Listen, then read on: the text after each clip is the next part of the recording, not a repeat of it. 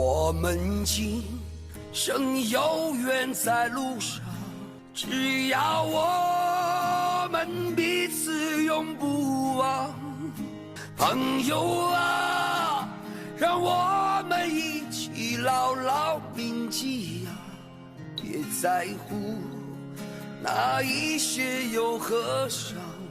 朋友啊，让我们一起牢牢铭记呀，别在乎那一些又何伤。我们今生注定是沧桑，哭着来，要笑着走过呀。朋友啊，让我们一起牢牢铭记呀，我们今生兄弟情一场。朋友啊，让我们一起牢牢铭记呀，我们今生兄弟情一场。我们今生有缘在路上，只要我们彼此永不忘。朋友啊，让我们一起牢牢铭记呀，别在乎那一些又何伤。 That's right. 朋友啊，让我们一起牢牢铭记呀，别在乎那一些又何伤。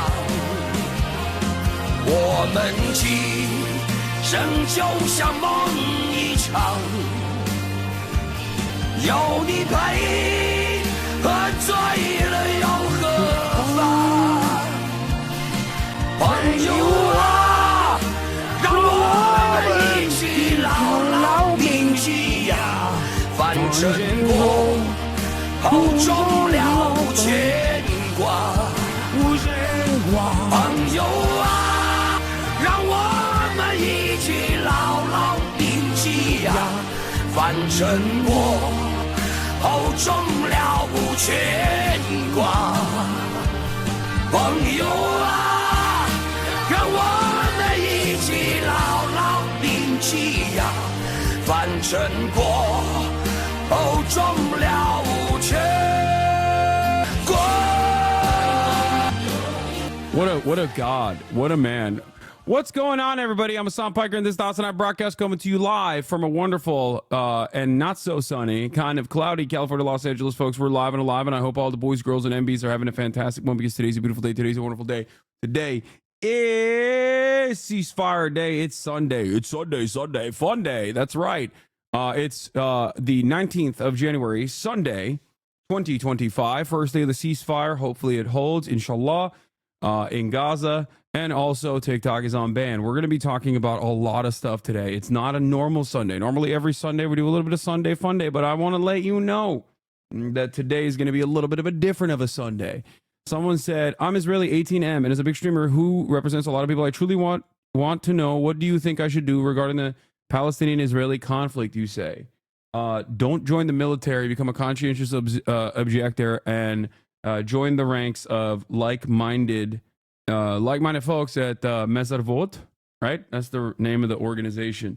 Anyway, we have the South Korean rioters as well, but do not join the IDF chatter. You will, if you join the IDF, it'll break your brain. You will not have a good time with that. It's going to mess you up. You're going to do a lot of awful things to a lot of innocent civilians. And then even if you recover from those actions, you will never fully recover mentally from those actions. All right. Anyway, all right. Folks, we're live. There's a lot to talk about. Okay.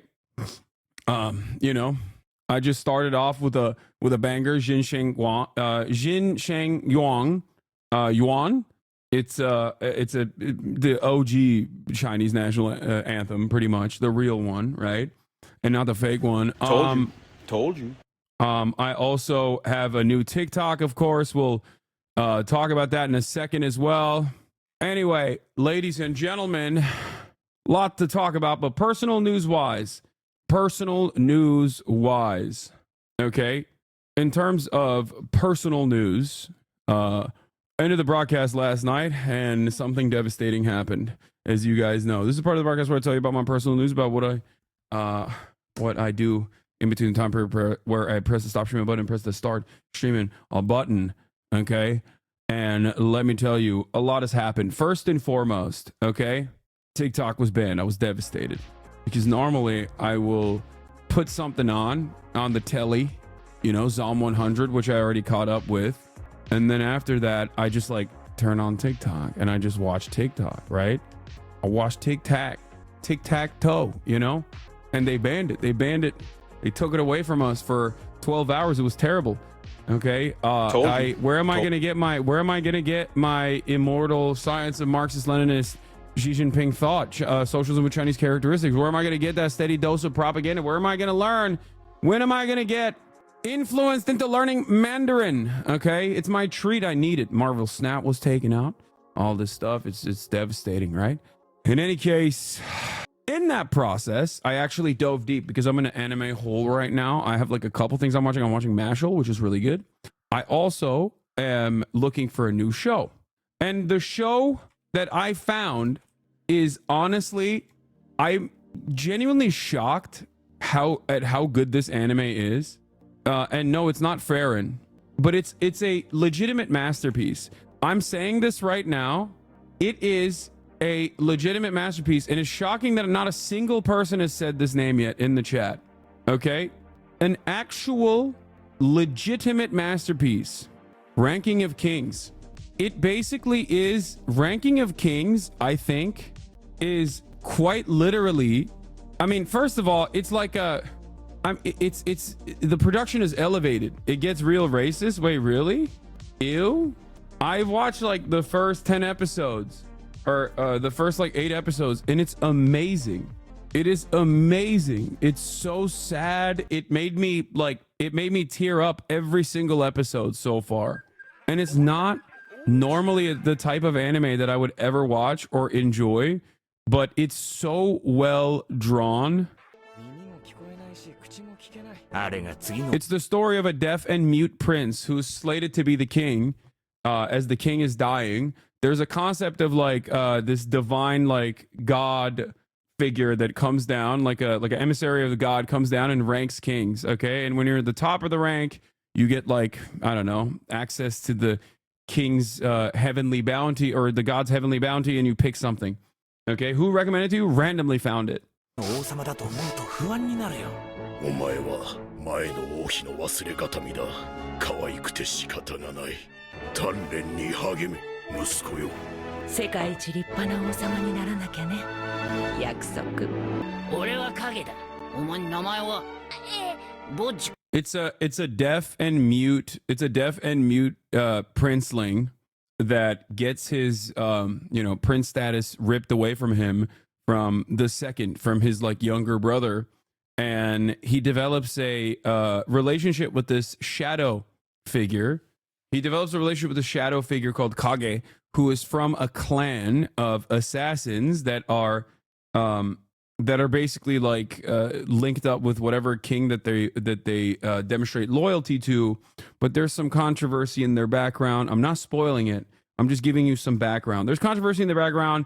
Anyway, Kage is basically, as a child, like separated from the rest of the clan, and you'll see if you watch it. But it's incredible. It's actually incredible.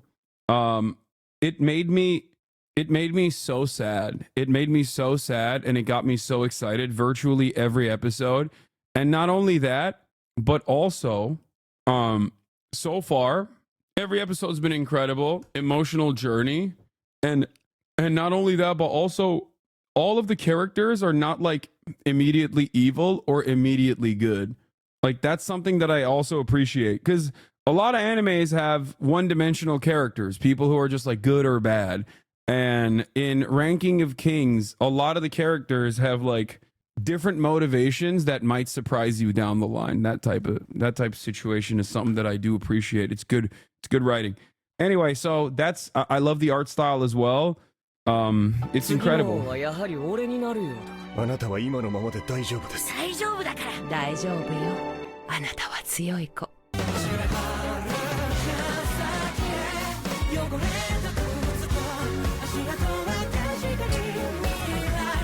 何しに来たのかな、ボスの息子よ。 Anyway, have you watched Mob Psycho? Yes, Mobu, of course. So that's a great anime that I've been watching. Recommend it. Really like it. Anyway, aside from that, went to bed last night. Woke up, played a crazy amount of basketball. Had incredible runs. Almost killed someone because they almost killed me on my runs. There's this dude who just kept trucking me while I was in the air. Like he would pull up underneath me. Okay. And the first time he did it, I fell on him and I was like, hey, are you okay? Like, I was like, please don't do that. You know, you might get yourself hurt. And he tried to do it again the second time. And then when I landed, I was like, if you ever fucking do that again, you're never going to be able to do that to another person ever again. Like straight up. Little bit of, I've never actually popped off on someone before on the basketball court like that. I was like, listen, I'm 33 years old. I'm not trying to injure myself on the pavement here while playing pickup basketball on a Sunday. I mean, I was valid though. I was valid. It's the first time I pressed someone on basketball, but it was like, especially because I was so kind to him the first time he did it. And then he did it the exact same way the second time as well. It was completely unacceptable. He apologized too. Careful, I have old man bones. No, dude, what are you talking about? When you go up for a layup and the person can't catch you and they just hit you directly, they like slam your body on purpose to push you. They're doing that to make you land on your head, okay? They're doing that to kill you. They're doing that to basically hurt you. It's completely unacceptable. It's a flagrant foul. And it's especially ridiculous on pickup ball, on pavement. You know what I mean? You probably tried tackling them. No, I didn't. Not at all. I'm actually a very gentle giant. Anyway, but I love that. I explained a story. You weren't there, and you immediately assumed in your mind that I was probably still in the wrong somehow. It's like one of the most basic, one of the most classic ways of engaging in a flagrant foul that virtually everyone universally understands is wrong and unacceptable. And a chatter still was like, nah, you probably deserved it.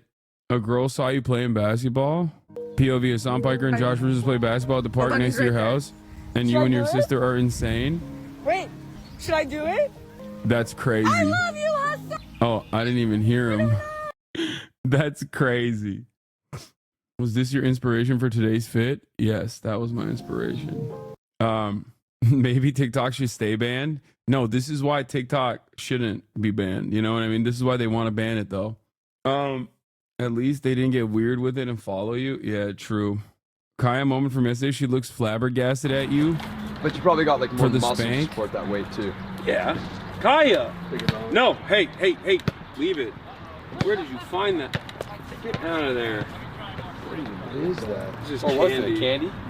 Someone just like discarded their candy. She's looking back at me like, how could you do that? How could you spank me in my butt like that? Just kidding. I've reposted your thirst talks too much. Access denied. Yeah. Why did the message on TikTok mention Trump? I don't know. Maybe because he's saying he wants to save it and TikTok is glazing him so that, you know, they don't get banned. Hello? You merch? It's in his hands now.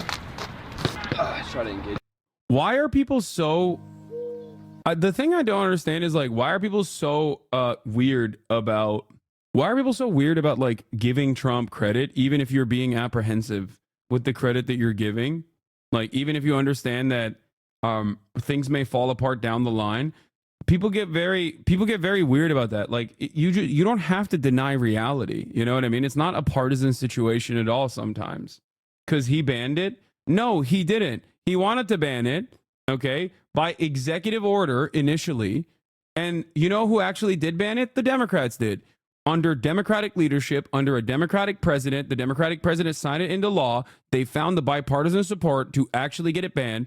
A major thing that actually pushed it over the finish line helped the TikTok ban cross over the finish line. And the legislative side of things was specifically the influence of the pro-Israeli lobby and their efforts, because they hated that there was too many people talking about Palestine on there. Okay. Ironically enough. And the Democratic Party was like, no, we have arrested 3,500 students so far. And we also will take away your treats in this really silly way. Even though, lo and behold, as I correctly and consistently have said, Americans have nothing. The only thing they have is treats. If you take their treats away, they will lose their minds. Okay? So guess what? You know who took it back? You know who was at least given it a stay on the execution? Donald Trump. That's it. That's just the reality. It's so strange that people just like are refusing this, refusing to recognize the honest reality here. TikTok banned and unbanned. Dems give Trump another insane W right before inauguration. Ceasefire in Gaza starts today. Dave Chappelle on SNL says free Palestine and more. Get in now. Massive Sunday session.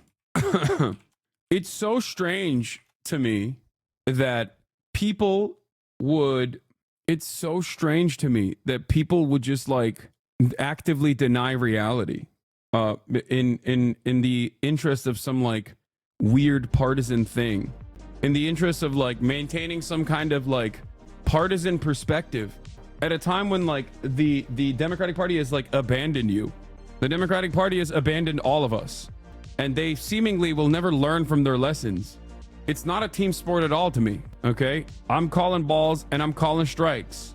Trump is great at creating a mess and getting credit for cleaning it up, but yeah, this was an easy layup from Dems, just like Gaza and immigration. No, I think that in terms of who is most responsible for TikTok getting banned, it's not Trump. It's not. Trump was nowhere near power when TikTok got banned through Congress. Like, what are we talking about? Yeah, he initially wanted to ban it via executive order many years ago when he was president. He couldn't do it. Okay. And guess what? The Democrats were like, no, it's fine. We'll do it. He started the conversation. That's cope. You guys are coping. Trump started a million different conversations when he was in office. What are we talking about? Trump's SCOTUS upheld the ban. Double cope. Triple cope. It was a 9-0 unanimous decision. It was a Democratic Party legislative agenda item. It was deeply unpopular. And for some weird reason, I could see how unpopular it was when it was happening. And yet they couldn't until the very last second when people went, oh, no. I didn't realize this was going to be bad. Oh, my God. So it was bipartisan. This is idiotic. You are playing an idiotic game. You are playing an idiotic game here. It is, of course, it is bipartisan. Republicans are always going to push for awful shit regardless. It is up to the Democrats who are in charge at that point to not push this silly, stupid legislative item. You are being ridiculous. What is this? What is this weird attitude that people have? What is this weird attitude that people have where they just like constantly are just like, well, the Democrats are powerless. They're babies. They're stupid. They don't know what's happening. It's like, no, they made an incredibly stupid, incredibly unpopular decision. I'm beginning to feel like a lot of the reasons why the Democrats get away with this is because of the mentality that is baked into our minds. Anyway, do we have a blast off meme or not? This does not mean that the Republicans are good. The Republicans are evil as hell.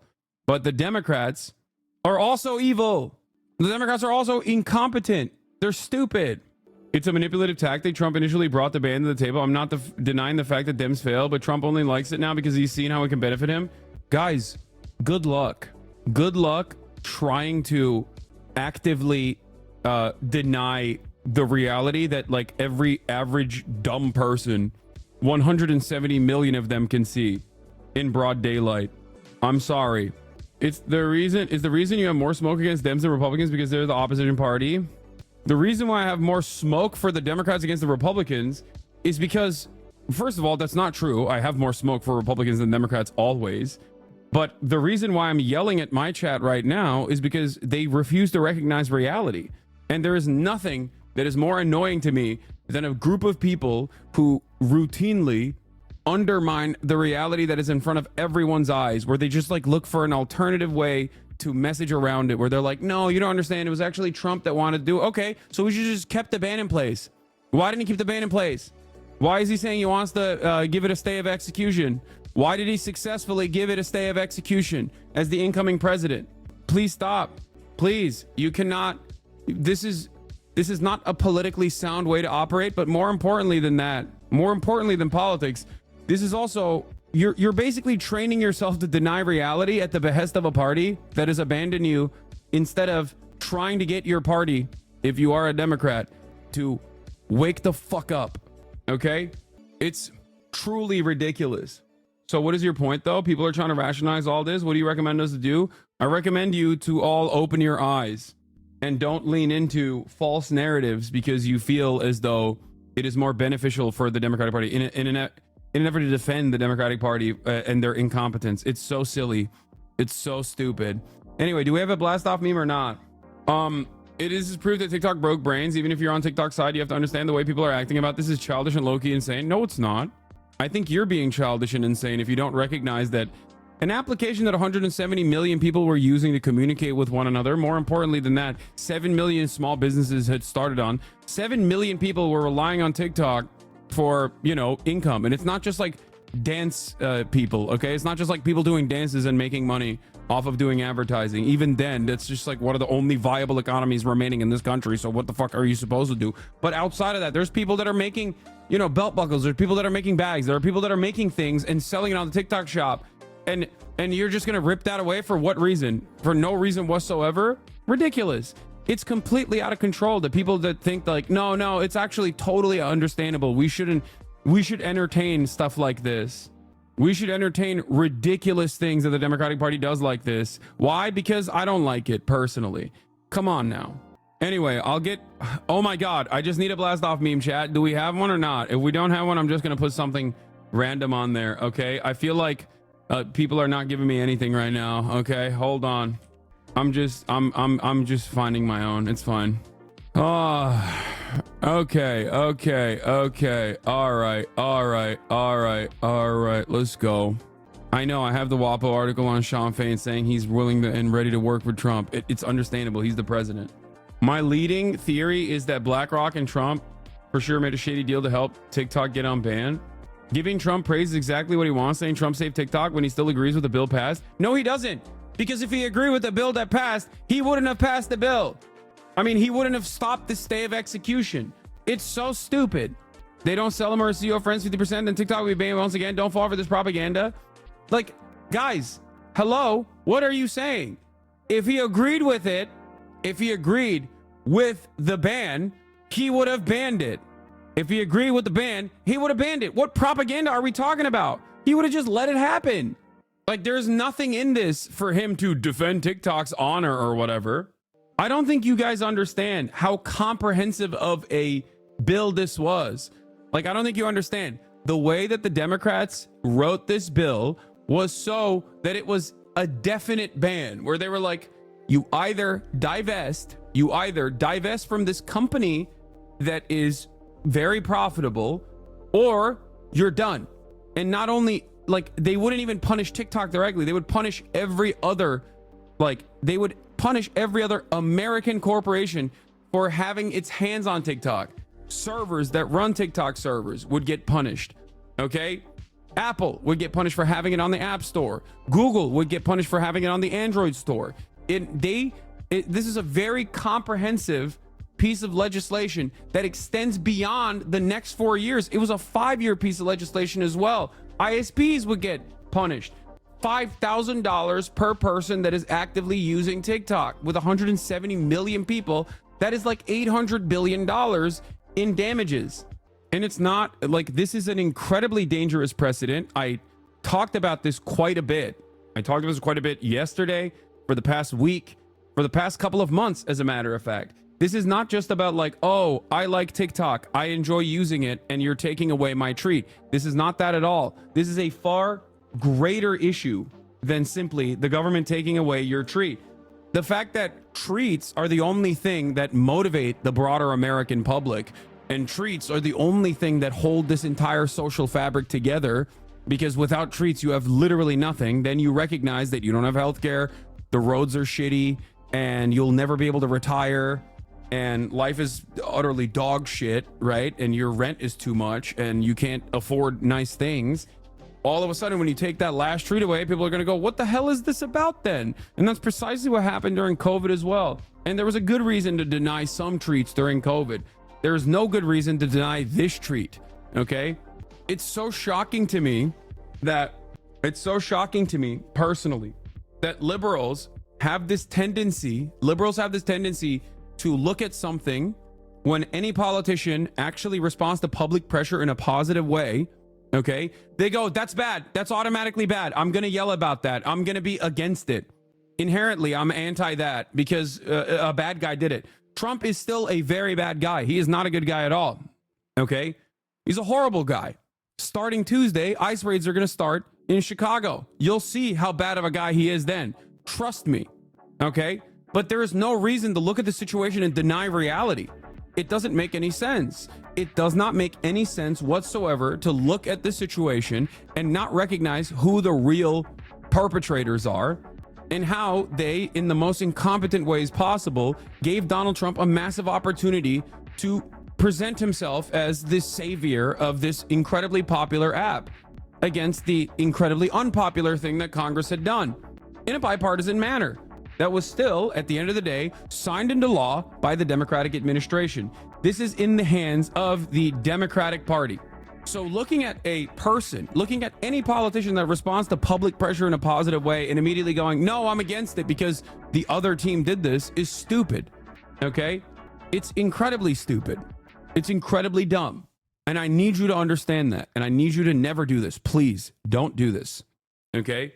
Being a partisan in this regard is so silly because you're denying abject reality that is in front of you. It's the same as like thinking, no, Trump's influence played no role in pressuring Israel. Trump's influence played no role in pressuring Israel whatsoever to actually come to terms with the ceasefire agreement.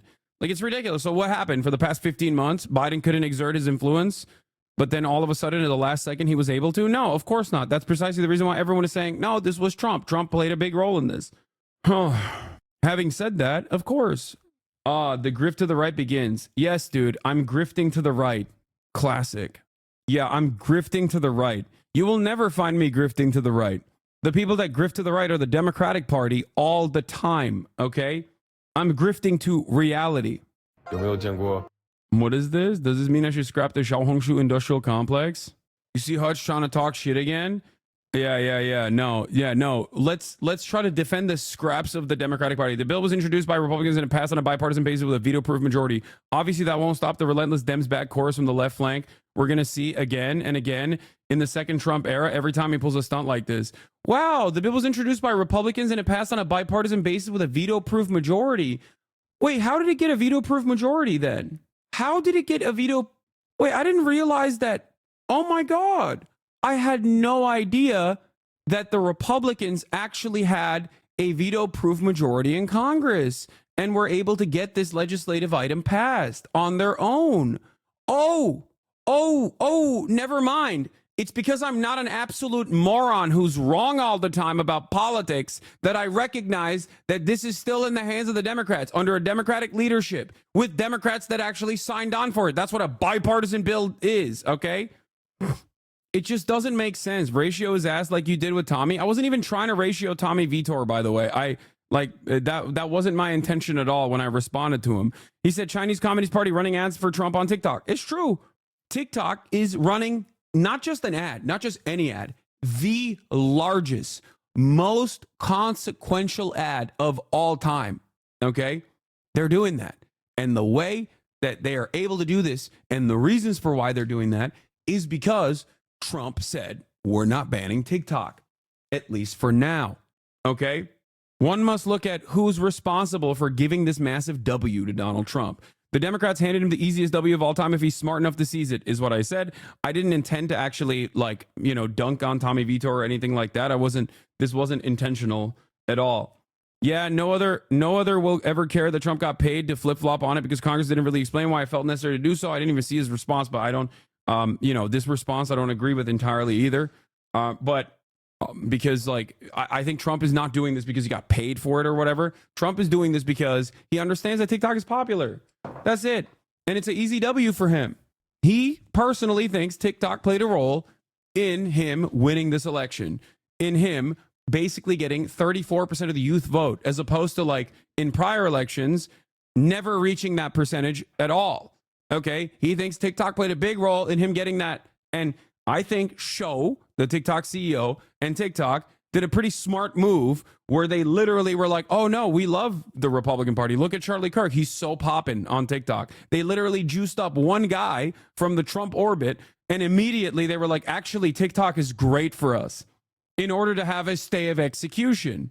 Now, do you think that it would get to that point? Do you think that this would have had to have happened if the Democrats were like, of course we're not banning TikTok. What are we, fucking stupid? If they had said, no, we're not doing that. And instead, we're actually smart, just like Trump is in this regard, and said, no, we're not banning that. Republicans want to do censorship. Republicans want to take away your First Amendment rights. Republicans want to take away your treats. Republicans want to ban a platform that has 7 million small businesses who love small businesses. If they had done a massive propaganda campaign like that, I'm certain that, one, this ban wouldn't have even been a conversation. It wouldn't even been a point of contention. And if it was ever a point of contention, it would be one that would benefit the Democrats, because they could actively bully the Republicans for being fucking annoying losers who are censorious.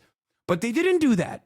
They didn't do that because they were scared. They were scared because the ADL looked at TikTok and said, everyone is doing Hamas propaganda on there. Get to work right now. Okay? They tagged it along with I believe it was a spending bill. It was a must-pass bill that they added this over to. It passed with bipartisan support. Democrats signed off on it. Some Democrats didn't, right? But enough of them signed off for it for a veto-proof majority. Joe Biden voted for it as well and pushed for it. He signed it into law. And here we are. And because it became increasingly the reality that it was going to get banned, and people were like, what are you doing? This is our livelihoods.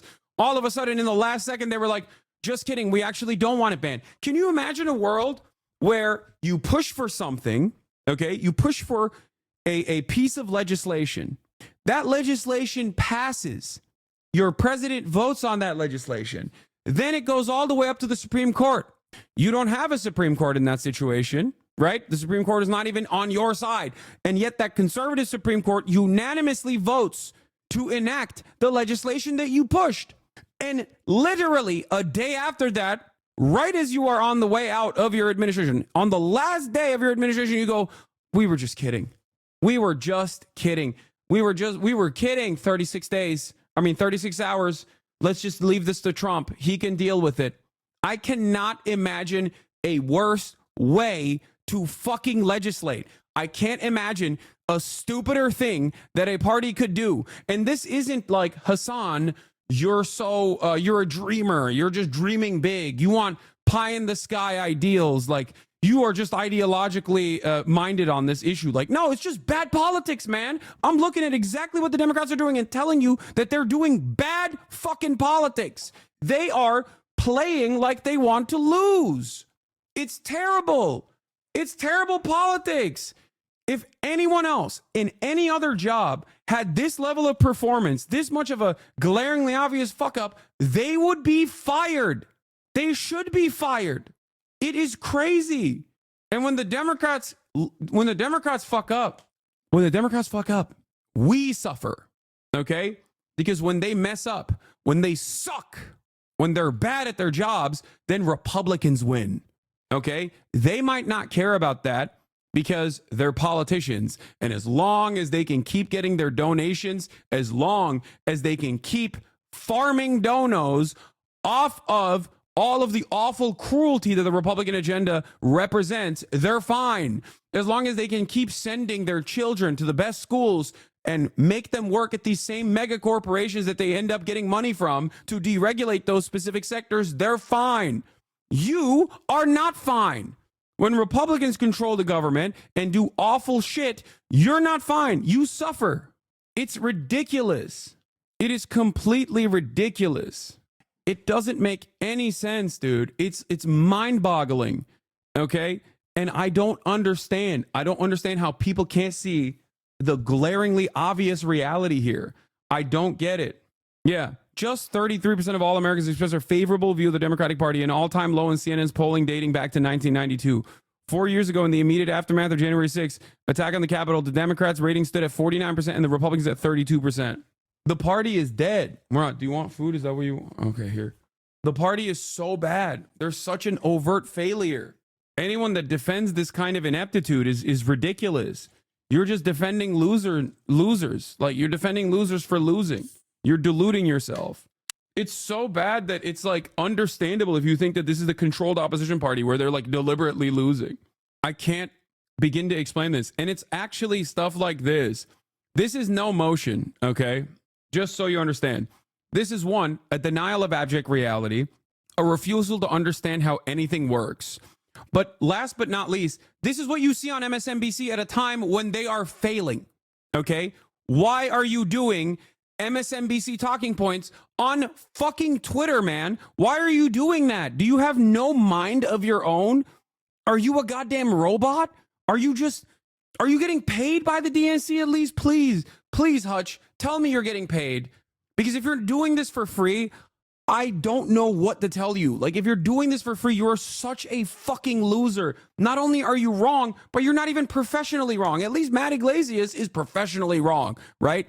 He gets paid to be wrong. He gets paid to defend the Democratic Party. He gets paid to push them right. And then he goes, after he gets all of his wishes demonstrated by the Democratic Party, and they fucking lose, understandably, because that's a dog shit way to run a campaign, he still turns around and says, no, they didn't just go right enough. That's the problem.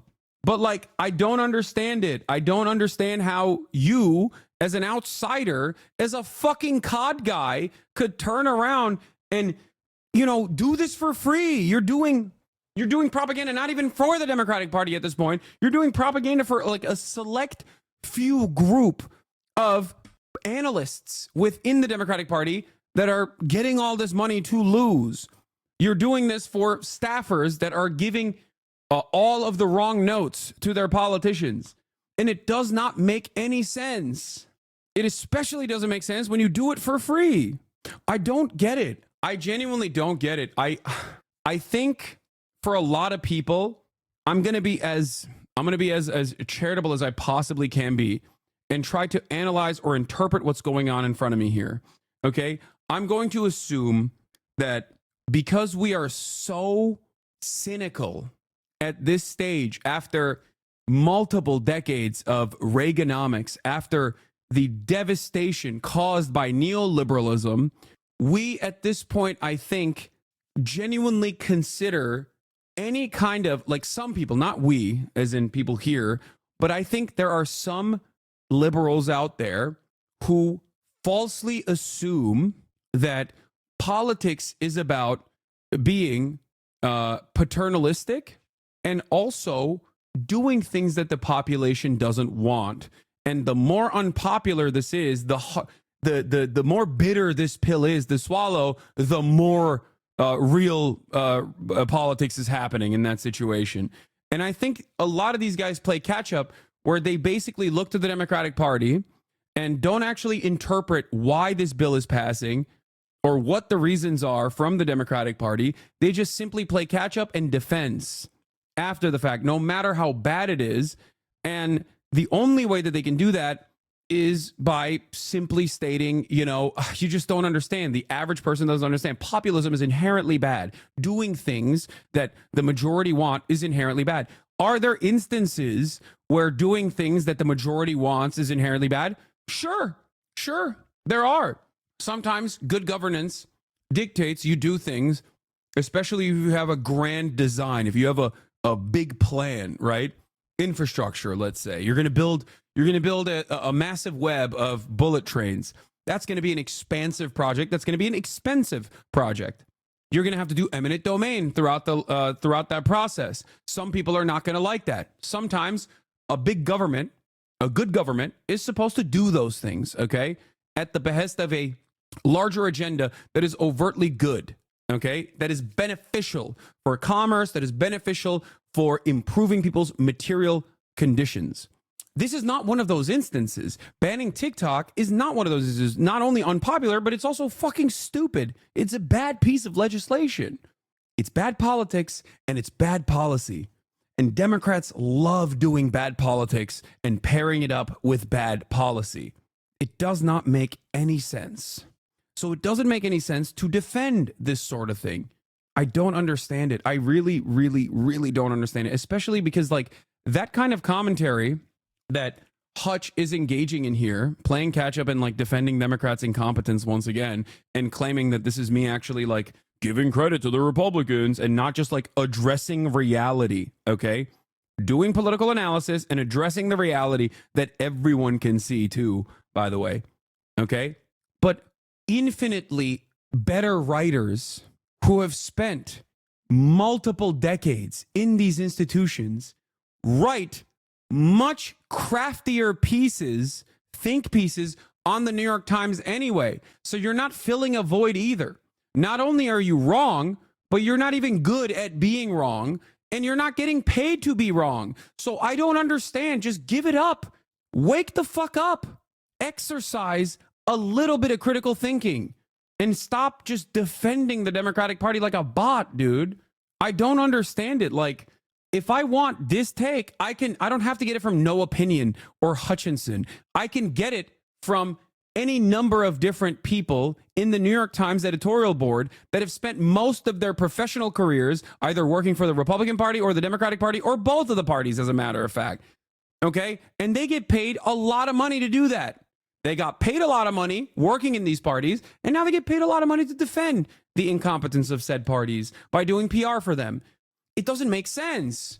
You're a COD player. You have the opportunity to look at what's going on and not be wrong all the time. You have the independence and the freedom. And with all of that independence, with all of that freedom, you just still choose to churn out Matty Iglesias style propaganda. And you don't even do a good enough job with it. At least Matty Iglesias get paid for it. It makes no sense.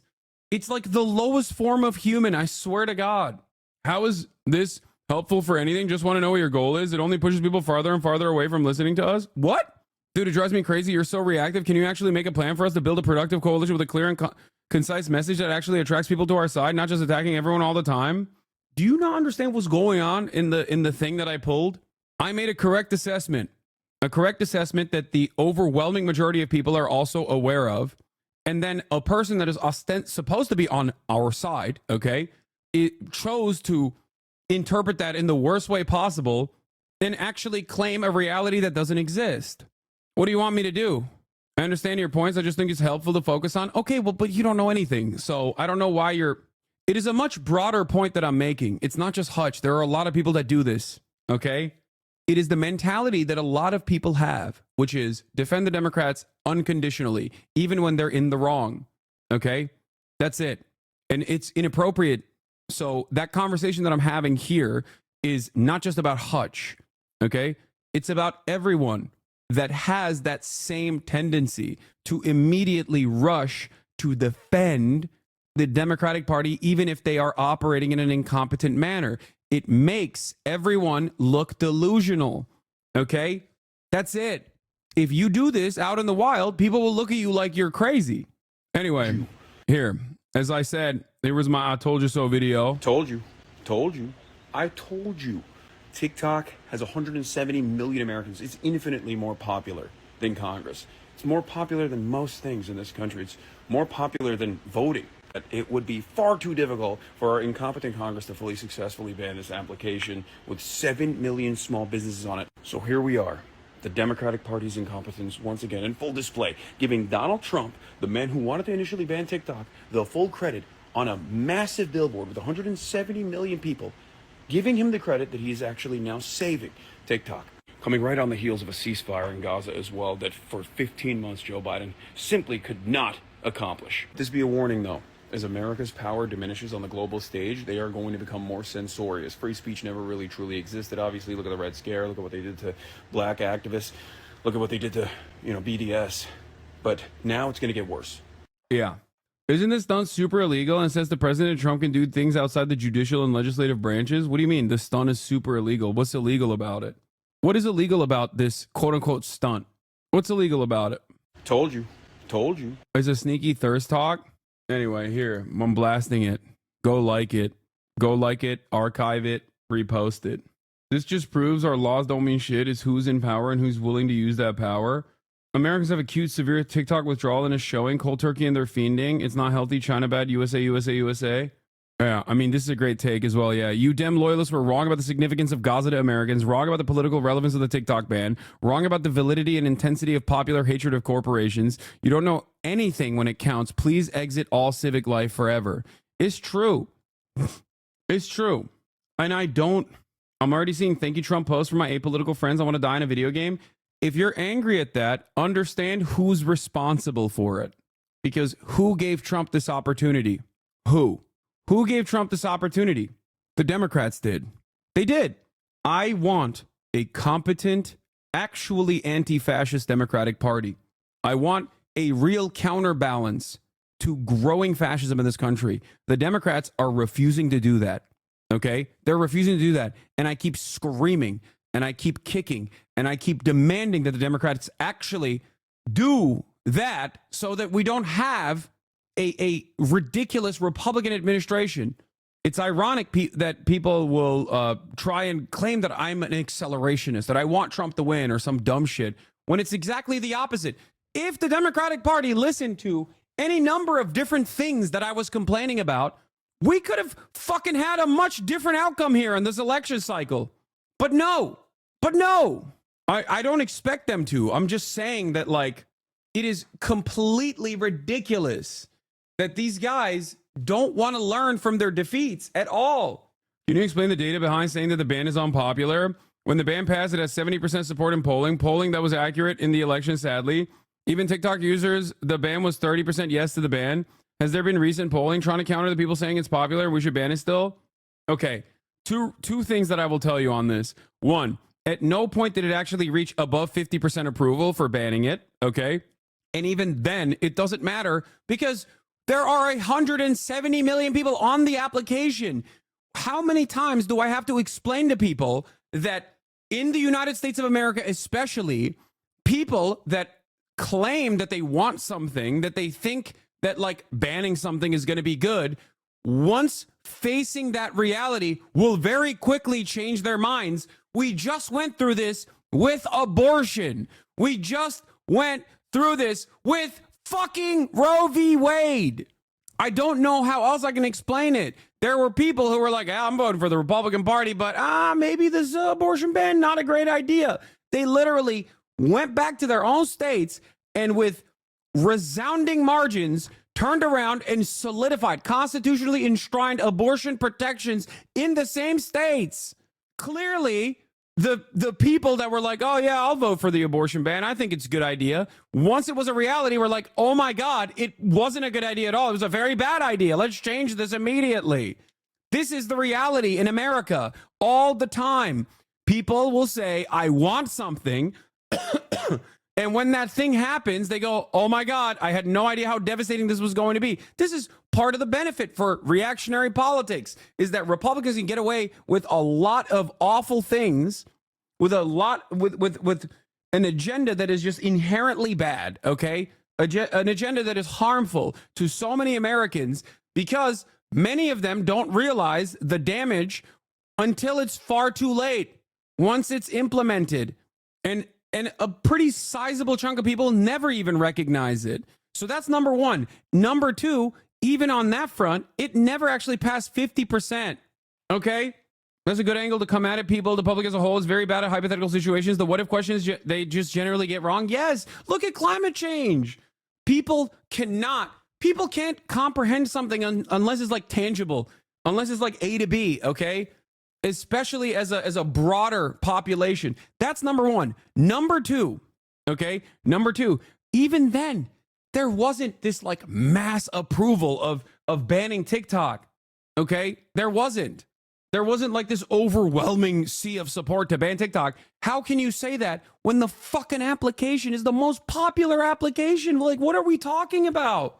Like, think, please. I don't care what the Pew Research Center said in terms of like the 50% ban, which got lowered to like 30% by the time it got to an actual implementation. But think about that.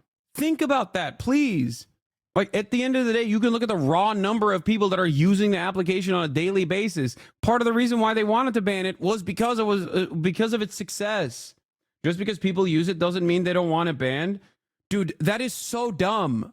That is so dumb. I use TikTok all the time and I want it banned. The amount of users means nothing. Do you think the overwhelming majority of TikTok daily users in the 170 million actually wanted it banned? So why are people celebrating this then? Why is this a benefit to Donald Trump?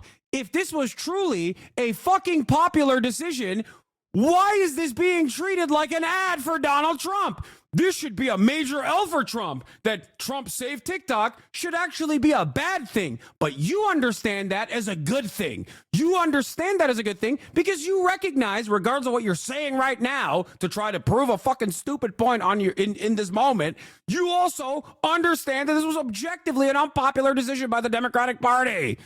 What you're saying doesn't even make logical sense. If TikTok's ban was a genuinely popular thing, then right now everyone would be dunking on Trump. They'd be like, oh, this fucking idiot. I can't believe he saved TikTok. He should have never done that. We love that TikTok was banned. We want it to be banned.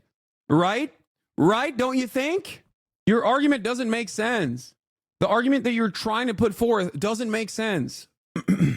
I don't get it. Why are the Dems not gloating? Why are they all mad? Why are they all upset that Trump got credit for saving TikTok? If banning TikTok was so popular, you actually don't believe Trump initiated this? What are you talking about? I 100% believe Trump initiated this. What do you mean? Trump, look, here's what I think, okay? Here's what I think. AIPAC gave the final push to get this across the finish line. It was tied to a must-pass bill. It got passed. Joe Biden signed it, celebrated it, thought this was a major W. Then the Supreme Court took it on and gave a unanimous decision to finalize this ban. In that process, there was an election cycle, however. In that election cycle, Donald Trump actually started posting on TikTok. So do the Democrats, as a matter of fact. Weirdly enough, even though it's a major national security problem, it seems like neither party actually had an issue posting on the fucking platform while they were actively trying to ban it, right? The difference is between the two parties, one party was being hypocritical by posting on TikTok, while the other party, on the other hand, was posting on TikTok and getting glazed. Okay? Donald Trump, in that process, realized that TikTok might not be so bad. In his mind, he thought, because Charlie Kirk was, seeing a tremendous amount of success on the platform, and Charlie Kirk directly has access to Donald Trump, and many other right-wing content creators were telling him, TikTok is good, TikTok is good. He decided this was actually beneficial for him because he reads the fucking room. That's it. It's not a superpower. It's literally not a superpower. But for some reason, if you are in DC for a long enough time, just trying to understand what like the overwhelming majority of people enjoy or like becomes this impossible endeavor. It might as well be a superpower to be able to read the room actively. He recognized that people liked him on there. He thought that it played a role in him winning over the youth vote. Okay? He got great margins in the youth vote in comparison to past performance. He said it openly. He said, TikTok played a big role in me winning. The youth love TikTok. They love Trump. I'm going to save it. I'm going to defend it. And that's all it takes. TikTok glazed the Republicans, reposted Charlie Kirk memes. Show is still, the CEO is still reposting Charlie Kirk at Greenland or whatever. Okay? And they're doing that because they don't want the application to be banned. The difference is Mark Zuckerberg was never threatened, and he still chooses to suck Trump off. Elon Musk was never threatened, and he chose to defend Donald Trump and chose to actively use his platform in ways that are far more significant than what TikTok did in terms of beefing up Trump's campaign strategies and using Twitter as a platform that was an endless faucet of right-wing misinformation. They did that for personal gain.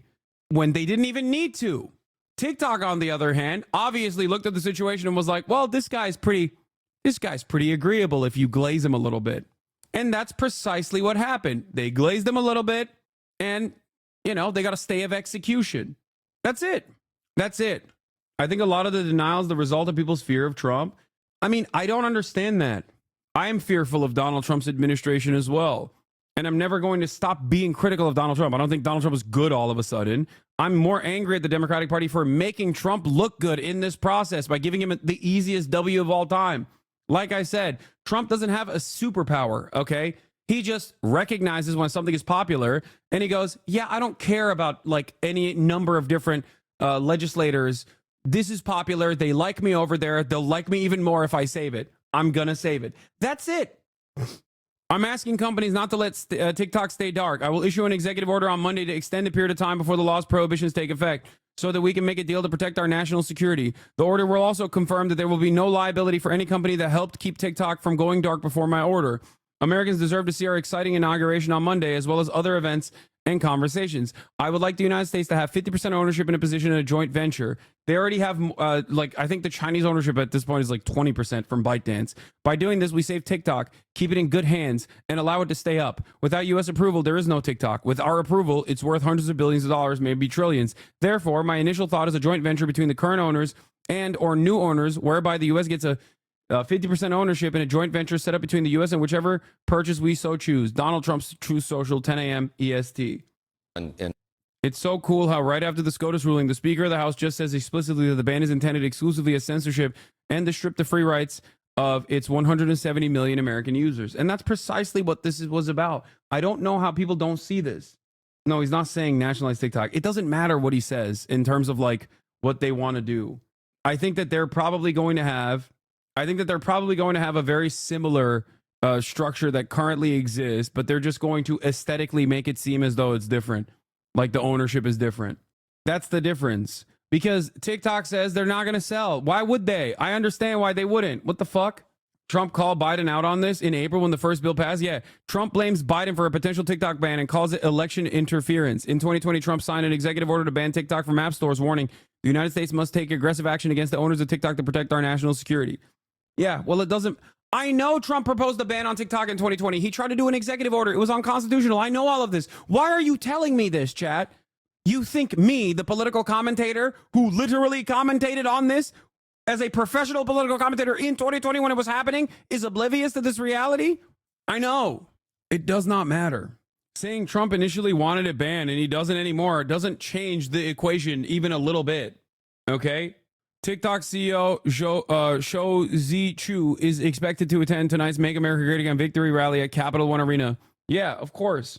Unless you personally think that like Donald Trump was able to do mind control over the Democratic Party so they would just like push for this stupid ass TikTok ban and sign it into law, thinking that this is like an expert level move from Donald Trump is so silly.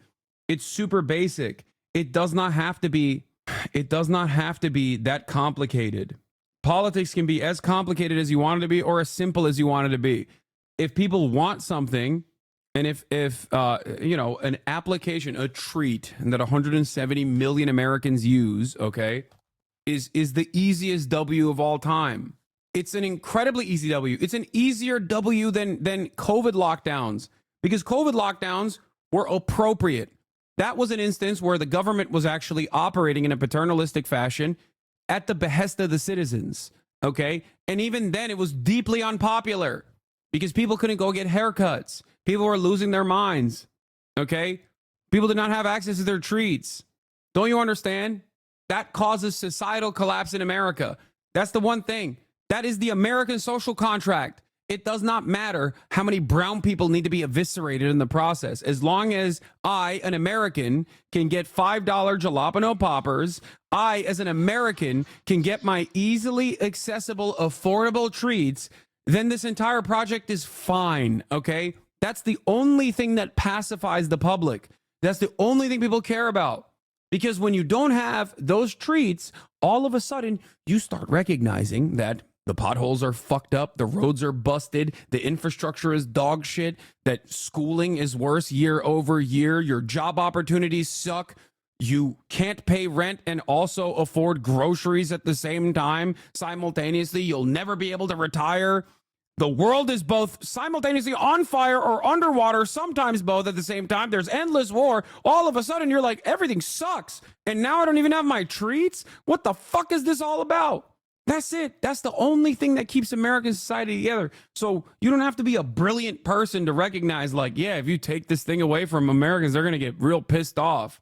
It's that simple.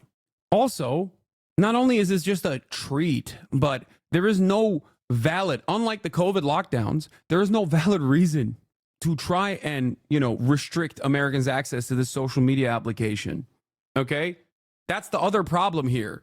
Because if there was a valid reason, I would at least entertain the idea. If there was a valid reason, if they actually had a real, comprehensive, valid reason to do this, okay, then it makes a little bit more sense. But there is no real valid reason to do it. Oh, I'm sorry. Too much Israel criticism is not going to be enough for me. Oh, people are too excited about Luigi Mangione on there. We got to do something about it. Because that's like one of the real reasons, okay? That they just can't like put their thumb on the scale in terms of like what gets posted on there. And that's a big problem. Wear the MAGA hat, man. Shut up. No, I'm not going to do that. Yeah, I mean, this is a timeless classic, The last decade has been the Democrats clinging onto the rule book going, but a dog can't play basketball while a dog fucking dunks on us over and over again. It's a classic for a reason, because it is exactly what keeps happening. The institutionalism defenders, the institution understanders, the rule abiders, the norms respecters, constantly getting destroyed by the Republican Party and going, but what about the norms? But what about the rules? I don't understand. It's crazy to me that people also act like Israel played no role in this, like the pro-Israel lobby played no role in this, when virtually every politician has at least found it important enough to mention that was a major reason. So what are they doing? Are they lying? Are they lying when they say they did this for Israel? I guess maybe they're just lying. Gallagher is well liked by Democrats and his GOP colleagues and respected as an expert on the issue. His efforts appeared to stall in 2023, but were revived in part by the fallout from the October 7 attack by Hamas on Israel, according to people close to TikTok and close to lawmakers. TikTok's users quickly inundated the platform with videos about the attack and Israel's war on Gaza. Some lawmakers say TikTok appeared to favor pro-Palestinian and anti-Israel content and renew calls to ban the app in the U.S. TikTok spokeswoman said that the videos that lawmakers are concerned about were created by its users, and the company argued it has been fair in moderating pro-Israel and pro-Palestinian videos. October 7 really opened people's eyes to what's happening on TikTok and its differential treatment of different topics, said Krishnamurti, adding that the coming election also fueled concerns. People are concerned about interference using TikTok. Here's Mitt Romney also saying that. Typically, the Israelis are good at PR. What's happened here? US Senator Mitt Romney suggested TikTok was manipulating public opinion by boosting pro-Palestinian posts. If you look at the postings on TikTok and the number of mentions of Palestinians relative to other social media sites, it's overwhelmingly so. I'd note that's of real interest, and the president will get the chance to make action in that regard. But perhaps the platform is reflecting rather than shaping views. TikTok appeals to younger audiences and content creators who tend to be most sympathetic to the people of Gaza. And some even accuse the platform of being pro-Israel and removing content in support of Palestine. Interesting. But there's more. Here's Chris Murphy, TikTok tucking itself in with Trump, Twitter under control of the White House, Facebook making major changes to placate MAGA, doing PR campaign aligned with Trump. Does everyone not see what's happening here and how terrifying this is, says Chris Murphy. To which Mike from Pennsylvania replies, Democratic Senator Chris Murphy of Connecticut was similarly circumspect when pressed on Schumer's conclusion about anti-Semitism in the left. I think there's an awful lot of hateful speech on the left and the right, he said. But Murphy did offer one concrete idea to combat anti-Semitism, banning TikTok. Part of what I really worry about is the way social media sites drive the narrative, especially for young people. If you look at anti-Semitism festering on platforms and you go, we have to ban TikTok, you have to have a fucking hole in your brain. It is ridiculous that you're posting on the anti-Semitic website, like the premier website for people that love posting Hitler gifs, going, we have to apologize to this guy. Twitter is the most anti-Semitic fucking website. What the fuck? This is what makes me so angry about this fucking process, too, because there are valid concerns with social media in general, whether it be breaking the minds of Americans in and having a steady flow of misinformation run rampant, data privacy issues. All of these are real fucking problems, okay? But you want to know something? Every platform does it. So solve it by legislating on those issues rather than using those issues to say, this is why we must ban TikTok. That is what is so frustrating about this, okay? It's just a lie. That's it. Part of what I really worry about is the way that social media sites drive the narrative. TikTok is talking about Gaza. The way that TikTok is talking about Gaza is designed to divide Americans from each other. While Murphy had previously been reluctant to embrace a ban, the events of the last 2 months have pushed him toward the view that it's probably time to say that we shouldn't have a Chinese-owned social media company force-feeding divisive information to our kids. Like, what are we doing? TikTok is such a dangerous tool for China, so we're now allowing it to be on every phone for another 90 days, probably longer too. It's super serious security issue, by the way. Please care about China. Please, please, please. Yeah. Here is the ADL. Another very important responsible party for the TikTok ban in general. Okay? You must take this deadly seriously. Pushing extremists off Wikipedia might not seem equal to... By the way, they got this across. They got a bunch of the Wikipedia editors banned off of Wikipedia. The ADL actively worked to undermine Wikipedia's editorial integrity because they were upset that Wikipedia was straight up reporting the truth on the issue of Israel. And that's exactly what they did. They got them fired. They took out a bunch of Wikipedia editors recently. The challenge of pushing Hezbollah north of the Litani River. Capturing TikTok might seem less meaningful than holding on to Mount Hermon. Libelous tweets certainly might seem less deadly than missiles from Yemen. Yeah, he's saying that this is a full-scale war and information is a major component of it, and we have to control these platforms. We have to enforce our will upon these platforms. Understand what he is saying here. It is so ridiculous, man. This is urgent because the next war will be decided based on how Israel and its allies perform online as much as offline. So you'd say there is not a disproportionate amount of youth on TikTok or pro-Palestinian sentiment than other platforms? Wait, what? No, I'm not denying that. I'm saying that is the reason why they want to ban it. Hello? Do you have an issue with that? Do you have an issue with that? Okay, that's what I thought. I was confused. No, there is definitely not a disproportionate amount. There's just like a proportionate amount that reflects reality, okay? What are we doing here at this point?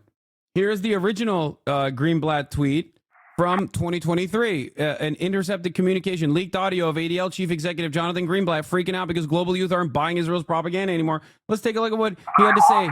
True. Yeah. Like, they're actively and openly stating it. They're like, yeah, we want to ban it because people are seeing the truth about what Israel is doing, and that's completely unacceptable. And you know, we can't have that. We can't have that. Like, they're talking about young Jews, by the way. Like, they're saying young Jews are too pro-Palestinian, and they're getting radical in the face of like Israel's genocide. It's completely unacceptable. Also, long tracked. Think about that. They've been tracking the statements of students for Justice for Palestine. They've been monitoring Jewish Voice for Peace, like anti-Zionist activists. Interesting. Like, they literally have, they're like, we have spies. We have spies inside of these groups. We have spies inside of groups like Jewish Voice for Peace. We have spies inside of groups like Students for Justice for Palestine. Isn't that weird? This is supposed to be a civil rights organization, chat. A civil rights organization. It's supposed to be tasked with combating anti-Semitism. And they're over here spying on Jewish students for the crime of being anti-Zionist. Make no mistake. They've done this before. They were doing this alongside apartheid South Africa back in the day. In the 90s, they got busted for quite literally doing this surveillance and spying and smear campaign on anti-apartheid activists of Jewish background even back then. Labor activists, labor organizers, American Jews who were against the apartheid in South Africa. They, at the ADL, were working alongside the apartheid South African government and spying on them. What does South Africa have to do with Israel? Great question. Well, they were both very important, valuable allies during the Cold War. They're both fascist and they're both apartheid regimes. They relied on one another for developing nuclear capabilities. Not the current South African leadership, of course. I'm talking about apartheid South Africa. People calling that chatter a dumbass as if most people don't. Most people don't know about this, for the record. Yeah, so that's why I said, good question. Second paragraph, last sentence. Yeah. It also worked with the NAACP to discredit the far-right Naspara operation. In the 1980s, it was involved in the propaganda against Nelson Mandela of South Africa before embracing him the following decade. Do you know why he mentioned Taglit? Taglit. He mentioned Taglit. He said the brilliant minds that came up with Taglit. Birthright. He's saying Birthright is an incredibly valuable, an invaluable tool of propaganda for young American Jews. He's saying the brilliant minds that came up with the concept of Birthright to do pro-Israeli propaganda should also be able to, deal with this TikTok issue. It's Taglit, is it? I don't know how to say it. Taglit? Taglit. Sorry, I mispronounced it.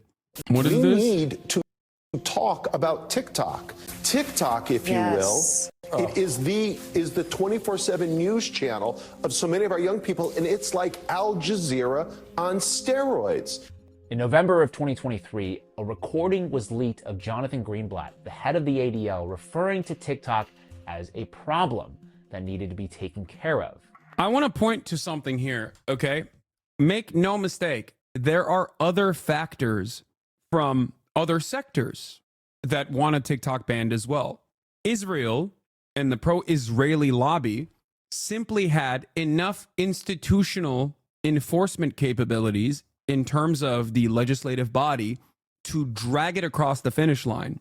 Because if you think that other people, like, if you think that Facebook's Meta, Zuckerberg, Google, Elon Musk at Twitter, like if you think that those guys didn't want TikTok banned, or at least like take ownership away from the Chinese government and like give it to someone else, but ultimately get it banned or, stop it.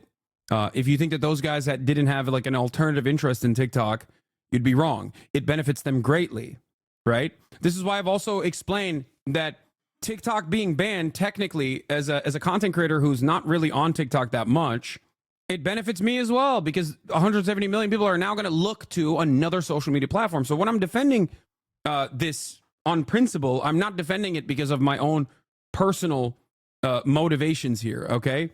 Is someone texting you to add more context? Yeah, dude. The Jews, right? They're texting me to add more context. Is that what you're trying to, is that, what you're trying to say here? Is that what you think is going on? Or do you think I care about the truth and I want to make sure that people are not simply looking at this issue with a reductive, people are not looking at this issue in the most reductive ways possible, okay? If you think it's just because of Israel, then you're wrong. That's not the only reason, okay? That's not at all what I meant. Why did you say that? Why did you mention that then? The truth is more complicated. It's more complex than, it's just because of Israel. If you say it's just because of Israel, then you'll be wrong. It's not. I think that this certainly played a major role. Why? Because pro-Israeli institutions and organizations like the Apartheid Defense League, the ADL, AIPAC, and many other groups like this have a lot of motion in Congress. Okay? They do. They have an outsized amount of influence. That's true. Okay? They fund a lot of campaigns. They can get into these rooms that the average American can't. You can see this. You can see this in a hilarious way with Sacha Baron Cohen's Who is America? Think about how many doors he was able to open just by presenting himself as a former Mossad agent, Eran Morad. Think about that. Think about how comfortable American congresspersons were with just talking to a random guy who simply presented himself as an Israeli Mossad guy. For them, they had no reason to think like, oh my God, this must be an op, because they were like, no, this happens all the fucking time. So obviously, yeah, no, it's just another weird Israeli guy. That's it. Like, it's silly to think about because it was like presented as a comedy, but there is some very serious truth there. He was able to open virtually every door. He was able to interview Dick Cheney, dude, just because he was representing Israel in their minds in that moment, because they're so used to it. Birthright. Now, one interesting side note here is that I came across an ADL report expressing frustration that they couldn't access TikTok's analytics the way they can with every other big tech company. Like, should they be able to do that? Anyway, now we're about a month into this war, and all these studies started coming out, making claims about the proliferation of anti-Semitism on TikTok. The most notable one from a statistician and tech executive named Anthony Goldblum. He tweeted out on November 30th that a study he commissioned concluded 30 minutes. Bro, look at this. X being the lowest? Come on, dude. I'm on all three of these platforms. Who are you lying to? That's the other side of this that is so fraudulent, okay? Please understand how fraudulent this study is, okay? All you need to do is just click on Twitter and spend 3 seconds on the platform. Now, why are they saying Twitter is the least anti-Semitic out of all these platforms? Why are they saying that? Because it's owned by Elon Musk, who is, ironically, more overtly anti-Semitic than Mark Zuckerberg is, and certainly more overtly anti-Semitic than any other person that owns any other social media platform. But he went to Israel. He went to Israel and he was like, oh, dude, this is, he did it. He was pro-Israel. If you're pro-Israel, you can be as anti-Semitic as you want. Okay? That's the real grift, because these guys are way more invested in combating anti-Zionism instead of anti-Semitism. Now, make no mistake. Do I think personally that there are no anti-Semites who present themselves as anti-Zionists? Of course.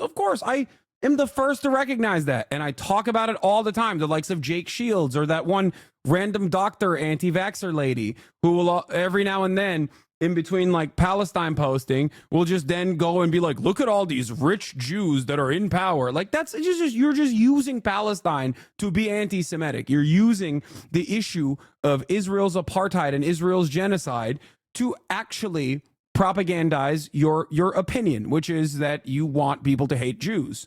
Okay? Candace Owens is another example of this. So just understand that while there are people who are prominently featured in mainstream outlets and on all these platforms that are overt anti-Semites, okay? Overt anti-Semites that present themselves as simply criticizing Israel, in terms of the way that most normal people analyze the situation, that is not the case. Okay? In terms of the on-the-ground organizing, that is certainly not the case. If you think that, like, Jewish Voice for Peace, If Not Now, or Students for Justice for Palestine are run by like rugged anti-Semites, you are a delusional loser. Okay? So why is it that Twitter is seen as the least anti-Semitic website on this study? Okay? Why? It's because the far greater danger for Israel is not the increased anti-Semitic the increased anti-Semitism in the Western world. That benefits Israel's apartheid project. Okay? This is precisely the reason why I have time and time again explained to you that Benjamin Netanyahu will link up with overt anti-Semites in the West all the time. Okay? People like Viktor Orban, who ran on, Jewish puppets, Jewish puppeteers are controlling society and won, okay? Authoritarian people like Viktor Orban, who are running overtly anti-Semitic campaigns. Why does Benjamin Netanyahu like Viktor Orban, you might ask? Why does he have no issue with Viktor Orban, you might ask? Because Viktor Orban is pro-Israel. Okay? Why? Can you explain how anti-Semitism helped Israeli apartheid? Yes, because the greatest danger for Israel is not Hezbollah, is not Hamas. The greatest danger for Israel is the notion that like Jews in the West are not fearful of their existence due to increased anti-Semitism. Okay? The greatest threat to Israel is not Hamas. The greatest threat to Israel is Sherman Oaks. The greatest threat to Israel is Beverly Hills. The greatest threat to Israel is Boca Raton in Florida or Brooklyn or Long Island. Because if people are just like, yeah, I'm American, why should I care about this stuff? What are you talking about? If American Jews were to be like, yeah, I don't really associate with Israel like that. I don't really understand why we're just like giving them unlimited weapons. I'm an American, which is normal to think, by the way, and many people do think that. Then all of a sudden, Israel can't exist in the violent ways that it does as an apartheid regime. That's why it's so important. That's why the propaganda is so important. You're like, the Holocaust happened, and it did, of course, and that it can happen again. It can happen again. It's going to happen any day now. That's why Israel has to be a demographic majority Jewish ethno-state, because you have to have Israel as a demographic majority Jewish ethno-state. Because if it doesn't exist like that, then, you know, Holocaust 2 is going to happen at any moment, is the prevailing domineering argument that pro-Israeli people make. Crazy you have to clarify? I do have to clarify for two reasons. One, because there are people who unfortunately are so fucking insane that nowadays people do question these narratives, okay? Like as though it's a fucking narrative and not the truth. And two, the reason why I have to doubly clarify it is because people will regularly clip me out of context to try to present me as an anti-Semitic person because of my arguments against Israel behaving as an apartheid state, being an apartheid state. Just so you understand, Israel does not have an issue with overt anti-Semitism rising in the Western world. Okay? Here. I mean, here's Joe Biden elevating that same line. Without Israel, there's not a Jew in the world that's secure is an insane statement made by the president of a country that has the highest number of Jews outside of Israel. Like, what are you saying? I think without Israel, there's not a Jew in the world that's secure. And he said this time and time again. It's like when you're the American president and you say that, it sounds like a threat, dude. You know? Anyway, what? Hey, Asanabi, is there a study done on your vids on YouTube for being ad blockaded? Just got on for today after watching a 27 video and saw 4 3-minute long ads as opposed to other videos from other popular content creators. Similar lengths, but 3 ads at most. And your longer videos are horrible. Am I the only one who gets this, or is it normal? You think my longer videos are horrible? What? Subscribe with Twitch Prime. Yes. I'm not running ads, but maybe I will. It's horribly dense with ads. Wait, really? Yeah, I don't know what's going on. But it probably isn't my videos. I don't think, were they talking about my YouTube channel or are they talking about a fan channel? They might be talking about a fan channel. Anyway, it's your main channel. Your other channels aren't as bad. Can get there on subjects, not horrible, but full of ads.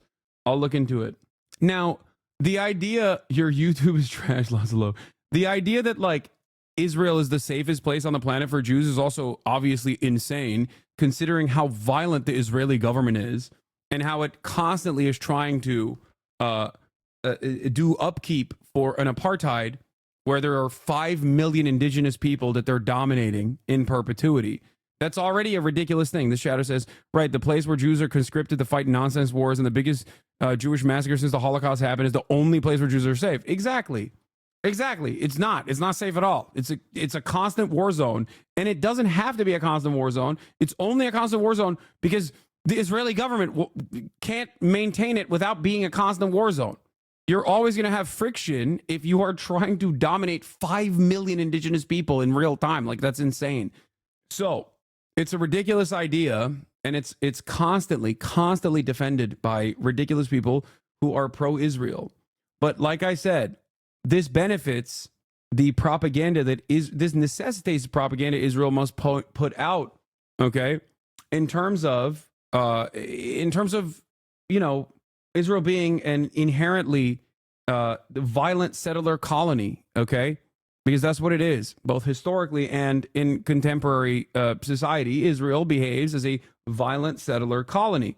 And in order for Israel to keep defending itself on the propaganda front, they have to keep saying like, oh no, if this doesn't happen, if Israel doesn't behave this way, then, Holocaust 2 is going to happen. This is why I took a very long way to explain this, but this is the reason why, one, the Israeli government does not mind anti-Semitism growing in the Western world, because they can use that to tell all of the Jews that live in America or in the Western world to come to Israel, or at the very least offer material support to Israel, or at the very least offer Hasbara, defense of Israel, online. Okay?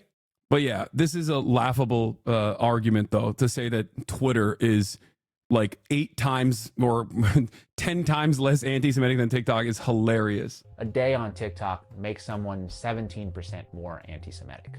Politicians like Nikki Haley would then go on to regurgitate this claim on national television. We do need to ban TikTok once and for all. And let me tell you why. Also that analysis also featured a wonderful little tidbit there. They snuck that in there, if you noticed. Anti-Jewish and anti-Israeli sentiment. That's what they did in there. Anti-Israel sentiment is not anti-Jewish inherently, okay? It's ridiculous. Every 30 minutes that someone watches TikTok, every day, they become 17%. I remember this was so funny. More anti-Semitic. Except that survey didn't say that at all, because A, it conflated anti-Israel and anti-Semitic sentiments, which I believe to be different. And B, Goldblum himself admitted that he made some logical leaps when he was drawing his conclusion. But now things are really moving at a rapid pace.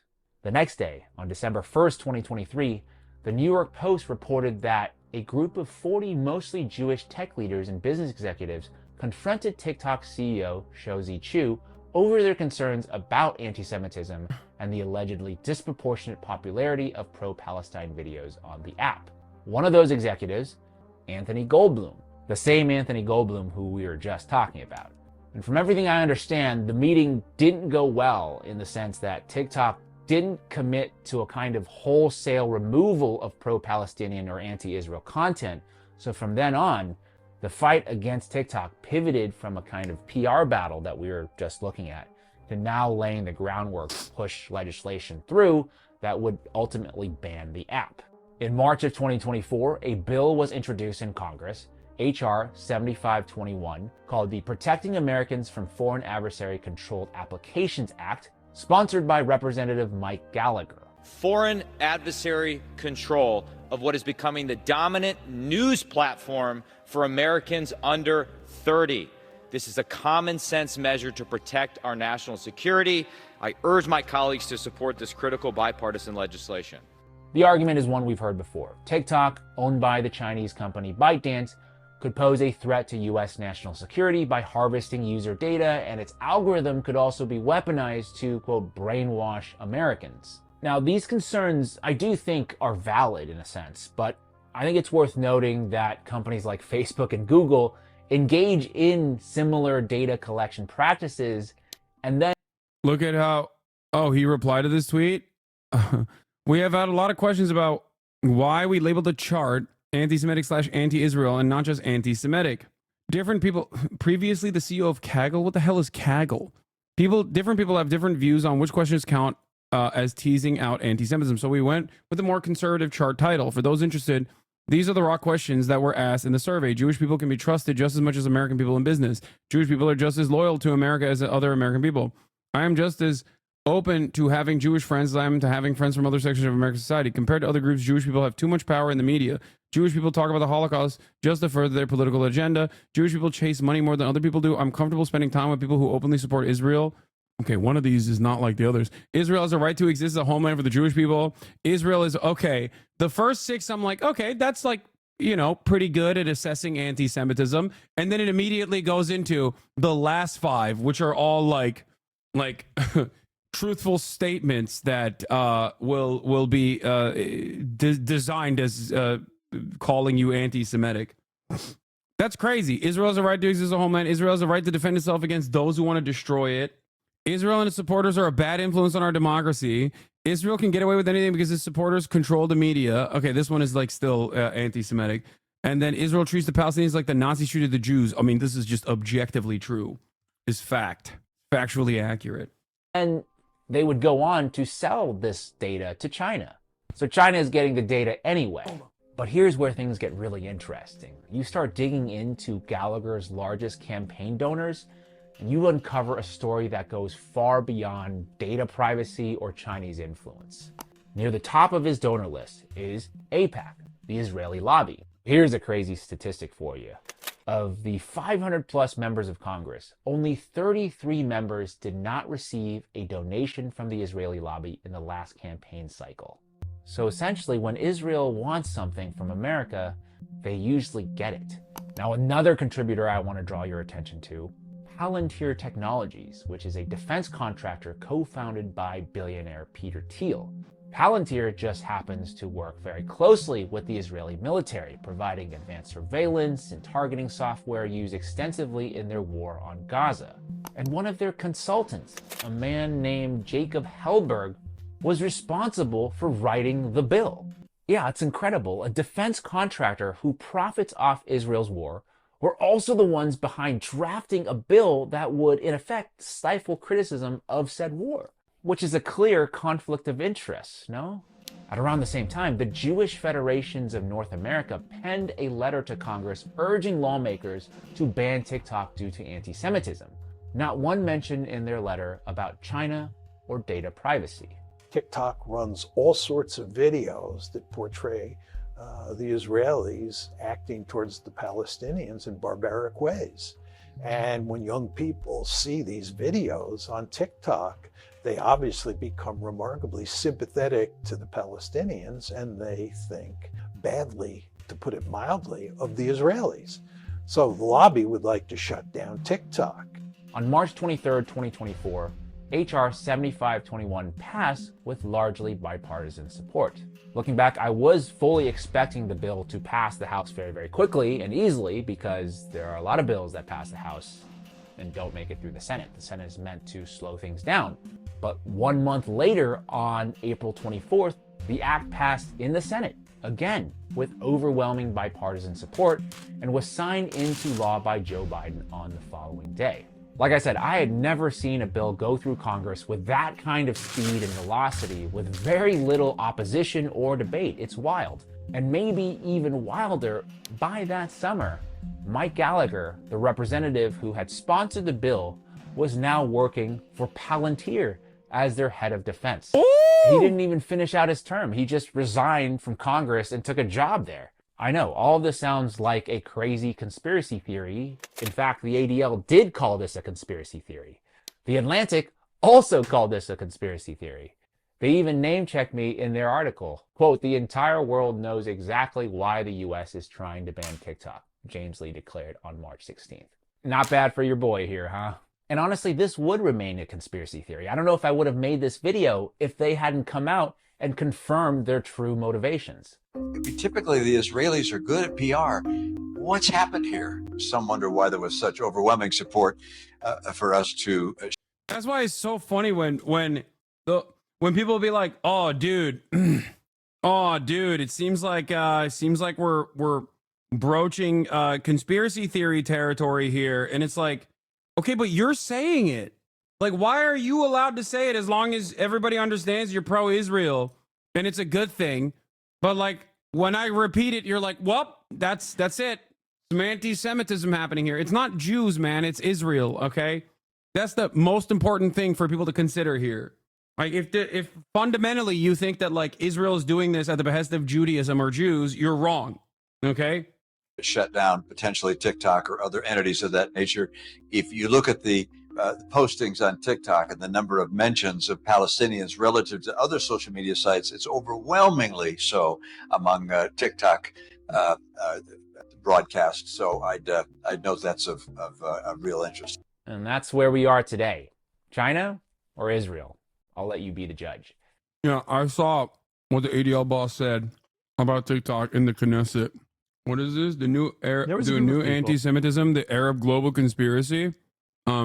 Sure, I'll maybe take a look at it. But also, there's a possible rug pull going on with the Trump coin, which we'll cover in a second. Hold on. Let's hear what our boy Michael Penis is saying, though. I'm not gonna watch this, man. I'm not gonna watch this. Okay, take an hour off. Please stop spamming it. You know that you're being annoying. Well, you're spamming it because I haven't looked at it, and you also simultaneously keep saying like, "Oh, I'm being annoying. I know, but can you please watch this?" Take an hour off. I think we will enforce the law. And when President Trump issued the Truth Post and said, "Save TikTok," the way we read that is that he's going to try to force along a true divestiture, changing of the hands, the ownership. It's not the platform that members of Congress are concerned about. It's the Chinese Communist Party and their manipulation of the algorithms. They have been flooding the minds of American children with terrible messages, glorifying violence and anti-Semitism and even suicide and eating disorders. It's so funny to say this, like, as though Meta didn't have a massive lawsuit in their hands for eating disorders and also anti-Semitism, but Twitter is great. I mean, crazy kind of stuff. And they're mining the data of American citizens. It's a very dangerous thing.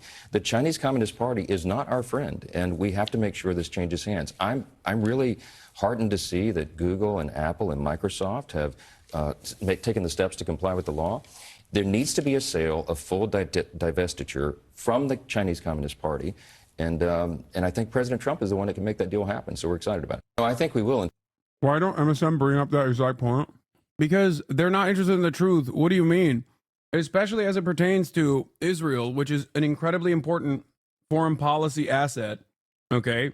When has the American government, or when has the American media apparatus strayed away from State Department propaganda? Never. The answer is never. There's like very rarely do you ever see something that is like overtly critical. Tom Cotton's still talking a big game, saying he's going to ban it. Any company that hosts, distributes services, or otherwise facilitates communist-controlled TikTok could face hundreds of billions of dollars in ruinous liability under the law, not just from the DOJ, but under securities law, shareholder lawsuits, and state attorney generals. Think about it. So there are still people that are undermining the big dog, Donald Trump. But here, Austin Ox apparently was making the initiative to get me on Xiaohongshu. 有没有见过人们开始谈论 TikTok 北京？人们正在转移到红书或者赵红竹，随便你怎么称呼它。你们他妈的是怎么学会说这么流利又这么快的普通话的？我真他妈的嫉妒！停下吧。有没有见过 Yeah, I practiced it. I told you, TikTok. Anyway, you have a Taiwanese accent when you try to speak Chinese. I wasn't speaking Mandarin. It was AI. The AI might give me a Taiwanese accent.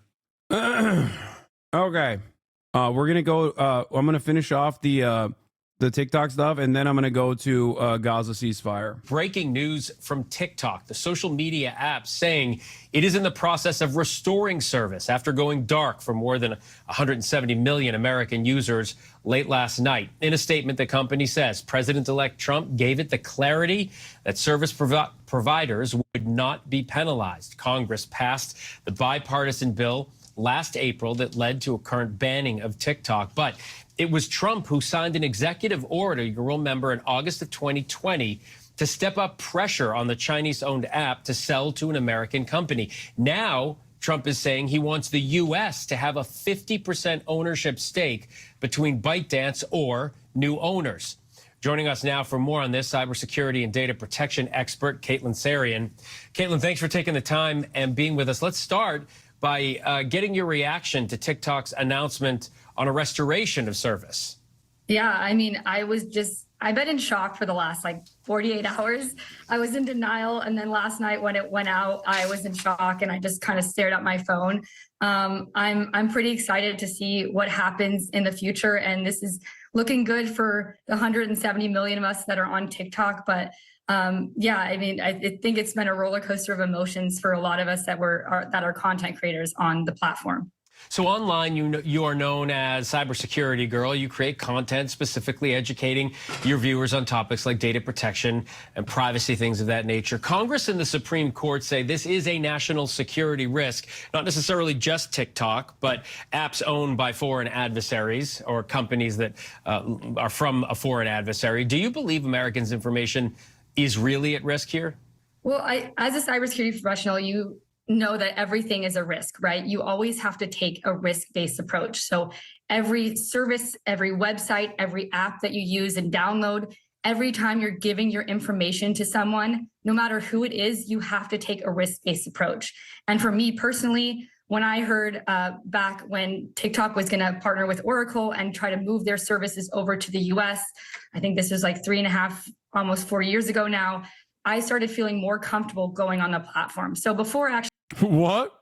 Wait, you're a cybersecurity and data privacy expert, and you think that Americans handling your data is better? This got to be a joke, right? I think she's saying that because like it gives her, whenever there's like massive data leaks that take place where, you know, regular Americans have their like social security numbers leaked or whatever, which happens virtually weekly at this point, she gets to do TikTok videos on it. So she's like, she loves it. She's like, yeah, it's great. I'm so glad. What? Actually didn't go on the platform. I took that risk-based approach. I said, you know, I don't feel comfortable giving my data to China at that moment in time. When I heard that TikTok was starting to partner with Oracle, I decided, hey, my risk-based approach is, it's okay because I feel like my purpose is bigger and I'm going to be able to reach a larger audience. And that was my risk-based approach. But every single individual has to take that approach, no matter if it's TikTok, whatever app you're using, and just knowing who you're sharing your information with, there's always a risk, especially when it comes to China or other foreign adversaries as well. Yeah, you know, I think most Americans, I mean, I get personal texts to my personal phone from politicians asking me, you know, all sorts of things. Like everybody gets my information. So I think a lot of Americans are like, wait a minute, everybody has our information, but this is different. This is about foreign adversaries and what they could possibly do. You worked at TikTok, right? I want to know if you think, could you ever? Wait, I'm sorry. What makes you think if scam sites and, you know, political campaigns can get your phone number without you giving it to them? What makes you think China can't do that? You kind of answered your own question there, where you're like, Americans are pretty, you know, Americans are pretty annoyed with the lack of data privacy in general, but it's basically become like a normal part of our existence at this point. But even without TikTok, yeah, scammers don't share data with the Chinese based on principle. Ever imagine a day when we'd be at this point? No. And again, TikTok was always about inspiring creativity and bringing joy. So I actually started my TikTok, and then ironically, I got my job at TikTok from my TikTok. So I grew really well on TikTok for about a year. And then I applied to a job at TikTok because I was so passionate about their mission. And it completely changed my life. And I know it's completely changed so many of my friends around me life. It impacts so many small businesses. It's unbelievable. And it is a little bit ironic that I truly feel like the TikTok app is the American dream, right? It's allowing people to reach worldwide. It's allowing small businesses to expand outside of their small hometowns. It's really bringing in tons of money for American citizens. And so I had such a passion and purpose. I really, really wanted to work there. And seeing all the behind the scenes, I want to preface that I did not work there's two separate TikToks, right? There's a TikTok US, after Trump had stated that he wanted to bring it more to the US or sell to the US. So they started splitting off. There's a TikTok US specifically, and then there's a TikTok Global. And I actually worked at TikTok Global. So I didn't see or touch any of the US data. We were solely focused on everything outside. Bro, she's a up. She went straight to the heart. Bro, she's Chinese, dude. Wait, what? She said, I'm not even working for TikTok US. That's for the birds. I'm straight up tapped in. Okay? Secretary of the Communist Party of China has me on dial-up.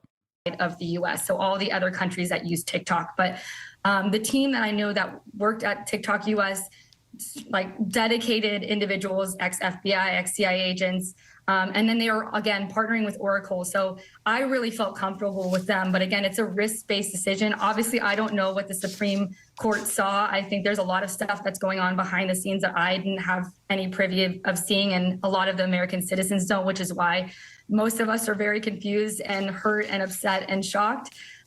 But I truly believe that our government is doing this to protect the United States as a whole, even if we might not see it that way. So again, it's hard for me because I see both sides, right? I absolutely love the platform. I've seen how much it impacts people, but I also see the negative side effects of apps and just cybersecurity as a whole. So it's very hard for me to judge. All I know is personally, I don't regret my decision of going on TikTok. It's completely changed my life, and I know it's changed so many other people's lives as well. Caitlin Sarian, thanks so much for taking the time to talk to us about it. I do appreciate it. Yep, no problem. Thanks for having me. This morning, President-elect Trump is set to have breakfast with GOP senators before. Bro, what? Is there any chance that Dems have any plan to mount real opposition to the Trumpenreich? No. So far, it's been looking real bad. What? Oh, yeah. This is from that same Knesset meeting where he said some unhinged ass shit. He said, we've got to start. He said that the pager terrorist attack in Lebanon was a genius act combating anti-Semitism, and we need to see more of it or something. Doing things differently. And the same goes here in Israel. This means that the problem won't be solved by yet another new Knesset task force. It won't be solved by the government just throwing money at the problem. It won't be solved by the IDF spokesperson's unit issuing updated talking points or suddenly using TikTok. Like us in America, you need to adopt new strategies, to experiment with creative tactics, to study the results and scale what works. Maybe it's a whole new IDF unit, call it 8300, to lead this fight. But we need the kind of genius that manufactured Apollo Gold pagers and infiltrated Hezbollah for over a decade to prepare for this battle. We need the kind of courage that executed Operation Deep Layer inside Syria and destroyed Iranian missile manufacturing capabilities to undertake this mission. This is the kind of ingenuity and inventiveness that have always been a hallmark of the State of Israel, that have always been a characteristic of the Jewish people. I know we can do it. Civil rights leader, by the way. An American civil rights leader is wild, man. Laura Trump. Dana White speaking at the rally. Liberalism is dead. This is true. The problem is what's taking its place is not socialism or anything. It's what's taking its place is just fascism. Liberalism is completely dead. The rise of the ultra right in the U.S. Ultra right. No, this is we're so cooked. For visiting Arlington Cemetery for the changing of the guard and the laying of the wreath. He then heads to the Capital One Arena to speak at a MAGA victory rally where we are expecting thousands of supporters. Griff Jenkins is outside of said arena and joins us right now. And Griff, because they canceled the parade, and all those people behind you were going to be at the parade tomorrow, but there is no parade. So they want to be able to see the president, and that's why some of them started standing in line a couple days ago. That's right. Good morning, Steve. And this crowd is growing here. The weather's not even bad. You can see they are ready for that MAGA victory rally. President-elect Trump's going to speak. Vance is going to speak. Elon's going to speak. They're going to hear from all sorts of musical acts. Kid Rock, The Village people, Billy Ray Cyrus. But let's start talking to people here. What's your name? Where are you from? My name is Barbara. I'm from New York. And why did you come, and are you ready for this rally? Absolutely ready. I went to the MSG rally, but I'm going to tell you something. I came to America 47 years ago yesterday, and now I'm here today to witness, well, tomorrow, the 47th president. You can't make that up. Right. What does this mean to you? It means a lot to me because my great-grandfather was a miner, okay? And then my grandmother was born in West Virginia. So then my father came here with my brother. They worked hard, and they brought all of us back to America. And we came here for the better tomorrow, the American opportunity, the land of opportunity. That's what we came for. And you got a tattoo going here, too. Where are you from? I'm from Scranton, Pennsylvania. Why are you here? I'm Jessup. I'm here for the 47. We made it. We worked really hard to get here. The people put a mandate, right? So I'm just so proud, and I want to see Trump and make it official. Did you get that tattoo because of Pete Hegseth? Pete Hegseth, yeah, you're right. But look I have the 45 right here, and I'm going to put the 47 somewhere. All right, here. Great to talk to you. Come with me for a second, guys. You can see literally this line goes. Dude, we are so insane. we're just unwell. We are not well, dude. The level of unrestricted, unlimited, unfettered mental illness is out of control, okay? Oh my God. Who is we? We, man. We. America. Americans. Yeah, I'm not speaking French. I'm saying we, bro. This is us. Look. Look in the mirror. And when I say we, when Europeans go we, that's just a you thing. Make no mistake, you have your own version of this. When America gets a cough, Europe catches a cold, okay? If you think that the unlimited brain rot that you're seeing simply stays in the United States of America and doesn't infiltrate your brain waves too, very quickly, as a matter of fact, you know, you got another thing coming. It's so funny, Hassan, being a fascist again. What? There are very few places on the planet. There are very few places on the planet where you're not being impacted by this. Maybe if you live in China, or maybe if you live in like Mexico. But I mean, Mexico is going to be impacted by this too. I just don't know what that brain rot looks like right now in Mexico. Select Latin American countries, not as impacted by the brain rot. But much of my audience is in the Western world. You live in Western liberal capitalist democracies, right? Many of you take the social safety nets that you have currently, albeit diminished, for granted. But every other place, every other social, quote unquote, social democracy in Western liberal capitalist nations is going through the same exact fascist shock right now. 4 blocks down here. Look at this. Wait, what's that move right there? Keep going down, man. It's going to keep going forever and forever down. All right, we'll keep going. Let's keep going down here. We got people fired up. What's your name? Where are you from? Come here. I'm not going to bite. Jerry Smith. And you're from North Carolina. Why'd you come? Just to see President Trump get inaugurated. What would you say to him if you could talk to him? I'd say, do a good job. Keep God first. What do you hope is the accomplishment of President Trump? What do you hope this administration brings for you? I hope that he returns America back to faith, Christianity, and hope for all of the people to have a wonderful life. All right, so that's a little bit of what this crowd's saying out here. We'll send it back to you guys. Bro, these guys are all going to hell. Okay. Like, that's what's, dude, being like super hopped up on Christianity fumes and thinking that the Antichrist is your guy is so funny. It'll never not be funny. Just totally ridiculous, dude. Anyway, Gaza ceasefire, ladies and gentlemen. Let's talk about some good news. The Teflon Don done did it again. Before people yell at me and get mad, obviously I have a more nuanced approach to this subject matter in terms of like the validity of the ceasefire or how long it will stay and what the impact is going to look like than just simply saying Donald Trump, the man, the myth, the legend, he came in and he did the thing. Okay. Regardless of how much liberals try to say, oh, Hassan is so stupid. He's a Trump supporter now. Let's take a look. Outside the car, Hamas fighters and a huge crowd. Huddled inside, 3 Israeli hostages. Handed over to the Red Cross on their way back to their families after more than a year in captivity.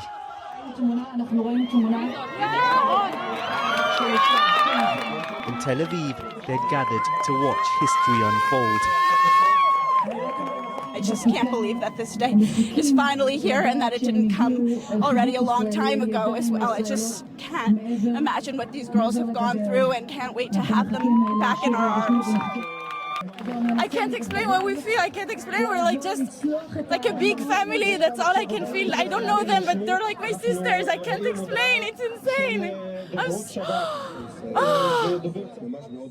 Amongst those freed today, Emily Damari, a British-Israeli dual national and a Tottenham Hotspur fan, kidnapped on October the 7th from Kibbutz Kfar Aza.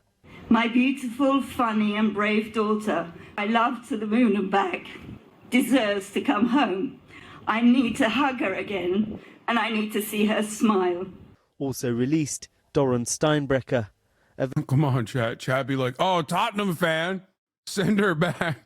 Calm down, man. Calm down. This is y'all are fucking stupid.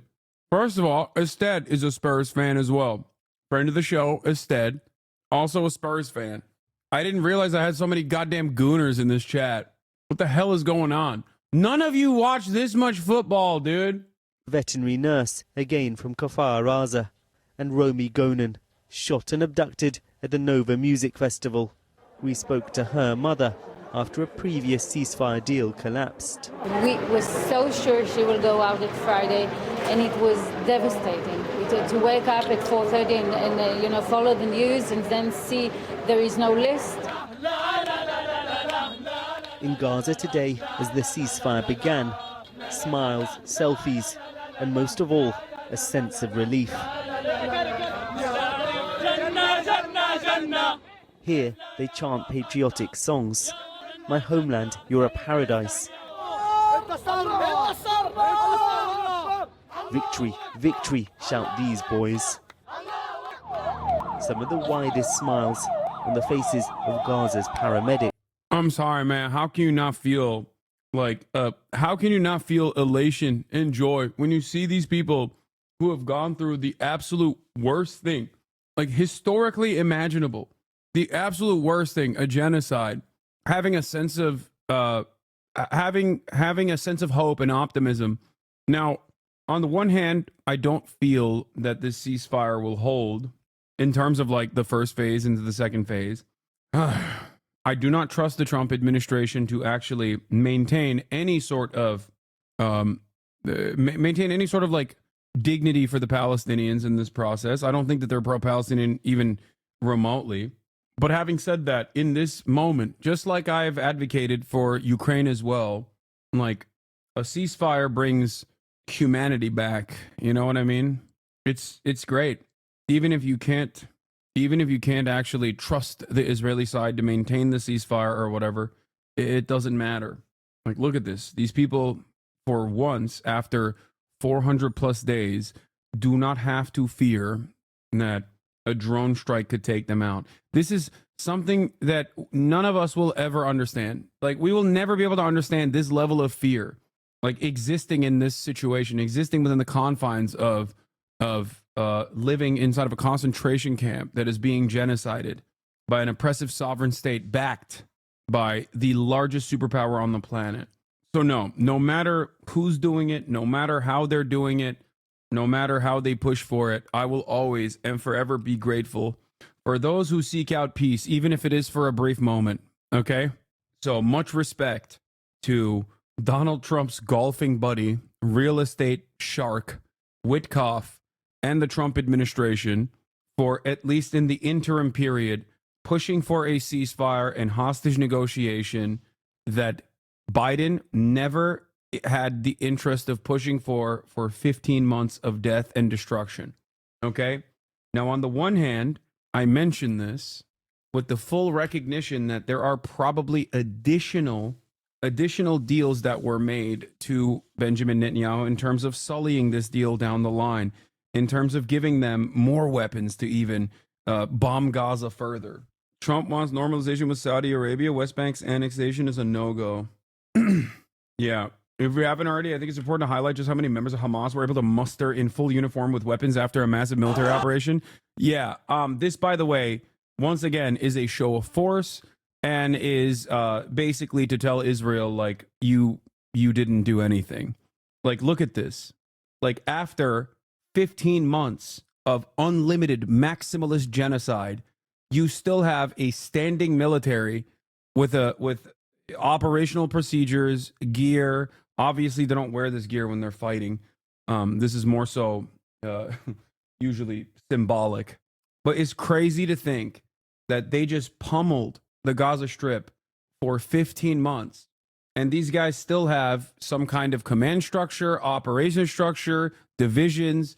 They're fully operational. Like, look at that. All Israel did was butcher women, children, and the elderly, causing both Hamas and Islamic Jihad and, the PFLP, DFLP, and numerous other coalition forces that are tasked with the emancipation of Palestine to genuinely increase their ranks. It's not about Hamas. Hamas is all but a name. But if the goal is to end Israeli sovereignty over Palestinians, one, that is a righteous goal. Two, it's an understandable goal. And three, it will take the shape and form of numerous different names, but the goal will still remain because the people have a worthy cause. Emancipation is a worthy cause. That's it. That's it. You cannot bomb people into, unless you do a full-blown genocide, like unless you complete the genocide, okay? You are not going to be able to successfully undermine millions of people's interest in emancipation. That's it. One of the most unexpected developments today is that in Yemen TV, the state broadcaster of the Republic of Yemen has journalists embedded inside of Gaza. Here's a Yemen TV journalist asking an Al-Qassam fighter to send a message back home to the people of Yemen. This is a message to this is a message from the resistance fighters to our brothers in Yemen. All our greetings, all our greetings, all our greetings to our people in Yemen. Yemen is a crown on the heads of the people in Gaza. Yemen is a crown on our heads. All greetings to Yemen. All respect to them. Even with full genocide, there's still diaspora. Yeah, I mean, there's still diaspora. Is Hassan an Israel supporter? Brother, what do you think? What a crazy question. Yuck.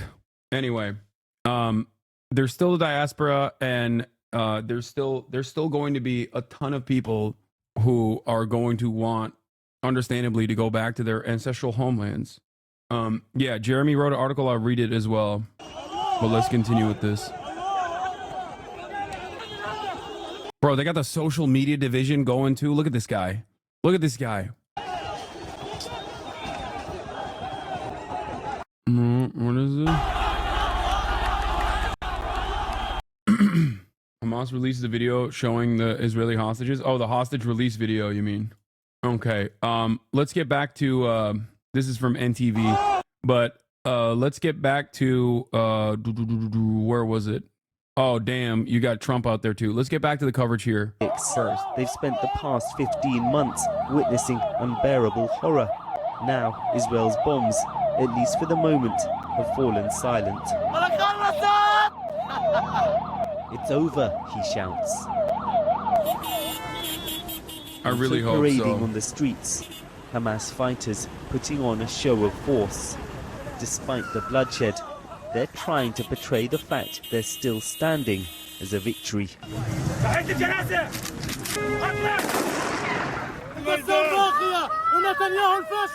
We remain. Netanyahu is a failure in the dustbin of history, this man proclaims belligerently. But much of Gaza now resembles an apocalyptic wasteland. Displaced families today began to return to the north of the Strip. I'll get to Trump in a second. Ferocious and renewed Israeli offensive in recent months has left destruction as far as the eye can see. Sami Barakat has come to see what's left of the 3 apartments and supermarket his family once owned. We found the place destroyed, as if it had been hit by an earthquake or a volcano. It's indescribable. This street used to be the most beautiful street in the Jabalia area. Practically Gaza's entire population has been forced out from their homes. Sami's daughter Aya is wondering whether to pitch a tent on the ruins of their house. I'm here next to my destroyed house. I look left and right and see nothing that can be salvaged. I'm unable to describe these feelings. No human can. Where will we live? This is the question for which we have no answer. Some here can barely recognize where their homes once stood. Another thing that I worry for in the ceasefire interim period is the, random criminal elements that Israel gave weapons to in an effort to further destabilize aid distribution and what they will do to take advantage of the structure. But seeing that there is still very clearly a Hamas command and control over the area, hopefully they will be able to create some semblance of order, because that is the reality, by the way. There were literal criminal elements that they were offering American weapons to in an effort to ruin aid distribution. So there will probably be internal instability in the interim period within the Strip that the media will probably portray as like, oh, these are brave forces that are taking matters into their own hands to combat Hamas for the crimes of like what Israel did to Hamas. In the upcoming weeks, you'll hear some news coverage on that if it does happen. Others pick through the debris, looking for any possessions they can find. Still, amidst it all, there's also defiance. Despite the siege and the destruction, says Mina, we will raise the flag of Palestine, no matter the cost, and we will be victorious. For both sides in this awful conflict, there is now a new hope that more hostages will be released, that the war will finally end. Well, everyone here at Hostage Square hoping to be back here again next week. That's when the next batch of Israeli hostages are due to be released. Meanwhile, currently in the occupied West Bank, preparations underway for the release of around 90 Palestinian detainees. We've already seen dozens of aid trucks entering into Gaza today, delivering much needed vital supplies for people there. At the moment, families in Gaza who've been displaced to the south cannot yet return to the north.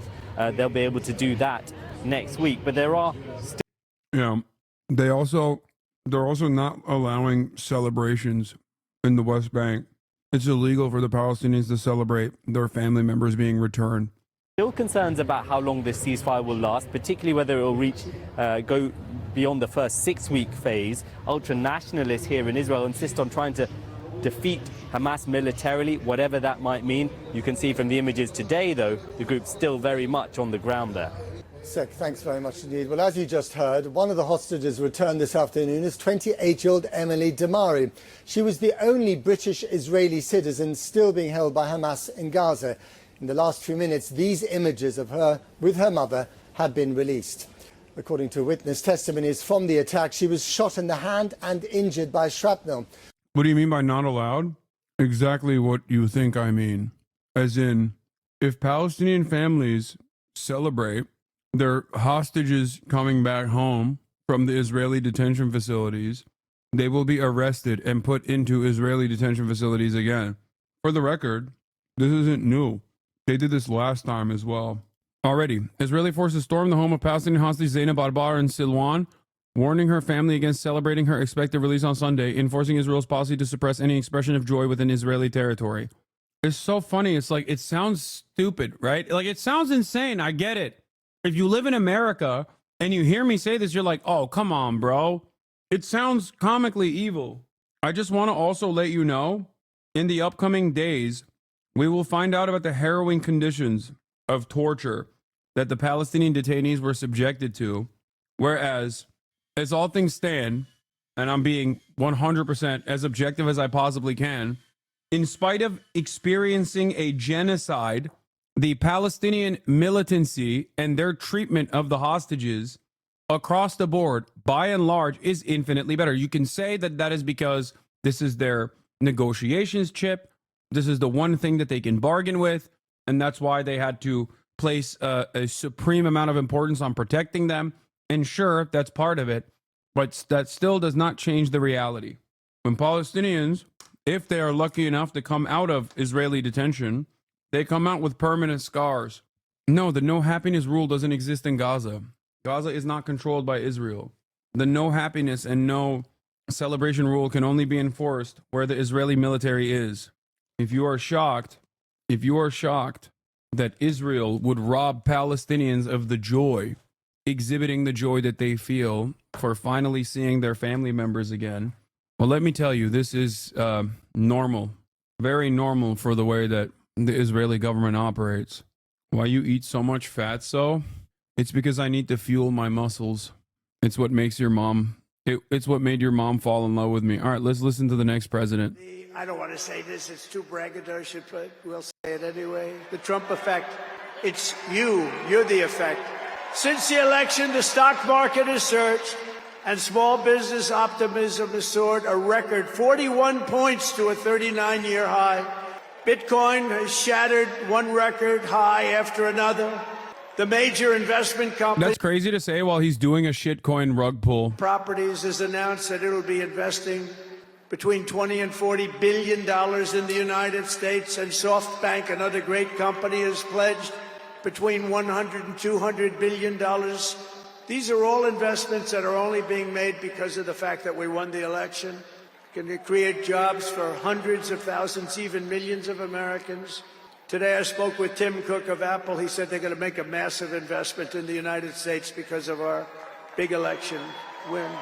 You are the Trump effect. And as of today, TikTok is back. We shouldn't be celebrating decent hostage conditions. No. Did you misunderstand my point? I'm saying that all hostages deserve dignity. The problem is Israel has far too many Palestinian hostages and routinely tortures them, sometimes kills them, while simultaneously claiming that that's what the Palestinians are doing all the time. Have never won the young vote, the youth vote. They win a lot of votes, but they never won the youth vote. We won the youth vote by 36 points. So I like TikTok. I like it. See? I like it. I had a slightly good experience, wouldn't you say? Romney lost it by 40 points. I told you. Not so long ago, we won it by 36 points.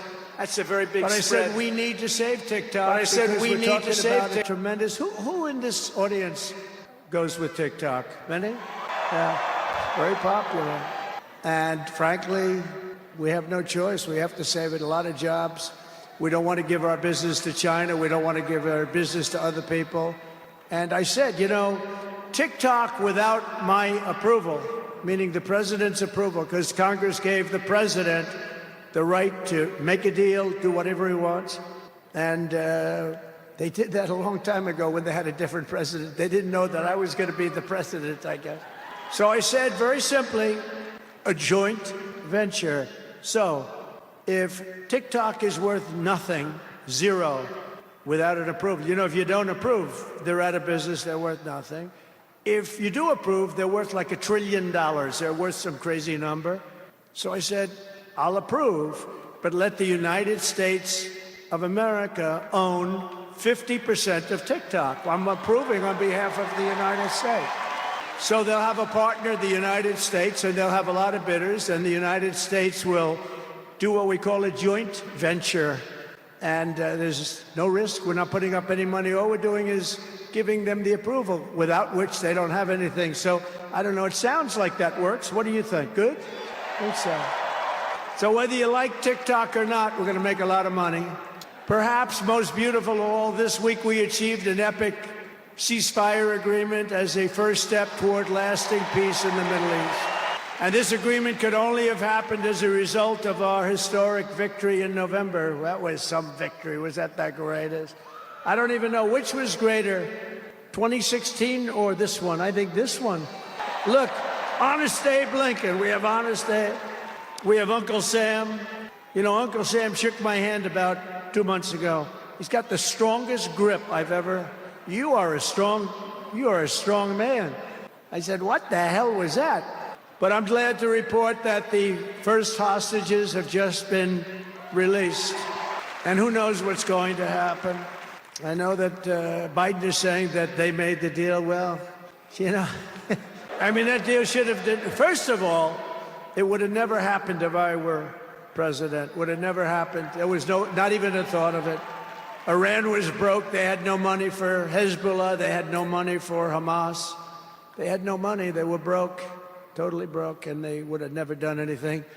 But they did it, you know. I like to think back to the past. I said, if only the election weren't rigged, all the things that would have happened, that would have been so good. But it was. We're not going to let that happen again. I want to thank my friend Steve Witkoff, who I think is here. I know he made a beautiful speech. I heard he made a great speech.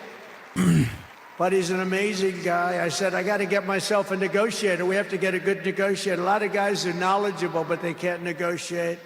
They don't have the personality or whatever. And Steve does, and Steve's a great negotiator, very successful guy. But he's our new special envoy to the Middle East for helping reach this great breakthrough, and really couldn't have been done without Steve. Where is Steve Witkoff? Is he around here someplace? Because he was so great. There he is. Hello, Steve. Thank you, Steve. Thank you, Steve. What a job.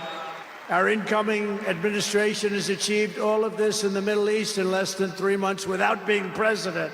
We've achieved more without being president than they've achieved in 4 years with being president. But just imagine all of the good things that we will accomplish together with 4 more years in the White House. And we're going to do a lot of things. You're going to see something tomorrow. You're going to see executive orders that are going to make you extremely happy. Lots of them. Lots of them. We have to set our country on the proper course. By the time the sun sets tomorrow evening, the invasion of our borders will have come to a halt, and all the illegal border trespassers will in some form or another be on their way back home. Think of it. We've allowed millions and millions of people into our country through open borders, no checks, no vetting, no anything. Millions and millions of people. And lots of those people are murderers. 52% of them killed more than one person. Other than that, they're quite fine. They're nice people. These are rough people. Remember, I used to say these people are rough. And they would say, no, no, these are illegal immigrants. They're very safe. I said, they're not safe. Look at what's happened with Venezuela, where they're sending these gangs in and they're taking over apartment complexes in Colorado and then cutting off the fingers of a man who... Oh, it begins. Project 2025 begins. ...desire to call the police. He said, you want to call the police? Hilarious. It is a Trump Gold Blend ad on the side, too. People, and they're getting the hell out of our country. They're out. The border security measures I will outline in my inaugural address tomorrow will be the most aggressive, sweeping effort to restore an incredible, our borders the world has a record ever seen. number. You know, we had the best, safest... Record number of executive orders coming in on day one. Remember that with the great chart that I put up. I don't even know if they have that chart now. Maybe they do. These guys are good. Maybe they do. Who the... I don't know. I didn't tell them I was going to do this. I didn't tell, but we have some very good people, but I didn't say. But we had a chart, and I looked to my right, and then they said, ooh, that hurt. What the hell was that? I still have that throbbing feeling in my ear. Oh, there it is. Look at it. These people are amazing. I didn't tell them I was doing that. That's fantastic. Yeah, it's all over the place. I love that. That is the most beautiful piece of paper I've ever seen in my life. You played a part on it with memeing? I played a part of what? Trump winning? Is that what you're saying?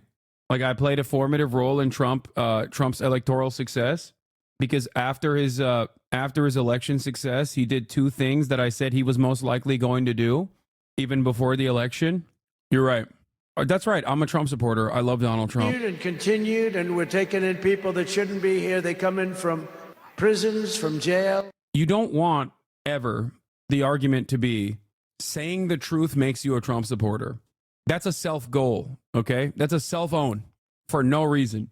Never associate telling the truth if Donald Trump says does something that is correct, even for the interim period.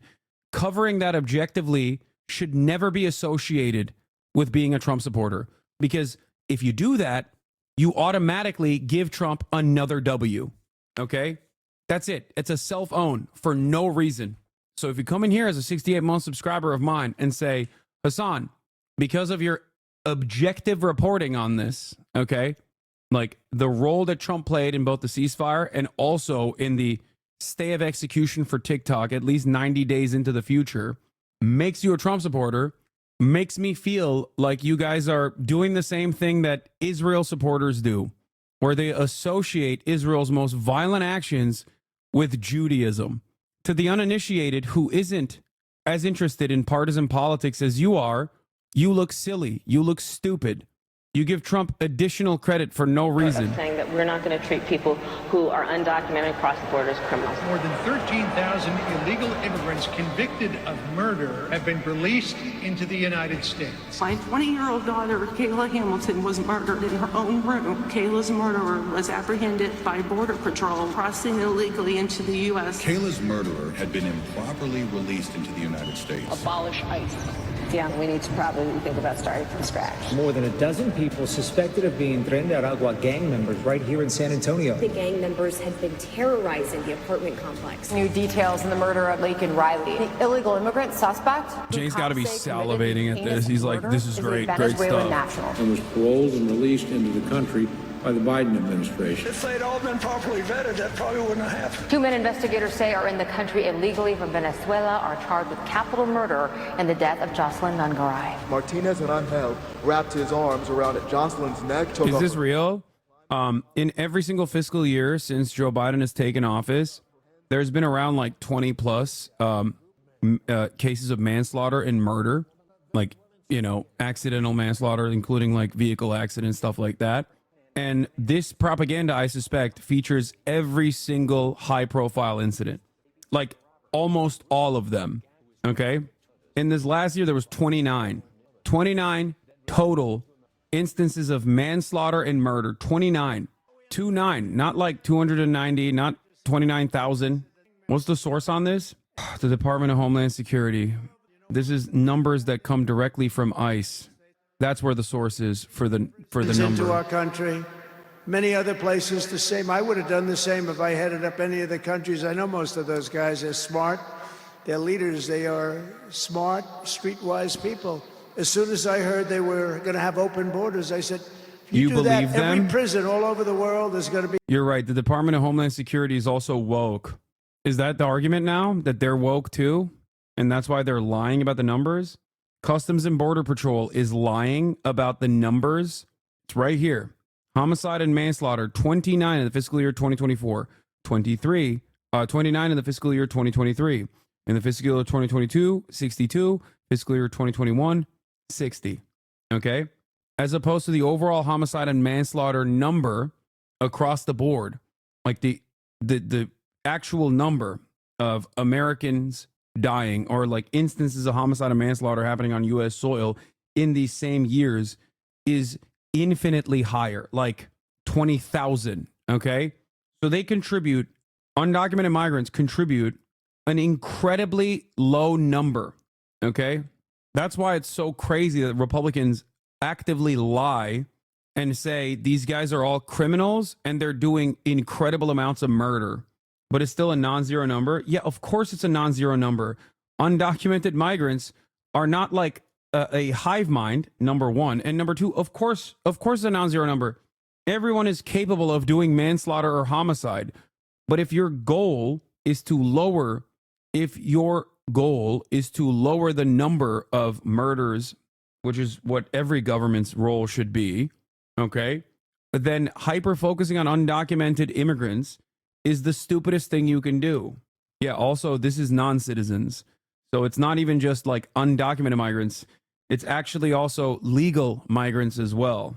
Legal and illegal total number. 24,000 murders and homicides, manslaughter overall. 29 out of the 24,000 was non-citizens, as in legal immigrants and illegal immigrants. 29 overall. Tell me how that, like, deporting 20 million people is going to reduce the number of homicides in this country. It's not. Of government efficiency, headed by a gentleman named Elon Musk, who's here. Oh, also they kicked out Vivek. The hell he is. Vivek is out now, so it's just Elon on Doge. Did you see his rocket yesterday? It was captured. And X is with him. X. Come on, Elon, say a couple of words. Okay. I can't believe that's Grimes' Thank child. Thank you, Mr. President. Sorry, little X just followed me on the stage here. He's a very enthusiastic supporter. He's like, please don't kill me. I have a son. I have a baby. Please. Please. So this is my little human shield X. We're looking forward to making a lot of changes, and you know, this victory is the start, really. What matters going forward is to actually make significant changes, cement those changes, and set the foundation for America to be strong for a century, forever. Oh my God. So, and make America great again. Yeah. So Yeah, so anyway, we're gonna do great things here. Thank you. U.S. flag! You know, I always say we have to be protective of our geniuses because we don't have too many, but that one is a good one. Now, I watched his rocket come down about... Bro, I'm not... This is why, by the way, what you just saw right there is the reason why I was like, it can't be Adrian Dittman. Adrian Dittman can't be Elon Musk. Because that's how Elon Musk operates. That's how he talks. Beautifully came down. It's tumbling. It's a mess. It's going down. I say, oh, look at that thing. That's a disaster. And then it gets like a couple of miles away from Earth, and all of a sudden the engines start going on, the things start, and then I see it coming in and landing in the gantry, and I'm watching it, I'm saying, oh, it's gonna crash, oh, but those engines came out and they blew the fire all over the place, and all of a sudden those two big arms came and hugged it like you would hug your little baby, and that sucker landed it. Nobody's been able to do that but him.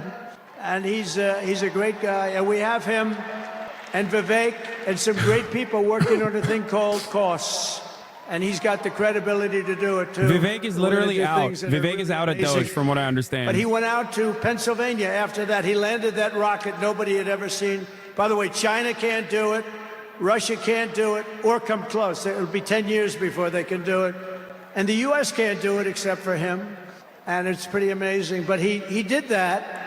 And then he journeyed to Pennsylvania, where he spent like a month and a half campaigning for me in Pennsylvania. And he's a popular guy, and he was very effective. And he knows those computers better than anybody, all those computers, those vote-counting computers. And we ended up winning Pennsylvania like in a landslide, so it was pretty good. It was pretty good. So thank you to Elon. And his son's name, who's cute as a button, his son's name is X. He's the only guy who could get away with the name X. Yeah, Vivek is out. His out. son is a great guy. One thing we know, his son is smart. If you believe in the racehorse theory, he's got a nice, smart son. But thank you very much to Elon and everybody. We've had so much help. Talking about his semen, dog. If you believe in the racehorse theory, his father is smart, his son, his semen is strong. Take the oath of office. Oh, you're going to have a lot of fun watching television tomorrow. Somebody said yesterday, sir, don't sign so many in one day. Let's do it over a period of weeks. Unexpected eugenics? How is it unexpected, dog? Come on. You're watching the Fourth Reich. Eugenics is the most expected part of this conversation. You know that old story. Let's do it later. That it never. It's like saying, an unexpected amount of neo-Nazi propaganda that's coming out of the jumbotron there, talking about how brown people are scary and dangerous. Diversity, equity, and inclusion mandates all across the government and private sector in return our country to the merit system. You know, the Supreme Court ruled that the United States is allowed to go by the merit system, which is what made us great in the first place. That was a big ruling that a lot of people don't even know about, but it was a big, tremendous ruling. And you're focusing on character, competence, and qualifications in all hiring decisions. Now you're allowed to go by competence and ability and genius. You don't have to hire somebody to send up one of his rocket ships that doesn't know anything about what's happening. As a first step toward restoring transparency and accountability to government, we will also reverse the overclassification of government documents, and in the coming days, we are going to make public remaining records relating to the assassinations of President John F. Kennedy, his brother Robert Kennedy, as well as Dr. Martin Luther King Jr., and other topics of great public interest. It's all going to be released, Uncle Sam. And I will direct our military to begin construction of the great Iron Dome missile defense shield, which will all be made in the USA. And we will get wokeness the hell out of our military immediately and make it like it used to be. Soldiers. Take a look at this. Little scumbag! I got your name! I got your ass! You will not laugh! You will not cry! You will learn by the numbers! Happy Pride. Happy Pride Month, and actually, let's declare it a summer of pride. So you're a killer? Sir, yes, sir! Let me see your war face. Sir, you got a war face? War face. Now let me see your war face. Ah! You didn't convince me. Let me see your Okay, this is why you can't. I'm convinced now. You can't make an anti-war movie. It's impossible. You will be a weapon. You will be a minister of death, praying for war. But until that day, you are pukes. You are the lowest form of life on earth. You are not even human fucking beings. You are nothing but unorganized. Yeah, hey guys. I wonder what happens in this movie, like, which is not real, it's a movie, but I wonder what happens in the movie. The best part of you ran down the crack of your mama's ass and ended up as a brown stain on the mattress. You want to know something really funny about this? Soldiers Doing Drag is literally a classic, okay? Like, getting upset at soldiers doing drag is so funny because soldiers, there's never been a time period in history where a unit has not done drag, okay? Here, let me show you a time period. Let me show you a time period when our military was at its best. GIs as dolls. World War II, ladies and gentlemen. The last time that the American military was actually engaging in truly anti-fascist action. And here they are, doing drag. That's what's so funny about this is like the idea that like, oh man, like, oh, look at our gay ass military now. It's like, okay, dude, sure. To restore the spirit of American armed forces, I have appointed Pete Hegseth as our next Secretary of Defense. Where's Pete? Where's Pete? Pete's here someplace. Where is he? Why were they Good doing job, it, fun, Pete. etc.? Yeah, for fun. They like you. Drag, and you know, doing this kind of like dress up shit is so normal, and it's so like the last 4 years of the Republican Party making this like a big issue that Donald Trump himself entertained drag when Rudy Giuliani was in drag and Donald Trump walked up to him and like smelled his boobies and whatnot. Like, there's a video of that out there from the 2000s. It's not a thing. This is not like a real issue. He motorboated Rudy Giuliani. Yeah. Vetbot Gaming is right. The military is the most homoerotic organization in America, sometimes in a bad way, too. She will do an incredible job, and she's working with another person who's going to be unbelievable at the FBI, Kash Patel. With Donald Trump. You know, you're really beautiful. The spoof was filmed 16 And tomorrow, years ago everybody when in Giuliani this was mayor very of New York large for a arena will be charity very dinner. happy So it was all with my fun. decision Oh, on you the dirty boy! J6 hostages. It's new shit. This whole like anti-drag meta is 100% a new invention for the Republican Party. Okay, you didn't have to play this video. No, I will always play that video. They're up here someplace in one of those beautiful boxes, and their team is doing very well, and Ovechkin is a great player, right? But I want to thank Ted and all of the owners for allowing this to take place. It was really great, and thank you. It's a hell of an operation, great place, fantastic arena. Thank you, Ted. Thank you, everybody. At Homeland Security, we will have a tough leader in Kristi Noem, and we will have an outstanding Secretary of Transportation in Sean Duffy, Congressman Sean Duffy. Great people. And we're going to win so much that Governor Burgum of the Interior, you know, My goat, Governor my Burgum, goat, one of the best Burgomaniacs, governors rise up. in the country, is in We're still charge alive. of The dream is Department not of the dead. Interior. Burgomaniacs, rise and up. the hottest man Dakota, anywhere rise in up. the world for One energy. united Dakota, When I rise announced up. him, people couldn't believe it. You didn't hear Under of the him, but watchful if you're in gaze of energy the bird. business, he's considered the absolute best. Mr. Chris Wright of the Energy Department. He's going to head up the Energy Department. He's the hottest guy, and there is anybody in the energy business. They said, I can't believe you got Chris Wright. And a man named Marco Rubio is going to be our great future Secretary of State. And Howard Lutnick, a tremendous success on Wall Street, is going to be our Secretary of Commerce. They have to go through these drills, but they're going to. And I want to thank the Republican senators. They've been doing great. And John Thune has been doing a great job in moving the process along quickly. We're going to have a lot of them hopefully approved very quickly. And a very special woman, Linda McMahon, is going to be our future Secretary of Education, which we're going to be giving back to the states. Let the state run education. I said to Linda, Linda, I'm making you the Secretary of Education, but if you do a great job, you will put yourself out of a job because you're going to be sending it back to the states. And she's fantastic. And her staff, which has been largely hired, is fantastic. And all of the other leaders will come to me and they're going to say, do you remember I used to do this for fun? But it's really not fun, it's fact. Because we have to do some of best of, right? But they're going to come and say to me, sir, we're winning too much, sir. We can't take it anymore. We have to stop winning, sir. We can't do it. We're not used to winning in our country. And each one of them is going to say, every single one, sir, please, you're destroying our country. We're winning too much. Our country isn't prepared for this. They're not used to winning, sir. And I'll say, no, Linda and everybody, we're not going to stop winning. The people of our country want us to keep on winning, and we're going to go win like never, ever before. And that's what we're going to do.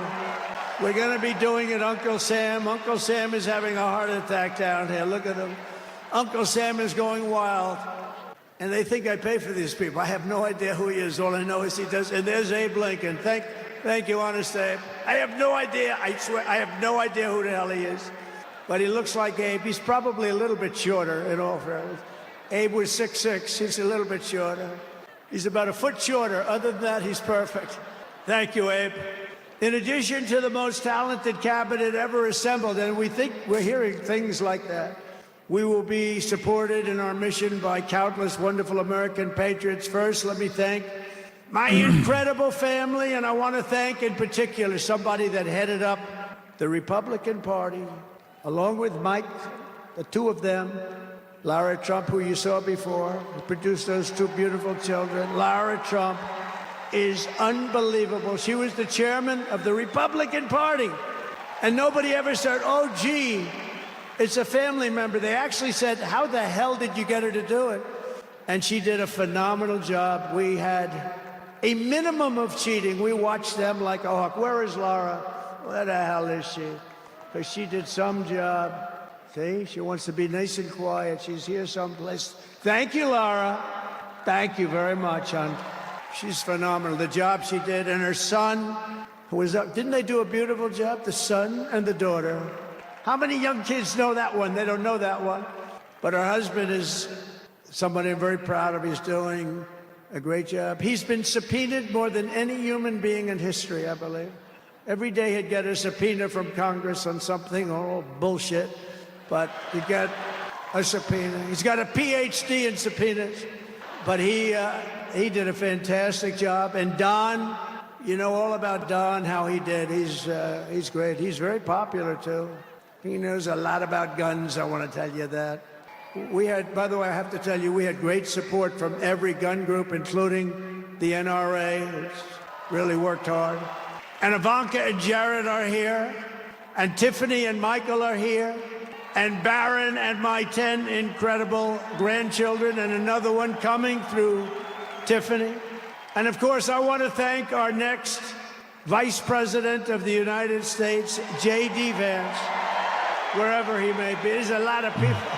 Wherever the hell he is, he's here someplace. It's a lot of people. It's a little tough when you say, where is he? You know, you got a lot of people in here.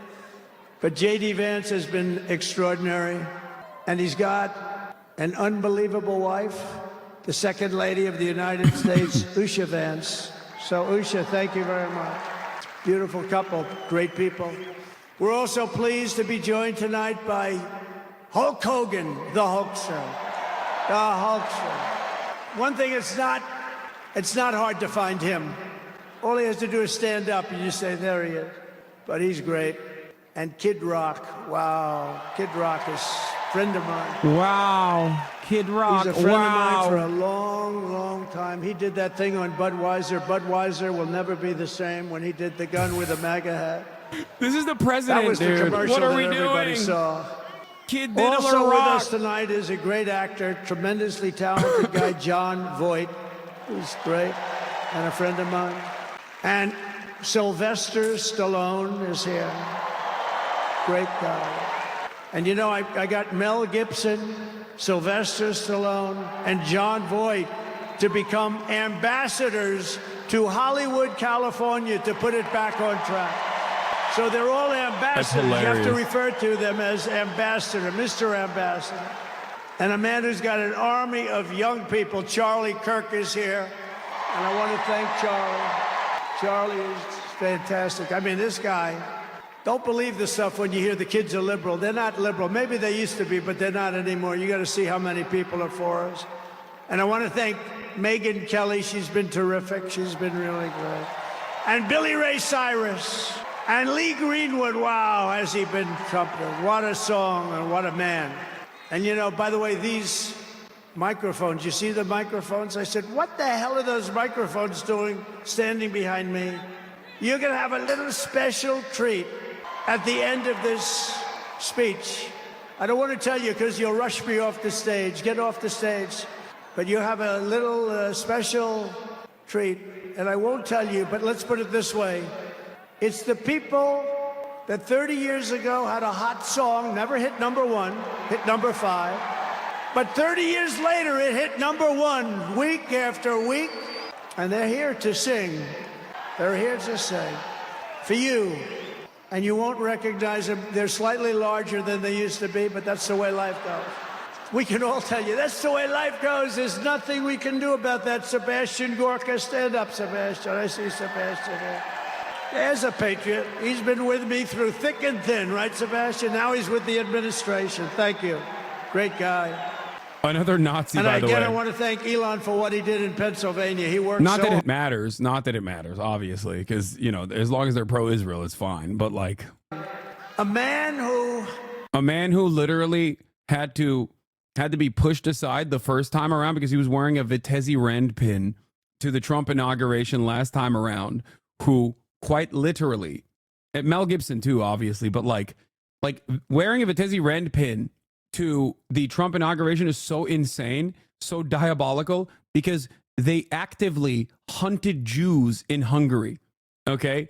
Like he was wearing his granddaddy's pin. Nazi, are you stupid? Yes.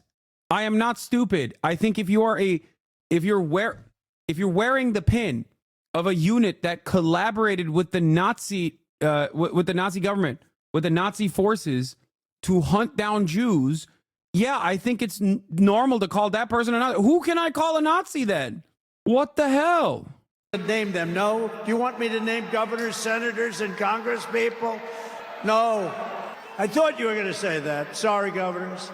No, but we appreciate all of the people at this point are like, you know who was the only Nazi? Adolf Hitler. No one else. And our Senate Republicans have been unbelievable, and the governors are unbelievable. The job they're doing. Only Adolf Hitler was a Nazi. Of the crime-ridden cities, and even then he was top misunderstood. 25, every single one of them is run by a Democrat.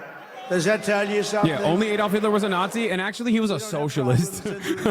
Cities. Tonight, I also want to send our love to everyone affected by the terrible wildfires raging in California.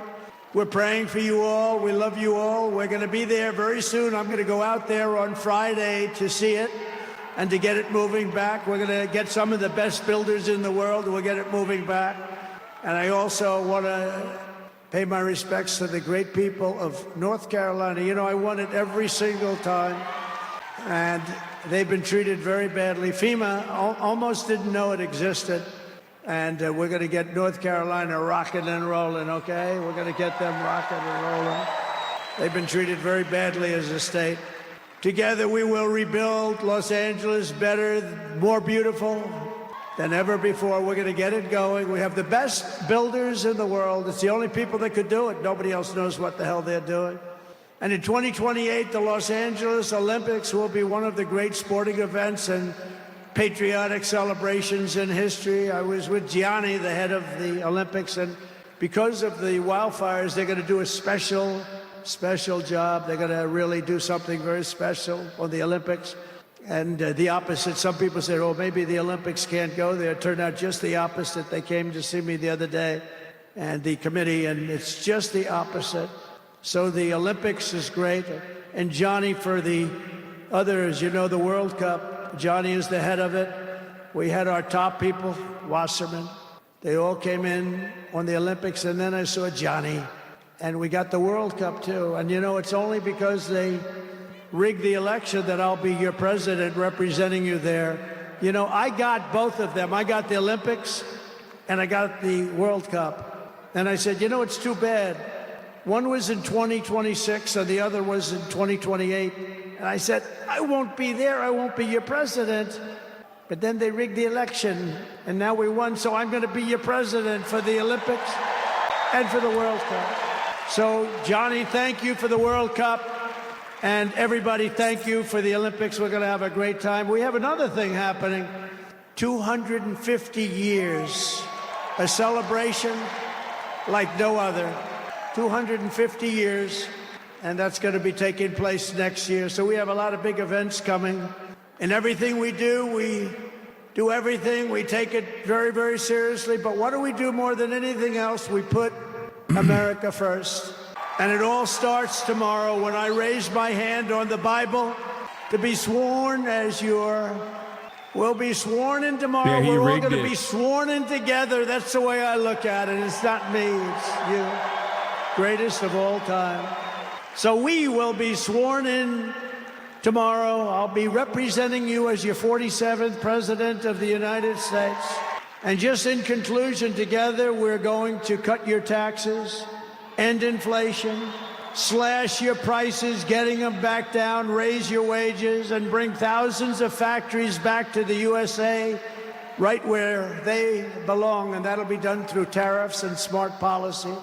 We will build American, we will buy American, and we will hire American. I will end the war in Ukraine, I will stop the chaos in the Middle East, and I will prevent World War III from happening, and you have no idea how close we are.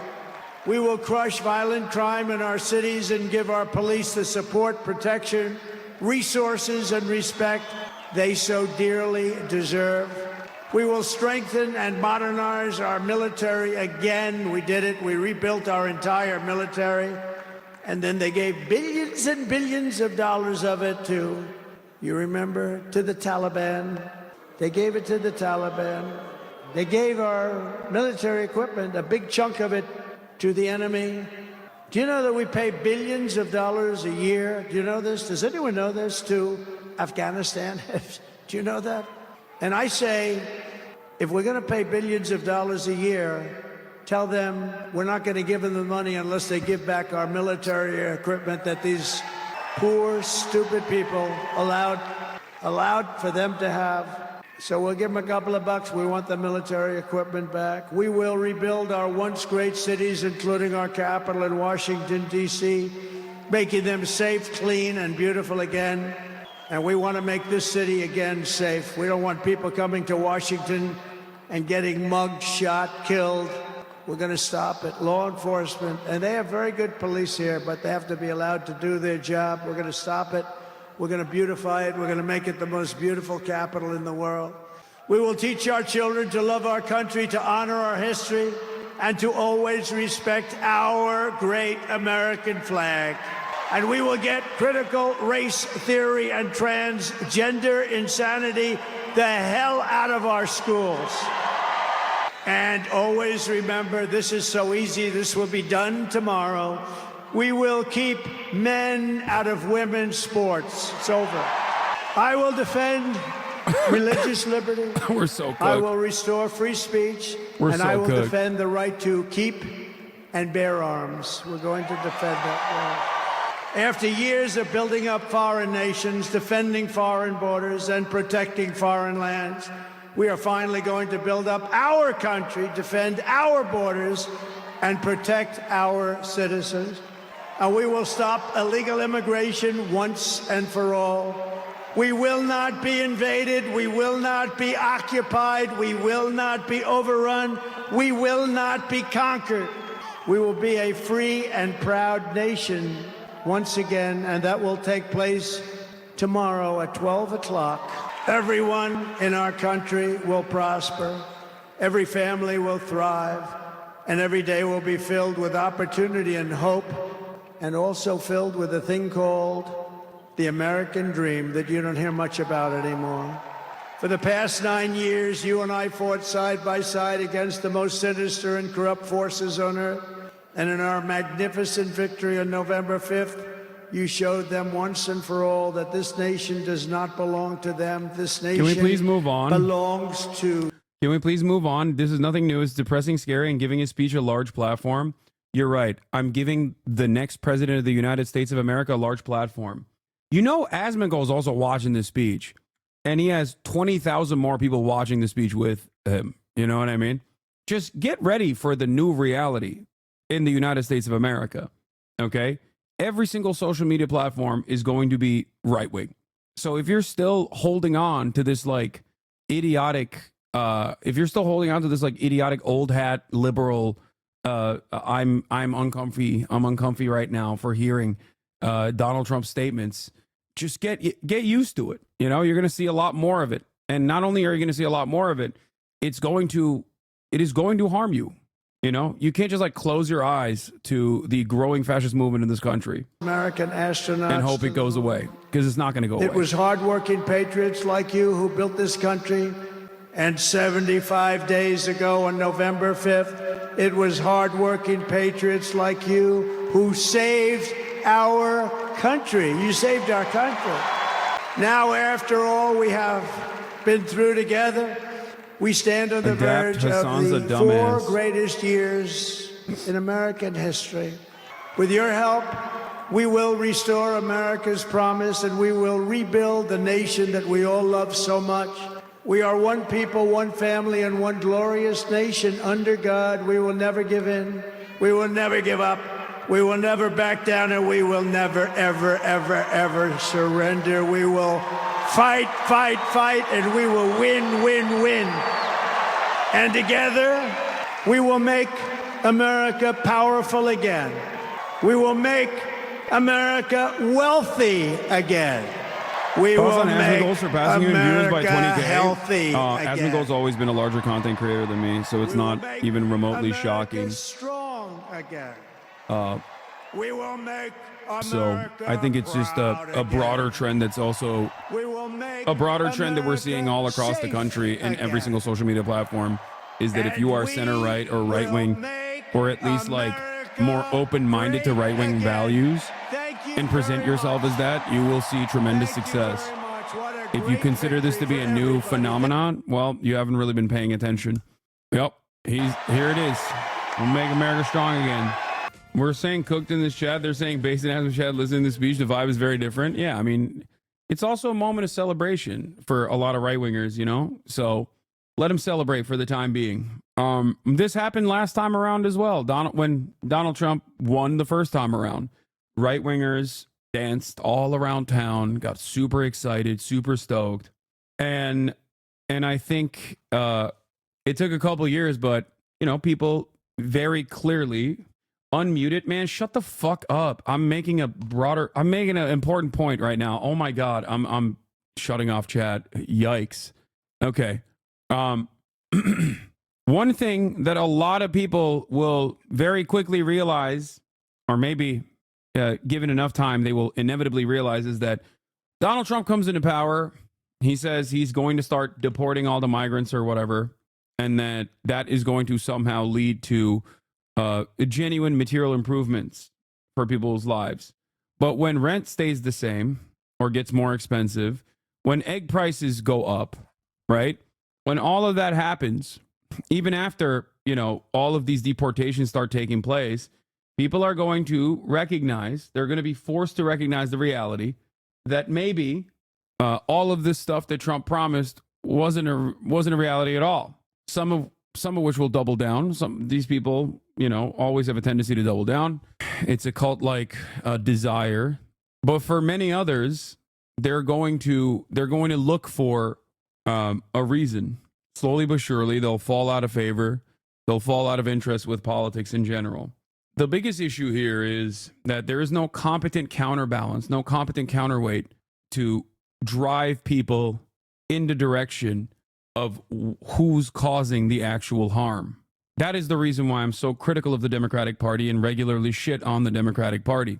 And the current duopoly that we have in the American government, it's supposed to be the Democratic Party that actively pushes back against this, that tries to create some kind of defense against the Republicans actively undermining marginalized communities, painting them as the villains because they're an easy target to paint. Your shirt is gay? Yeah, I wore it so I could fuck your dad. He loved it. Your dad is gay. I'm your stepdad now. Yeah, you're disowned. You got 2 dads now. This Village People thing right after the military video sure is something. Yeah, they get to be gay. They own all of it, okay? Just like Trump gets to be kind of sympathetic to China at times because he has a lot of confidence. He entertains a lot more confidence from his base of support. Why does he entertain a lot more confidence from his base of support? Why don't the Democrats have this same level of confidence? It's not because the Republicans are too stupid. I mean, sure, that is a factor in this as well, okay? But it's not just because the Republicans are stupid and Democrats are too brilliant, and that's why they're constantly critical of their administration. It's because he gives them things, okay? He gives them stuff. He gives them treats. He gives them, he understands what they want, and he offers it to them. In many instances, what they want is cruel, but he's not shy about enforcing that cruelty. But that's it. That's it. It's because Fox News won't spin that narrative about him. I'm sorry. Did MSNBC spin a negative narrative about Joe Biden? No. But what happened? Like, liberal media actively made it seem as though Joe Biden wasn't a carcass, okay? Throughout the last 4 years, they're the best of their ability, okay? That's more than you would expect. And what good did that do? What good did that do? He's sharp as a tack. He's having the most sex with his wife, Jill Biden, Dr. Jill Biden. There's only so much propaganda that you can do. Propaganda cannot outflank actual policy. If the Democrats always and consistently refuse to offer its base things that they demand, things that are ultimately good too, then yeah, they're not going to be able to entertain broad support. Now let's take a look at the executive actions. Close the border to all illegal aliens via proclamation and declare a national emergency at the border. By the way, no national emergency for climate change. A national emergency for people crossing the border. Direct designations of cartels as foreign terrorist organizations. Oh boy. Reinstitute remain in Mexico, end catch and release, and direct the military to construct a new phase of the border wall. Fully unleash Alaskan energy. Terminate Biden policies that have constrained U.S. supply. Just giving a nice little gift to his main corporate backers, the oil and gas industry, as he said he would. Drill, baby, drill. Return federal workers to in-person work. Strengthen control over senior government officials and implement a new merit-based hiring review. Suspend security clearances for the 51 national security officials who lied about Hunter Biden's laptop ahead of the 2020 presidential election. This is so funny. That last part, this one is like probably one that will get a lot of play on MSNBC because half of them probably are MSNBC commentators. But it is such a funny and ultimately very petty thing that he's doing. I also don't really care about this part at all, but hilarious nonetheless. And all DEI programs across the federal government. Establish a new Department of Government Efficiency hiring freeze. Declare a national energy emergency and pause all offshore wind leases. Withdraw from the He's withdrawing from the Paris Climate Accord again. We're so cooked, dog. We are so cooked. Direct all agencies and departments to remove all federal actions that increase costs for families and consumers. No, like climate change is now, make no mistake, climate change is increasingly going to be considered a Chinese thing, okay? If you care about climate change, you're an agent of China, and China is a foreign adversary. Just understand that. Renewable energies is a Chinese thing, okay? If you push for renewable energies, if you even bring up the fact that climate change is destroying this country, you're Chinese. You have to go to jail. It is so obvious to me that the United States of America has completely, the United States of America has always been captive to corporate interests, specifically the oil and gas industry's interests.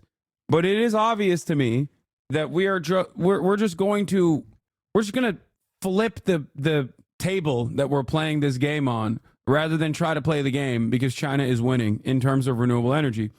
Oil and gas, fossil fuels are of a finite supply. Okay, it's not infinite. So instead of investing into research and development and battery technologies and trying to improve and create a reliable, sustainable, and efficient renewable energy infrastructure, we are actively going to undermine those initiatives because we realize here in the United States of America that China is dominating in that sector. They all but have a monopoly on a lot of the minerals that are necessary, like a lot of the rare earth metals that are necessary to have, any kind of infrastructure for batteries. China also dominates the tech.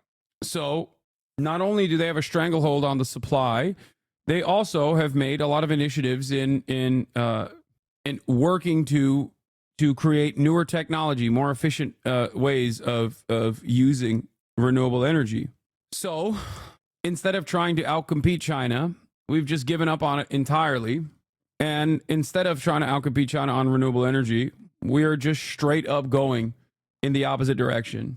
I think America would rather see the entire world burn than allow China to be the leader in renewable technology and try to combat climate change.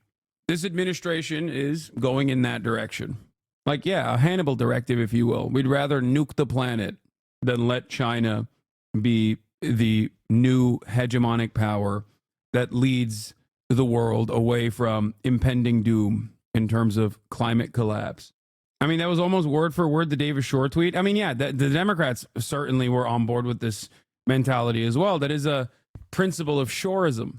What did he say? What was his tweet? It was like, I would much rather see climate catastrophe than let China be the dominating force in energy production. Instead of the Hannibal directive, no one gives a shit about climate change. It's too far gone, idiot. Okay, man. I've never been a Trump alarmist like the resistance people, but I'm genuinely shocked at how much better his foreign policy is shaping up to be than Biden's. Oh yeah, here are some choice quotes from this article that I had in front of us. Trump's Middle East envoy, Steve Witkoff, is considering a visit to the Gaza Strip amid the ceasefire deal. Steve Witkoff, Trump's envoy to the Middle East, plans to be a near constant presence in the region in an attempt to prevent the deal from unraveling. 90 Palestinian prisoners are being freed right now, live on Al Jazeera. Well, it's Al Jazeera Arabic, though. Anyway, remember, there's a lot of people, radicals, fanatics, not just from the Hamas side, from the right wing of the Israeli side, who are absolutely incentivized to blow this whole deal up, the transition official said. Visiting Gaza would allow Witkoff to see for himself what the dynamics are there, rather than taking Israel's or the Palestinians' word for it, the official said, adding, you got to see it, you got to feel it. While managing the current phase of the deal and negotiating the next, Trump and his team also are contending with longer-term solutions. If we don't help the Gazans, if we don't make their life better, if we don't give them a sense of hope, there's going to be a rebellion, the transition official said. It's so sad that, like, someone being truthful about the situation, like, the bar is so low that someone just being like, yeah, dog, we have to give Palestinians a sense of hope so that they don't, revolt, is seen as this, incredible effort in diplomacy. The standard was set so low by the Democratic Party, it's crazy. Because the Democratic Party's envoys in the region were just like so insanely slanted in the Israeli direction. Just so insanely. I cannot believe it. I cannot believe my eyes that they are allowing the Republicans to outflank them on this issue. The question of how to rebuild Gaza remains, as well as where some of the 2 million Palestinians can be relocated in the meantime. Indonesia, for instance, is among the locations under discussion for where some of them could go, the transition official said. Even the questions of whether Gaza will be willing to relocate is up in the air. The idea of relocation is deeply controversial among Palestinians and fellow Arabs. Many believe that relocating will be the first step in Israel forcing them off their land. Exactly.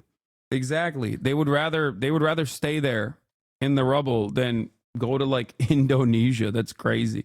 At the moment, however, the issue of getting aid into Gaza that's required in the first phase of the ceasefire deal remains a challenge. Israel maintains concerns that Hamas takes a portion of any aid that's allowed into Gaza, and the humanitarian crisis there is dire. It's crazy because, like, even in this process, mainstream media is still doing the bidding of Israel by being like, no, you don't understand. If we give these people aid, then that aid is going to reach the hands of bad guys. Okay, we can't feed the starving people, the starving population of Gaza. Yeah, how about they relocate to Israel? It's right there, and that would create an additional incentive for Israel to rebuild or allow the rebuilding process to happen as expeditiously as possible.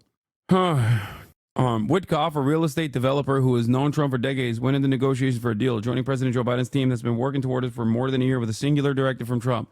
The transition official said, "Get the hostages home, and if you don't, come back and explain why."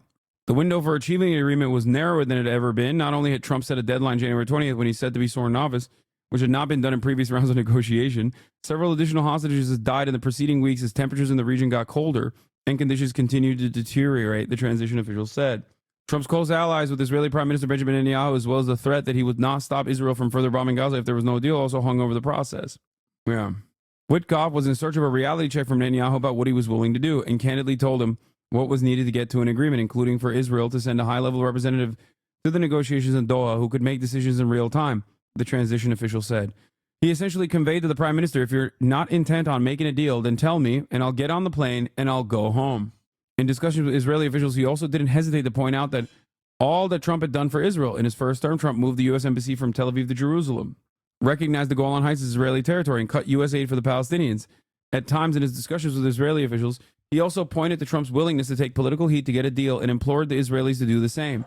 To Hamas, the message delivered through the Qataris was, unless you're prepared to die, tell me why you don't see this as the deal that could ultimately lead to the end of the war. So right now that the ceasefire has been implemented, we have to pay close attention to what Israel does in the interim. And also, as the 42 days are up, it is going to get increasingly more stressful. So we shall see what happens. Senator Ron Johnson tells reporters Trump is talking of tariff revenue as much as $1 trillion. Johnson says he's trying to talk Trump out of it, but he doesn't know what he'll decide. It's amazing. Great stuff. Also, this happened earlier today. Vivek Ramaswamy, who Trump chose to co-lead Doge with Elon Musk, is expected to soon step away from the task force.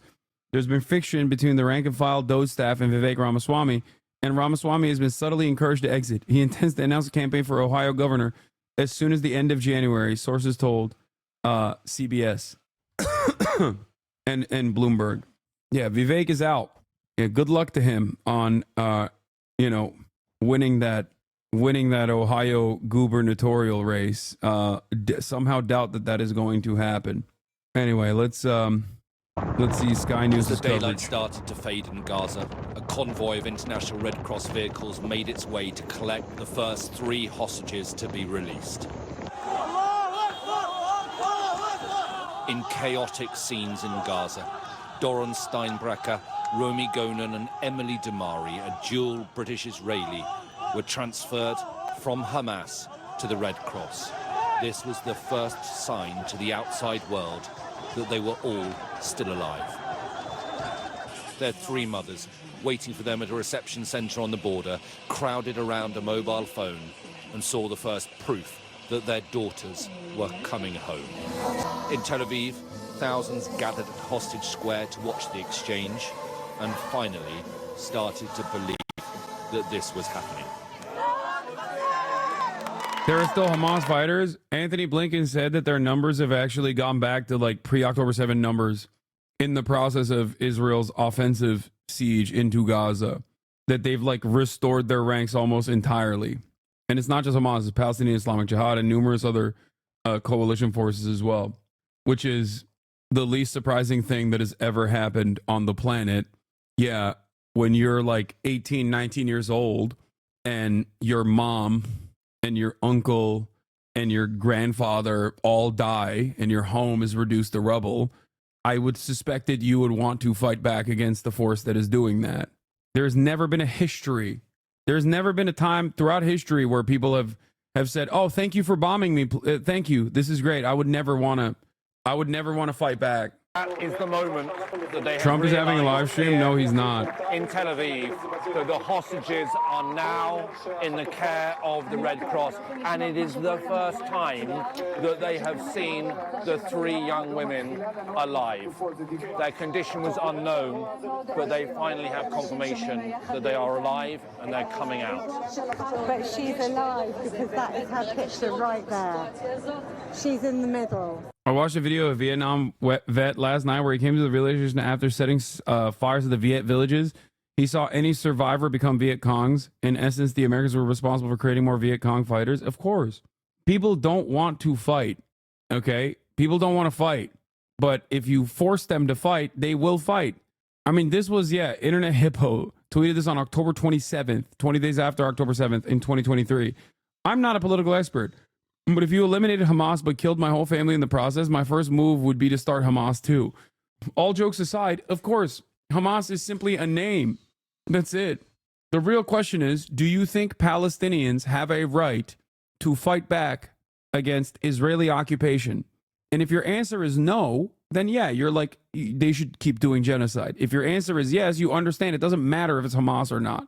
Like, that's why I've kept repeatedly stating that regardless of the many different initiatives that Hamas is engaged in to make themselves more approachable to the Western world and like rewrite their charter in 2017 and all this stuff, it doesn't matter.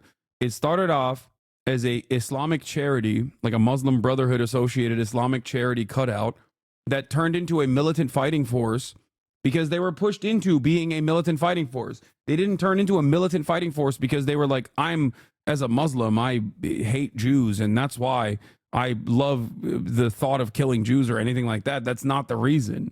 The reason is because, understandably, for many Palestinians, they have lived under Israeli occupation for 76 years, about to be 77. No shit. So Palestinians want to, no longer live under this reality. And ironically enough, the exact same settings that made the Palestinian emancipatory movement more violent, I guess, or more militant, has greatly accelerated in this last offensive battle that Israel engaged in, this last instance of direct genocide. And that's where we're at. Also, Al Jazeera English is just showing Trump's second term. I don't know why. Oh, here. They are abused with the leaders of the gang. Sometimes they are threatened. Yeah, they're not showing the hostages being released. In a Jeremy Scale interview on Dropsite, he says the people of Palestine have no family, no home, but they have a gun. Basically saying, what do you expect regarding the number of Hamas fighters staying the same? I think you are not entirely correct on that, respectfully. Really? If I came to your house and murdered your parents and you had a gun, you wouldn't fight back? Like, actually? You would just be like, all right, well, I guess you probably had good reason to murder my parents. That's what you would say? Okay, please explain. I wouldn't. I would call the police. Okay, the police came and killed your dog and then threw you in jail. What do you do then? Do you fight back? Especially when the occupying force doesn't offer any exit ramp to the people that they are dominating. Okay? October 7 did not happen in a vacuum. October 7 happened because of the previous Trump administration's actions that completely cut out Palestinians from the equation. Okay? Just the Muslim Brothers has always tried to fight Israel to liberate Palestine. So any org they would make would turn to that. Okay, how do you explain the PLO or initially what Fatah looked like? How do you explain the DFLP, PFLP, Palestinian Islamic Jihad? How do you explain any number of different non-Muslim Palestinian emancipatory groups, secular ones, socialist ones? Like, the idea that this is unique to the Muslim Brotherhood is so fucking stupid. Come on, dude. How do you explain all of the other Muslim Brotherhood groups or Sunni Muslims that have no interest in actually fighting against Israel, as a matter of fact? Why is it that it's only Shia militancy in the region that happens to put up a fight against Israeli violence in general? You know? No, it's just people understandably have a desire for emancipation. It is the most normal and most human want. She's the one in the middle. Oh my God! Oh my God. The three young women were driven to the Hamas border are Sunni. and handed over to the I'm IDF. not talking about Hamas. I'm talking about other finally regional back on Israeli militant groups. soil for the first time after they were taken hostage 470 days ago. They have now been reunited with their families and flown by helicopter to a hospital outside Tel Aviv. Israel's Prime Minister Benjamin Netanyahu was told of their release over the phone. This is a big moment, an exciting moment, a big day, many blessings. The ceasefire almost broke down before it had even started. Minutes after it was due to start, and black smoke was again rising over northern Gaza. Hamas had failed to provide the names of the first 3 hostages due to be released, and so Benjamin Netanyahu ordered that the ceasefire be delayed, and the Israeli military carried out airstrikes. 8 Palestinians were reportedly killed. But in Khan Yunis, Gazans, unaware of the delay, had already started celebrating on the streets. Uncontrollable relief that they are still alive and that 15.5 months of war might finally be over. Among them, though, were armed fighters and the green flag of Hamas out in the open. Hamas grandma. Images that will convince some in Israel that they are not defeated and that this ceasefire is premature and wrong. Israel's far-right National Security Minister Itamar Ben-Gvir announced his resignation from the government in protest. We deserve better, and the people of Gaza deserve better. We don't want more blood on either side of the border. We want this to end and for people to come home. The Israeli military will remain in Gaza, but are gradually starting to withdraw from the main populated areas. More than 47,000 Palestinians have been killed during this war, and almost 2 million displaced. Conditions in Gaza are almost unlivable. Yeah, imagine being like, damn, dude, you're putting a pause to unlimited baby murder. I'm out. Like, that's crazy.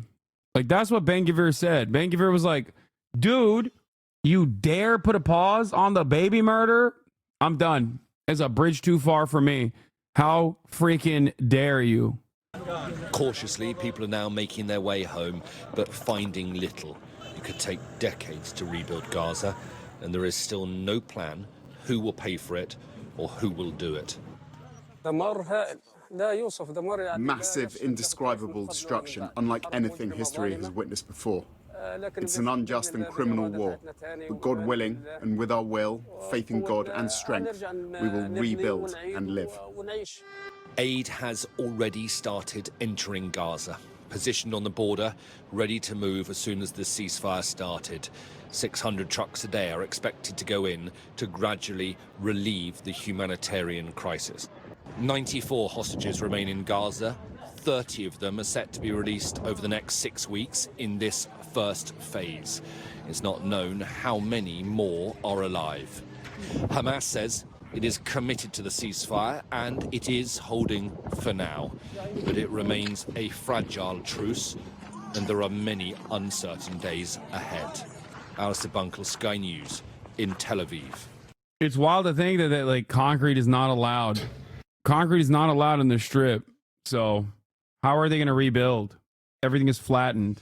Be downstairs, but thank you very much for being here this morning. The deal that I first put forward last May for the Middle East has finally come to fruition. The ceasefire has gone into effect in Gaza. Oh yeah, logs please. Dude, I don't care about your take, man. I don't care. Of course, not all Palestinians will fight to be free regardless of their creed. That's not my point. My point is, even though it was started as a charity org, it was never going to be that way. Okay, dude, thank you. Thank you for explaining that the Muslim Brotherhood has no way, like people that any sort of Muslim Brotherhood style situation actually inevitably is going to be violent. Thank you. I got it, dude. I got it. I got your perspective, and you got a week off. Is that good? Are you happy? You did not enlighten a single person in here. You just basically reframed the same point that I assumed you were making and then got really annoying about it. So now you're banned for a week. Jesus Christ. Yeah, Trump wants to build an Iron Dome in the U.S. And I'm not so sure as to what he thinks the Iron Dome is, okay? I think he thinks it's like a literal dome or something, like a physical dome. What is this? Al Jazeera said that's enough of Biden. Cut straight to the Amir al-Muminin. Oh yeah. Does anyone have the statement from what's his face? Abu Ubaidah. Hold on. Oh my God, it's 23 minutes long. Okay, do we have like not 23-minute long? Like, what are the bullet points? My man, I mean, let him out, bro. Come on. No, I wanna hear like use ChatGPT. I would rather kill myself in a video game, inside of Minecraft, than use ChatGPT to summarize an Abu Ubaidah speech the fact that there are people who are suggesting I do so means that this community is on fire. We've lost the plot in its entirety. Yeah, I might as well ask Grok. What do you consider relief besides stopping the shooting? Do you think medical aid is the primary focus? If so, you're clueless, bro. What? What do I consider relief? Like for the Palestinians? Food? Construction supplies? Aside from, stopping the shooting? Okay, here are the key points, okay, of Abu Ubaida's speech. 471 days have passed since the historic battle of the Flood of Al-Aqsa, which undoubtedly drove the final nail in the coffin of the occupation that is now on its way to vanishing. The immense sacrifices and bloodshed by our people will not be in vain. Our people have made up unprecedented sacrifices for their freedoms. We feel great pain that our people endure, which comes at the price of liberating the land, the people, and the holy sites. Reaching an agreement to stop the Zionist aggression against our people has been our goal for many months, even from the very start of the aggression. We, along with the resistance factions, declare our full commitment to the ceasefire agreement, but this is contingent upon the enemy's commitment. We call on all mediators to hold the enemy accountable and ensure the implementation of the ceasefire agreement. We extend our thanks to our brothers in Ansar Allah and our comrades in arms in Hezbollah who paid a heavy price during our battle. We salute the Islamic resistance in Iraq and our brothers in Jordan who crossed the border to confront the occupier. The battle of the Flood of Al-Aqsa began from the outskirts of Gaza, but has changed the face of the region and introduced new equations to the conflict with the occupying entity. This battle led to the opening of new fronts and forced the enemy to seek international support. We fought alongside all the resistance factions as a united front throughout Gaza, delivering devastating blows to the enemy. Our Mujahideen fought with immense courage until the final hours of the battle, operating under what seemed like impossible conditions. We were up against unequal confrontation, both in terms of combat capabilities and combat ethics. While we struck at the enemy, they resorted to brutal and heinous methods of violence against our people. The greatness of this means, like he's saying, we killed soldiers, they killed civilians. The greatness of this battle is reflected in the leadership of his martyrs, including Ismail Haniyeh, Saleh al-Aruri, and Yahya Sinwar. Any attempts to integrate this entity into the region will be met with a flood of awareness and resistance from the free peoples. Today, the responsibility on our people in the West Bank is growing, and we offer a special salute to Jenin, the sister city of Gaza, in its heroism and steadfastness. We receive millions of messages of support from across the Arab and Islamic world, and we know that we are one with you and you are one with us. Abu Ubaida's speech marks a reflection on the sacrifices made during the 15-month conflict and expresses a resolute commitment to the resistance while calling for the implementation of the ceasefire agreement and continued unity among resistance groups.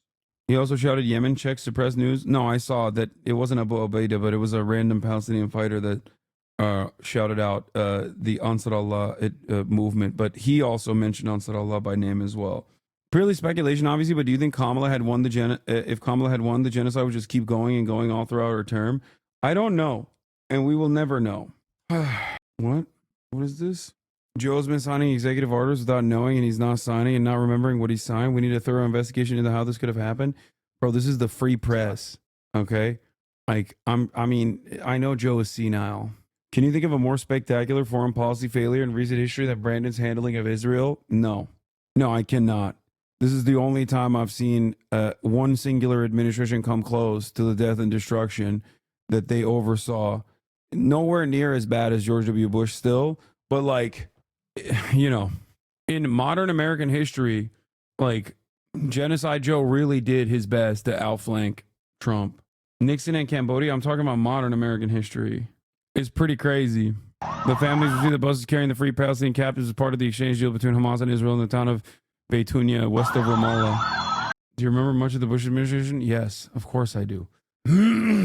I think some of the things that are crazy is like, the difference was people were on board, generally speaking, in public with George Bush's invasion of the Middle East. No, that's not correct. They were in the beginning, but people soured away from that pretty quickly as well. But never to the same degree, never to this degree of like overt resistance from the broadest subsects of the population. Like the American people were almost united wanting to put an end to this. Okay. And it's so crazy. It is so crazy to me that in spite of it all, they threw away their chances of stopping fascism from coming back into power, specifically so they could continue the death and destruction in Gaza. Back by jubilant crowds.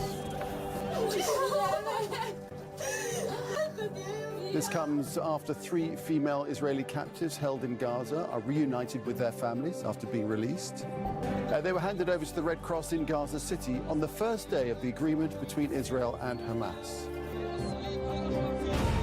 Yes, dude, I saw that they got gift bags. I know. The ceasefire in Gaza. Israel has now released 90 Palestinian prisoners as part of the deal with Hamas. They are now in Betunia. You can see these are live pictures now. There's one of the buses that left from Offa prison in the occupied West Bank and has now arrived there.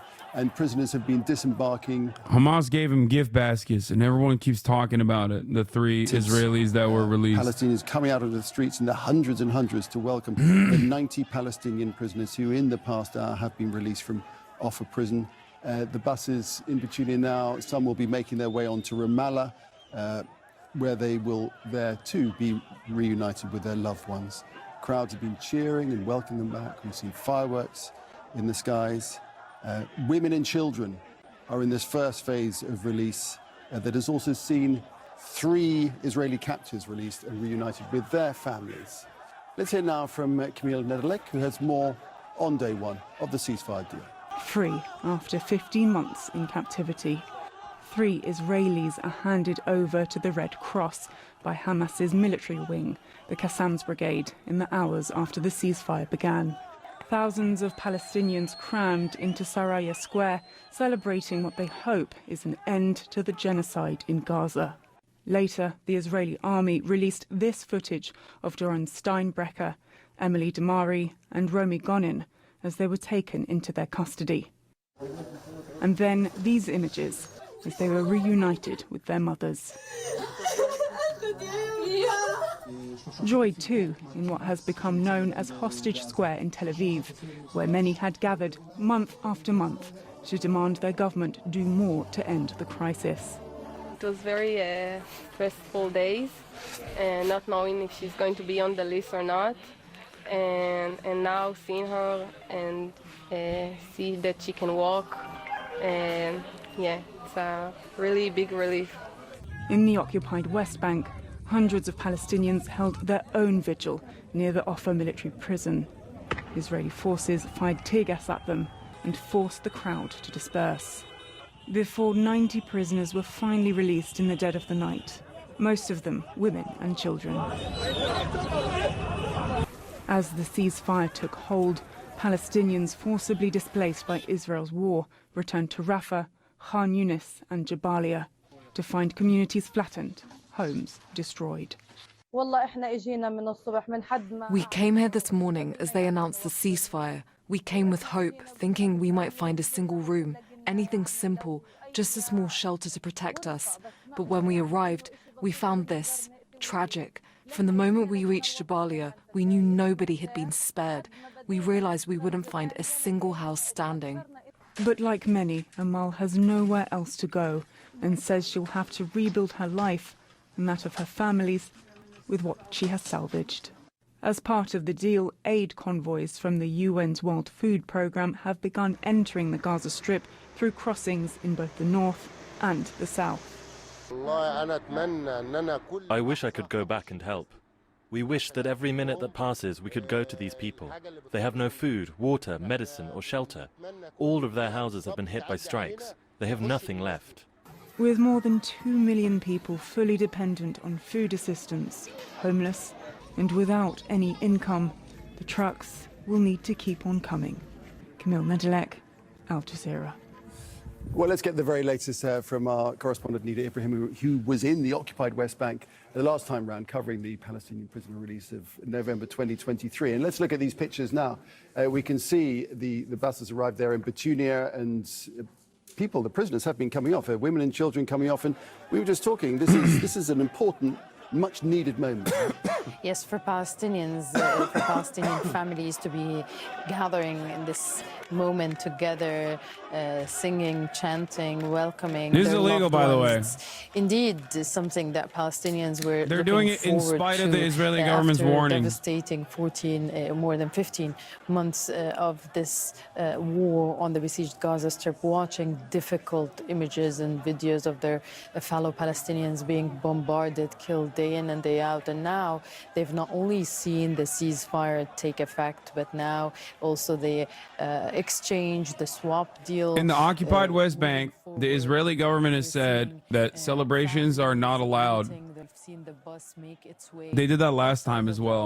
Military prison, and all the families were gathering near the buses, trying to, get a glimpse of their loved ones. You can see some of them on board the buses are blowing kisses outside to the crowds outside. Tell us more about those who have been released. One of them was Rula Hassanein, a writer and a journalist. She was crying indeed as she was seeing these crowds greeting her.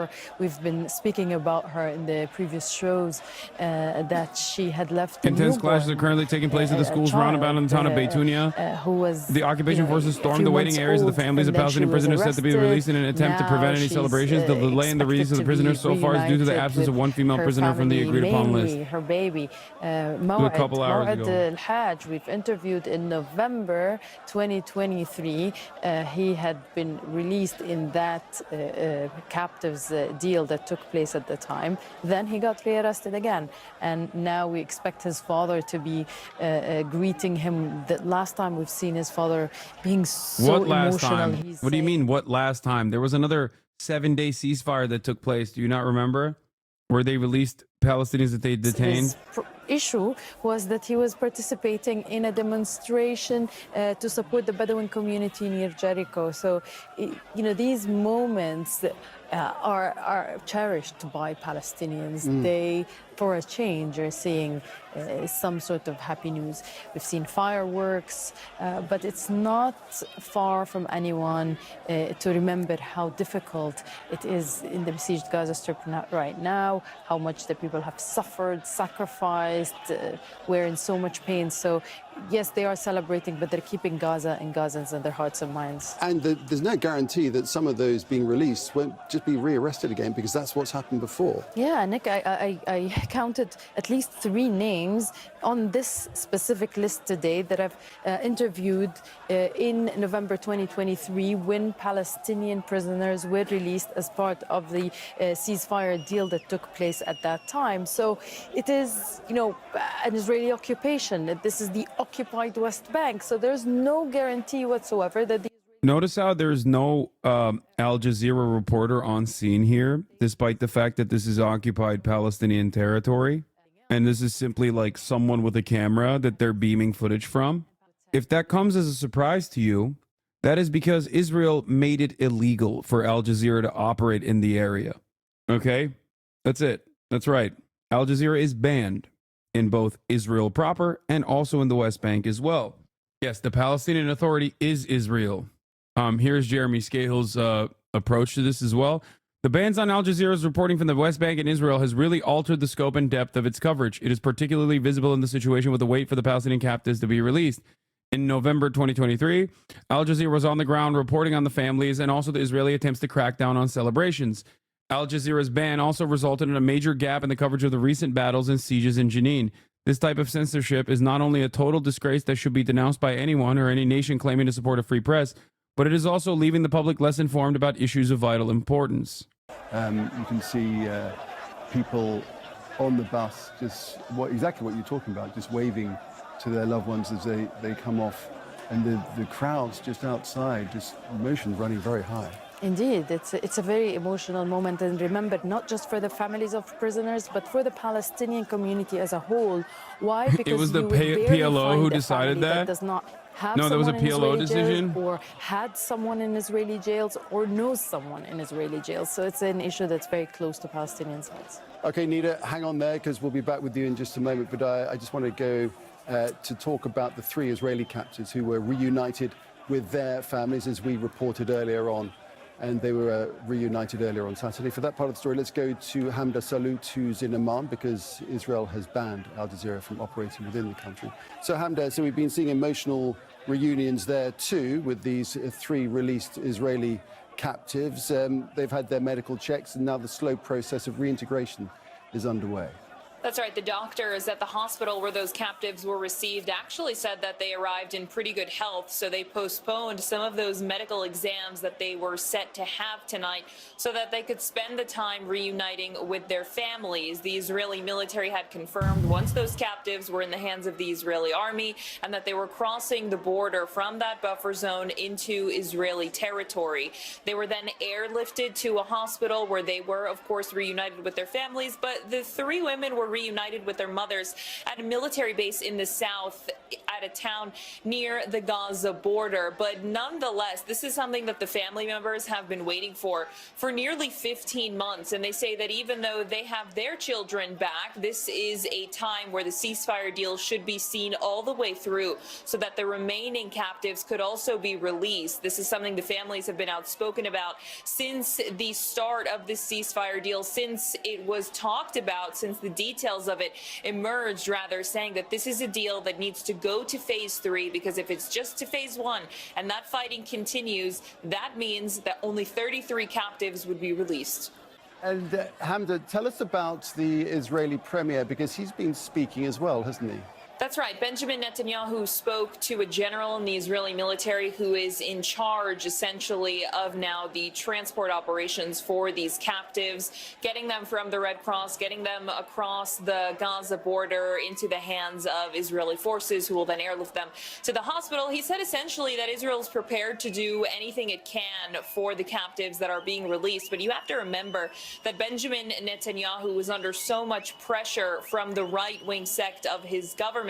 Now that this deal is in place, in fact, it cost him one of the factions of his coalition, Ben Gvir's far-right Jewish Power Party, who submitted their resignation in protest of this deal. But Netanyahu had reportedly offered other right-wing members of the government, we're talking about Smotrich and his party, Religious Zionism, offered them some sort of assurances that Israel is going to go back to the fighting, which it's a little bit still unclear exactly what that means. Netanyahu has been talking about full American support, about going back to the war if Hamas violates the ceasefire, but there hasn't really been any talk from Netanyahu about what if Israel violates the ceasefire, of course. But nonetheless, a lot of pressure under Netanyahu. It took a lot of time to get here. It took more than 8 months after this framework was brought to the table to get to this place where captives were released, where Palestinian prisoners were released from Israeli jails, which also, I might add, was a huge point of contention for the Israeli government about Palestinian prisoners being released. This was something that the right didn't want to see at all, especially in this number, thousands that we're talking about throughout this deal. And Hamda, this is, of course, we must remember, the first phase of phase 1 of day 1 of the ceasefire agreements. Is a long way to go. There certainly is a long way to go. So phase 1 is 42 days, and the amount of captives that'll be released is as follows. So this is the first day. 3 captives are released. Saturday is day 7, in which 4 captives would be released. And then every week following that, 3 captives would be released until the 6th and final week of phase 1, in which 14 Israeli captives would be released at one. But around day 16 of these 42 days, that's when negotiations for phase 2 would start. And it's a little bit more complicated because there are measures that the Israeli government had previously said were non-negotiables, like withdrawing from key areas like Netzarim and Philadelphia throughout the Gaza Strip. So there are these negotiations that are going to have to restart about phase 2. Netanyahu says that he has the right to go back to the fighting if the terms aren't what he wants, if Hamas violates the ceasefire. But again, everyone is waiting with bated breath to see what's going to happen, because surely this ceasefire came as a sigh of relief, but an end to the war is still not guaranteed. Hamda, we'll leave it there for the moment. Thanks very much, Hamda Salute there. Reporting from Amman, let's bring Nida Ibrahim back in, who knows the story better than most. Nida, haven't you been reporting on it for a very long time? And it's, as we look at these emotional pictures, these emotional reunions taking place, important to remember that, you know, around the world we hear about Palestinian prisoners being released, but perhaps people who don't know the story as well as you do, people forget that these are their friends, their brothers, their sisters, their mothers, fathers, children of Palestinians. This is an important moment. Yes, indeed, and especially for the mothers who were trying to explain to us during the past release that, yes, you are seeing young boys who are 14, 15, who are trying to look like they are strong. these are still young boys living under a military occupation that are going through difficult prison time.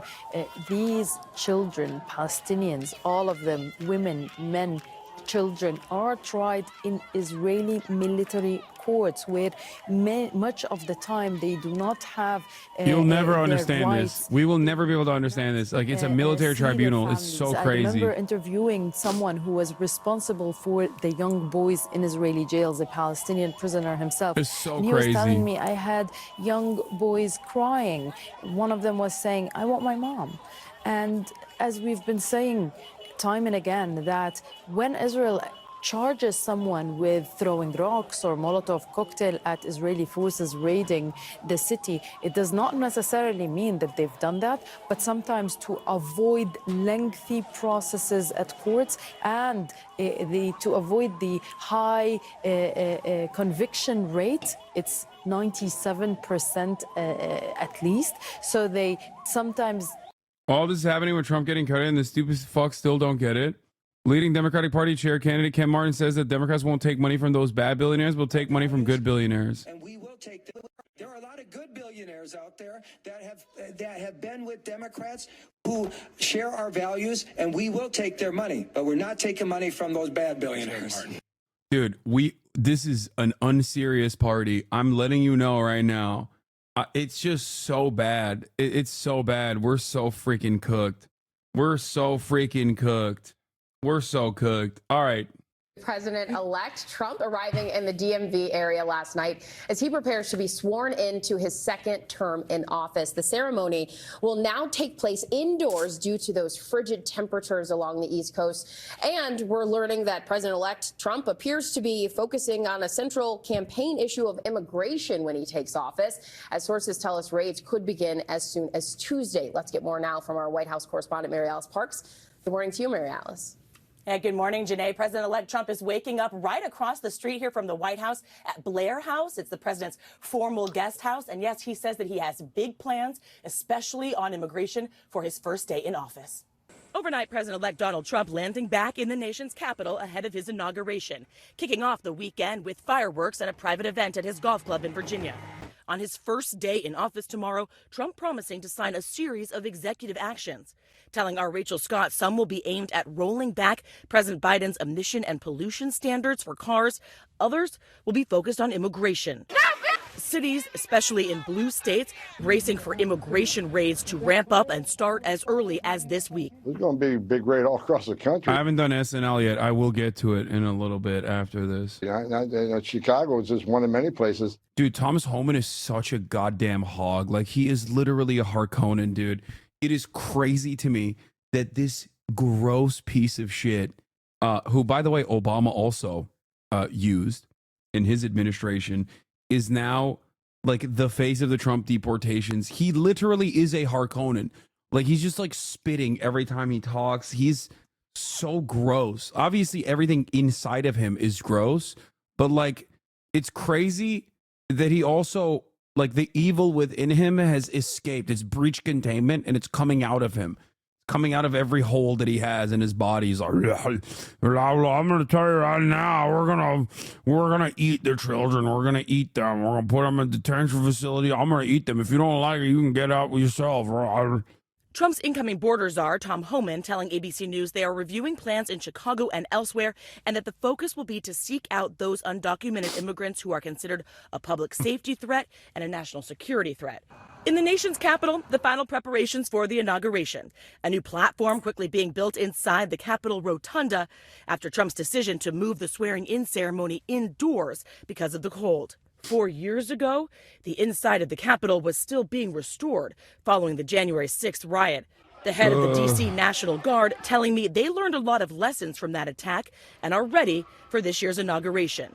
Nearly 8,000 National Guard troops from 40 states already in the nation's capital supporting local police. One of the guardsmen here to ensure a peaceful transfer of power, Philadelphia's Sergeant Breeze, an immigrant from Liberia, who tells me he joined the National Guard to help get citizenship 3 years ago, and that being on this mission is a great honor. I'll say what my father said when he brought us over here. This country is one of the best countries you can be in. There's possibilities for everybody. I'm a sergeant. I'm leading my troops. It's a great opportunity, man.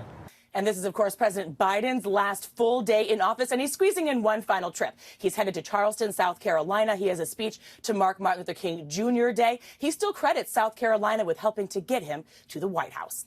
Whip. All right, Mary Alice Parks, thanks so much. Meanwhile, President-elect Donald Trump preparing to tackle the border in his first week in office. New reports signaling massive deportation operations will begin Tuesday. Incoming border czar Tom Homan joins me now. Tom, welcome. Thanks for having me. The libs are ready. Juan Soto hater. Tomorrow I will hate watch like no one has ever hate watched before.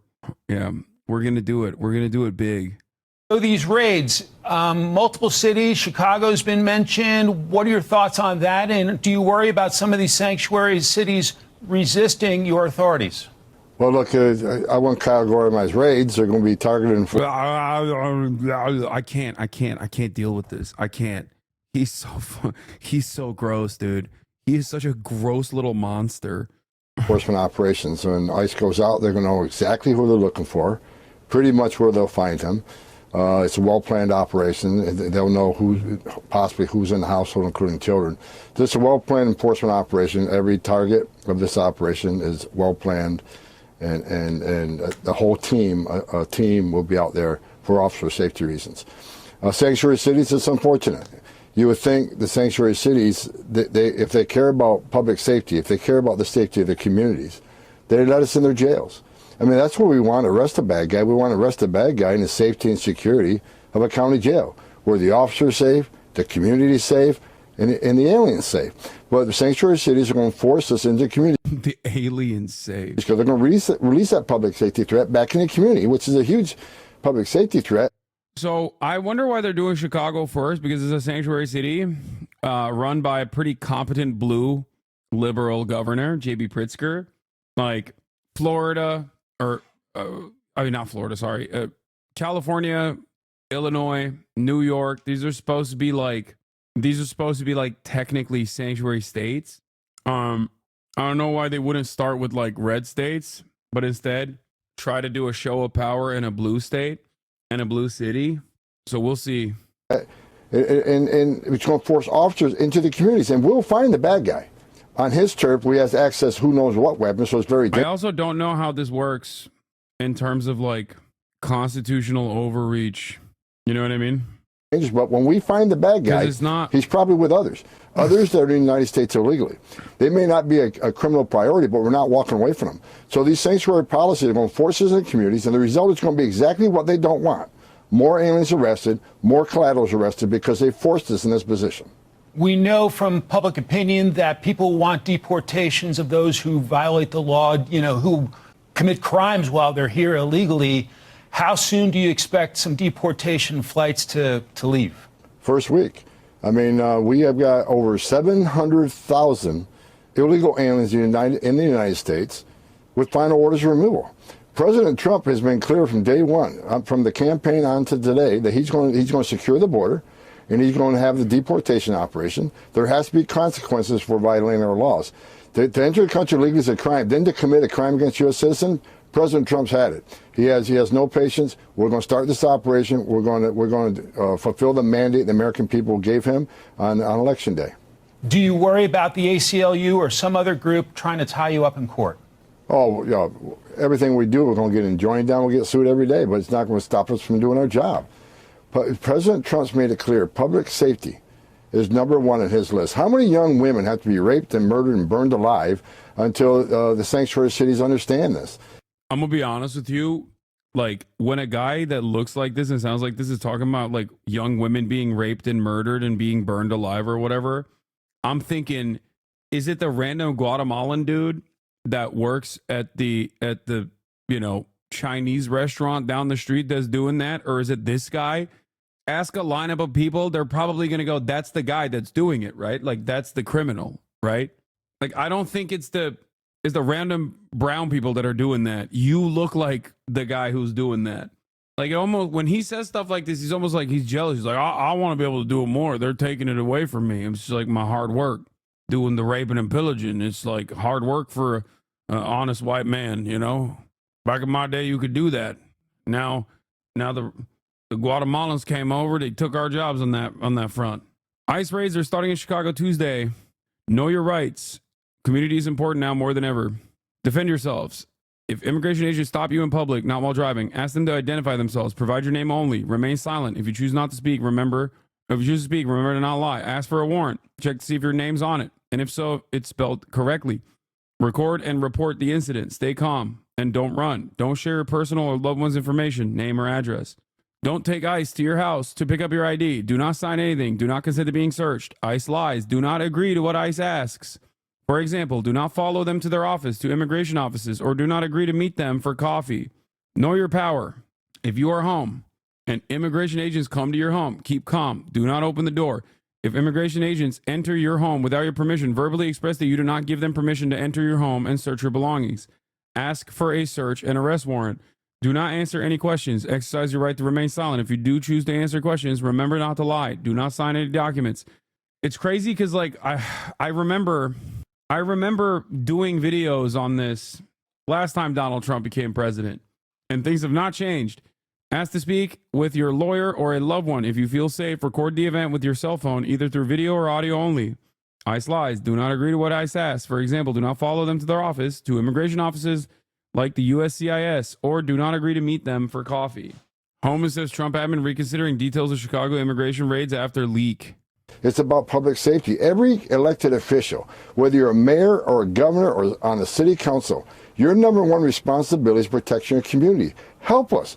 Come to the table and help us. We're not asking you to be immigration officers. We're asking you to help you make your community safer by those who are here illegally. So we're going to do this with or without their help. I'm sure we'll be sued, but bring it. They're not going to stop us. They're not going to bully us from doing this job. The American people are demanding safe communities, and ICE, under President Trump's leadership, is going to give them safer communities. Trump's border czar has privately told GOP lawmakers to temper their expectations with the initial deportation operation, citing limited resources, according to multiple sources. It's a part of a broader, behind-the-scenes level setting of what's possible. Trump has said he wants to deport 15 to 20 million undocumented immigrants. The current convos are looking at deporting 1 to 2 million people, with an understanding that anything beyond that will require a lot more money and resources. That is crazy.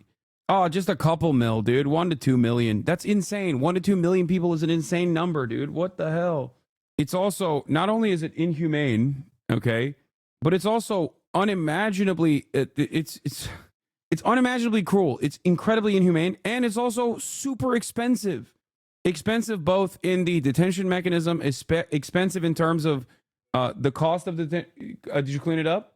Yeah? Okay, thank you. Expensive in terms of like the detention facilities that they have to pay for. And last but not least, expensive because all of these people make up a very important part, a very significant percentage of the labor force. That's it. How many executive actions do you expect from President-elect Trump right off the bat to set a tone in your area of expertise? Did you just have a conversation with Kaya? No, my brother, man. I'm not going to get ahead of the president on that. I know that many are going to be signed. I've been involved in those discussions. I know what's coming, but I'm not going to get ahead of the president on that. We'll wait and see what happens on day one. All right, you're a smart man. It was worth a try, though, Tom. Do you expect your actions in the first week to essentially set a tone for the next 4 years of what this administration is going to be all about? You're going to see the first week. You're going to see the shock and awe on the border. You're going to see the interior. President Trump has got a great amount of great people in the cabinet he's bringing in. Governor Kristi Noem, you know, she's going to be a rock star. I've talked to her many times. She gets it, and she understands the importance of securing the border and doing this interior enforcement operation. We got a great cabinet work. You got Pam Bondi coming in. That's going to be a great AG. So President Trump put a great team together. We're going to secure that border at the highest level ever. We're going to get back to the most secure border in my lifetime that President Trump had during his first administration, but this time we're going to finish the job. When you secure the border, you save lives. That means less overdose deaths from fentanyl coming across the border. That means less sex trafficking of women and children. That means less people on terrorist watch lists entering this country. We're going to end it this time. We're going to fix it, and American people are going to see the success of President Trump in his second term. Tom, I know how busy you are. Grateful for your time. Wishing you the best, sir. Thank you. This is what Trump ran on. He ran on scared politics. I think it's important to center this conversation to talk about immigration some, and that the last full month of the Biden administration here in December was the lowest crossing at the border since 2020 when Donald Trump was president. Do I agree that if there's bad people here that have committed major crimes, they should be kicked out of this country? Absolutely. But 68% of all the Latinos in America know somebody that's undocumented. And for all you folks at home, that's the folks who's picking your salad and milking your cows. On CNN tonight, in South Dakota, our farmer came on this show and talked about how he had voted for Donald Trump and didn't really think Donald Trump was going to deport the men and women who are milking his cows. Milk's finna go up. Buckle up. Well, I want to, you made a point here about criminals, because I think they've been pretty clear for logistical reasons that they are going to start with let's figuratively speaking, the lowest hanging fruit, the easiest thing for them to accomplish. Are you, Keith, concerned about a plan that involves rounding up people who are already adjudicated as criminals? Maybe they have deportation orders, maybe they have final orders of deportation, and saying, we're finally going to get you and deport you as a court has adjudicated? Well, the devil's in the detail, and I don't really know where the details are. It seems like there's a lot of puff right now and a lot of scare tactics. They want people to be afraid about this. I just don't understand how they have the infrastructure to be able to pull this off on Tuesday. I mean, Tom Homan himself was saying we need 100,000 detention beds in order to be able to do this. We have like 20,000 or 40,000 or something like that. You're talking about doubling the number of detention beds in order to be able to keep these people in some sort of space before you can deport them. How are they going to possibly do this? So I think a lot of what is going on right now is they want people to be scared so that Trump can come in and pretend like he's doing something. We're going to have a lot of executive orders signed in the next few days, and we're going to think there's something happening, but I don't really think he's going to be able to do as much as he wants to do. But it will be dangerous, but not as quickly as he wants it to be. I think, though, that what's important to remember is that a lot of the policies that were put in place by the Biden administration are going to be taken away, so that hopefully we go back to the Trump way it was, where the stay in Mexico policy. I mean, we had a week and a half ago in Boston, we had a situation where an illegal was in a housing unit with over $1 million worth of fentanyl, an AK-47 and weapons. And these are the type of people that they want to get rid of. We have These American are the people, citizens in Las Vegas and New Orleans who are killing people as well. I mean, we have American citizens in the United States who are committing acts of terrorism, who are committing murders and crimes. In fact, American citizens, natural-born American citizens, are more likely to commit those crimes than people who come here as immigrants. Then they have to face a court as well. It's easy to pick out a case and cherry-pick this and say, this is the problem that we're all facing because this one person did this one horrible thing. And we can all agree that that's a horrible thing. But that's not how you make policy. You don't make policy because of anecdotal evidence. You make policy based on facts and statistics and data. Yeah, and the fact remains that the overwhelming number of immigrants here are law-abiding people who are paying taxes, who are following the law. And this sort of notion of like, we must remove all of them as rapidly as possible, and that's the problem with America, that's a really dangerous way to look at it. Well, they're not going to be able to remove all of them. That's right. Like, almost everybody acknowledges that. This is one of the best panels I've seen on it, both with Torre and Chuck Rocha. Like, this is one of the best panels I've seen on CNN so far. It's like they flipped the script entirely. Instead of having like 11 assholes in suits that are former or current Republican advisors, you know. And so, are we going to see? Yeah, where's Scott Jennings to just like? Well, where's Scott Jennings? I need to see Scott Jennings say some racist shit to be like, hey, when we're done with the Mexicans, we should do it to the blacks or something. You know what I mean? But in a liberal, appropriate way. Bunch of activity on Tuesday, and then it's going to taper off when people turn to other issues that come up, because to get to even 1 million is going to take quite a long time. It could take the entire year, let alone 11 million. That's probably not going to happen. You'll see activity. I don't know about a lot of activity, but for anyone who thinks that Donald Trump is bluster and bluff on this issue, he ran on it. He didn't run on scare tactics. He ran on what was either. Yeah, they got Fat Jennings instead. They're the top issue or the second top issue among the American people for the entirety of the campaign. And so you're going to see him deliver on his promise. It will be a promise made, promise kept to start moving forward on that. But I will say, I think it is a fair criticism that expectations have not been appropriately set. I think like former White House spokesman for President George W. Bush. that Donald Trump, Tom Homan, the entire team needs to do a better job explaining precisely what we will see and when, because there are some folks on my side of the aisle, Republicans, who are going to expect everything to get fixed in 6 months, and there are others who will expect absolutely nothing will happen. Government is government. It's going to be messy. It's not going to be easy, and they need to be honest about that. What are we in for in terms of the legal environment? I mean, I remember almost like it was yesterday, that first week of the first Trump administration, when people were at airports, there was mass confusion both inside and outside of the United States. There were court cases being adjudicated in the middle of the night, all kinds of things like that. It was actual pure chaos. I remember that. That was going back to the Muslim ban and a lot of the stuff that was putting in. Let me live this in real life. Both of my business partners are immigrants. They've both been in this country over 20 years. One of them under DACA, the temporary service for kids who have come, and the other under TPS from El Salvador. Both went to their entire school in America. Both graduated with honors.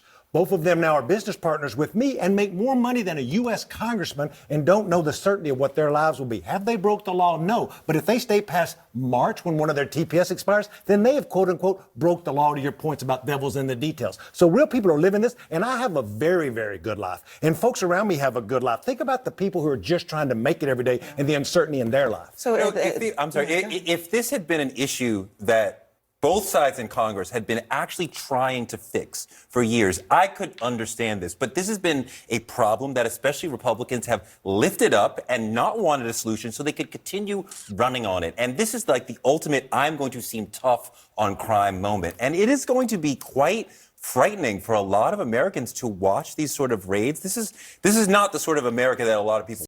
What's old is. All right, let's get to Dave Chappelle. Did you see the new New York Times poll? I did. A new New York Times poll shows high support for deportations ahead of Trump taking office, including 63% supporting deporting people who came here during the Biden administration. So here's the issue. This is what happens when the Democratic Party completely cedes ground to the Republicans on this agenda and doesn't ever counter message for the past 4 years. And as we now enter the final phase of full tilt fascism, we arrive at two different alternatives. Okay, I'm going to tell you exactly what's going on here. Either A, people are going to start seeing how awful and how cruel and how ruthless this stuff is when it, happens in their backyard and quickly change their attitude. Okay. Or B, the much worse outcome is we're totally on board with fascism. Okay. I still think A is more likely than B. I still think that people will, as is predicted, as it usually happens, once it starts harming them, once they start seeing it happening, they will most likely go, oh, I didn't know it was going to be this bad. This is terrifying. This is terrible. Okay? I don't think people are going to be like, oh, yeah, America is truly great now that we deported the Mexicans. Because it's not true. Because, once again, I repeat and I remind you that the deportation stuff is not beneficial. It's not. Under no circumstance is it actually a good thing. It's not going to lead to better job opportunities. It's not going to lead to cheaper rent, cheaper housing. It's not going to lead to any number of different things that Trump has lied about. It's not going to decrease the crime happening in cities. Okay? Unless you want a white ethno state, first of all, a shit ton of Americans who are not undocumented are also not white. So, no. This is going to bite Americans in the ass because you will have nobody to clean your bathrooms or work in your plantations for the ridiculous salary that's paid. No, I also think that is a part of it as well. My dad loves it. I went to high school and played soccer with an undocumented kid in South Carolina. We're fucked. The only people who truly are with it kind of recognize the negative consequences of such actions. But remember the Treat Lorite Treaty, okay? Remember, Americans are little treat Lorites when the treat prices go up. Or Americans are incredibly selfish when a person that they like, that they hang out with, that they see, that they wave to down the street, that takes care of their children, okay? Like when their neighbors start getting busted for this, they're going to be like, oh, it's not just the bad immigrants that are being deported. It's all immigrants being deported. What the hell? And that is because there is no such thing as bad immigrants, okay? The people, the undocumented migrants that come to this country and do crimes are going to prison already. If you thought that they weren't going to prison, you're delusional, okay? You think You think the police force is woke? That ICE is woke? And they're just going, yeah, sorry. I know I want to, they catch a serial killer. Okay. And then they're like, wait, what's your nation of origin? And the guy's like, El Salvador. And they're like, no, we have to let you go. Like, that's not how this works. I'm delusional. You are delusional, you're saying. I'm the delusional one because I don't believe that the police departments are actually, in a very woke way, releasing undocumented migrants that are doing rapes and doing like a number of different crimes. That's what you think. Like, I'm the delusional one. You're the sane one because you know the truth that police departments all around this country are actually catching serial killers, rapists, arsonists, and the like, and then releasing them when they tell the cops that I'm fucking finished, chill. Okay, well, now you're banned, okay? Stay out of American business. Oh, Asman just went offline. Got it. Yeah. Get your Finnish ass out of this conversation. You're finished, okay? Anyway, do you support or oppose each of the following? Deporting immigrants who are here illegally and arrived over the last 4 years, 63% support. Deporting immigrants who are here illegally and have criminal records, 87% support. Deporting all immigrants who are here illegally, 55% support. Ending birthright citizenship for children who born to immigrants who are here illegally, 41% support. Ending birthright citizenship for children born to immigrants, getting 41%. Makes me kind of feel like it's not as much column A, but more so column B, okay, where they're like, yeah, no, we do want to, denaturalize people. Ending protection from deportation for immigrants who were children when they entered the U.S. illegally. Ending DACA, 34% support. That is 3 times higher. The level of support for ending DACA is that last line, okay? The DACA program, the Dreamers program, Deferred Action on Childhood Arrivals program, had 10% support under the last Trump administration. It's never swayed away from 90% support to defend DACA. That means it's increased 3 times. That is what happens when there is no adequate counterbalance to the endless faucet of immigrants are rapists type arguments. Okay. And it is completely born not out of real data, but out of the manic, hysterical fantasies of the racist Republican right. It's crazy. If you knew even a little bit about all of the rules that are set in place for DACA, you would understand why this is insanely cruel to suggest. You know how Biden can somewhat repair his legacy, Reagan-style amnesty? What are you talking about? It's over. Donald Trump is president starting tomorrow. It's done. Joe Biden is done. I mean, he's been dead for quite a while now, but Biden's already asleep probably. It's about to be 8 p.m. on the East Coast. He's in bed. He's in his jammies already, sucking on his thumb. Chat, y'all are so funny.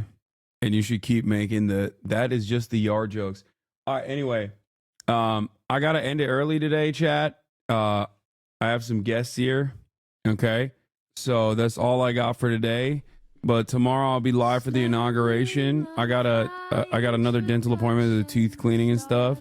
So as soon as that's done, I'll be live and alive, ready to go, suited up and booted up to cover the Trump inauguration, the first day of the apocalypse. But I love you all, and I will see you tomorrow. All right? Peace.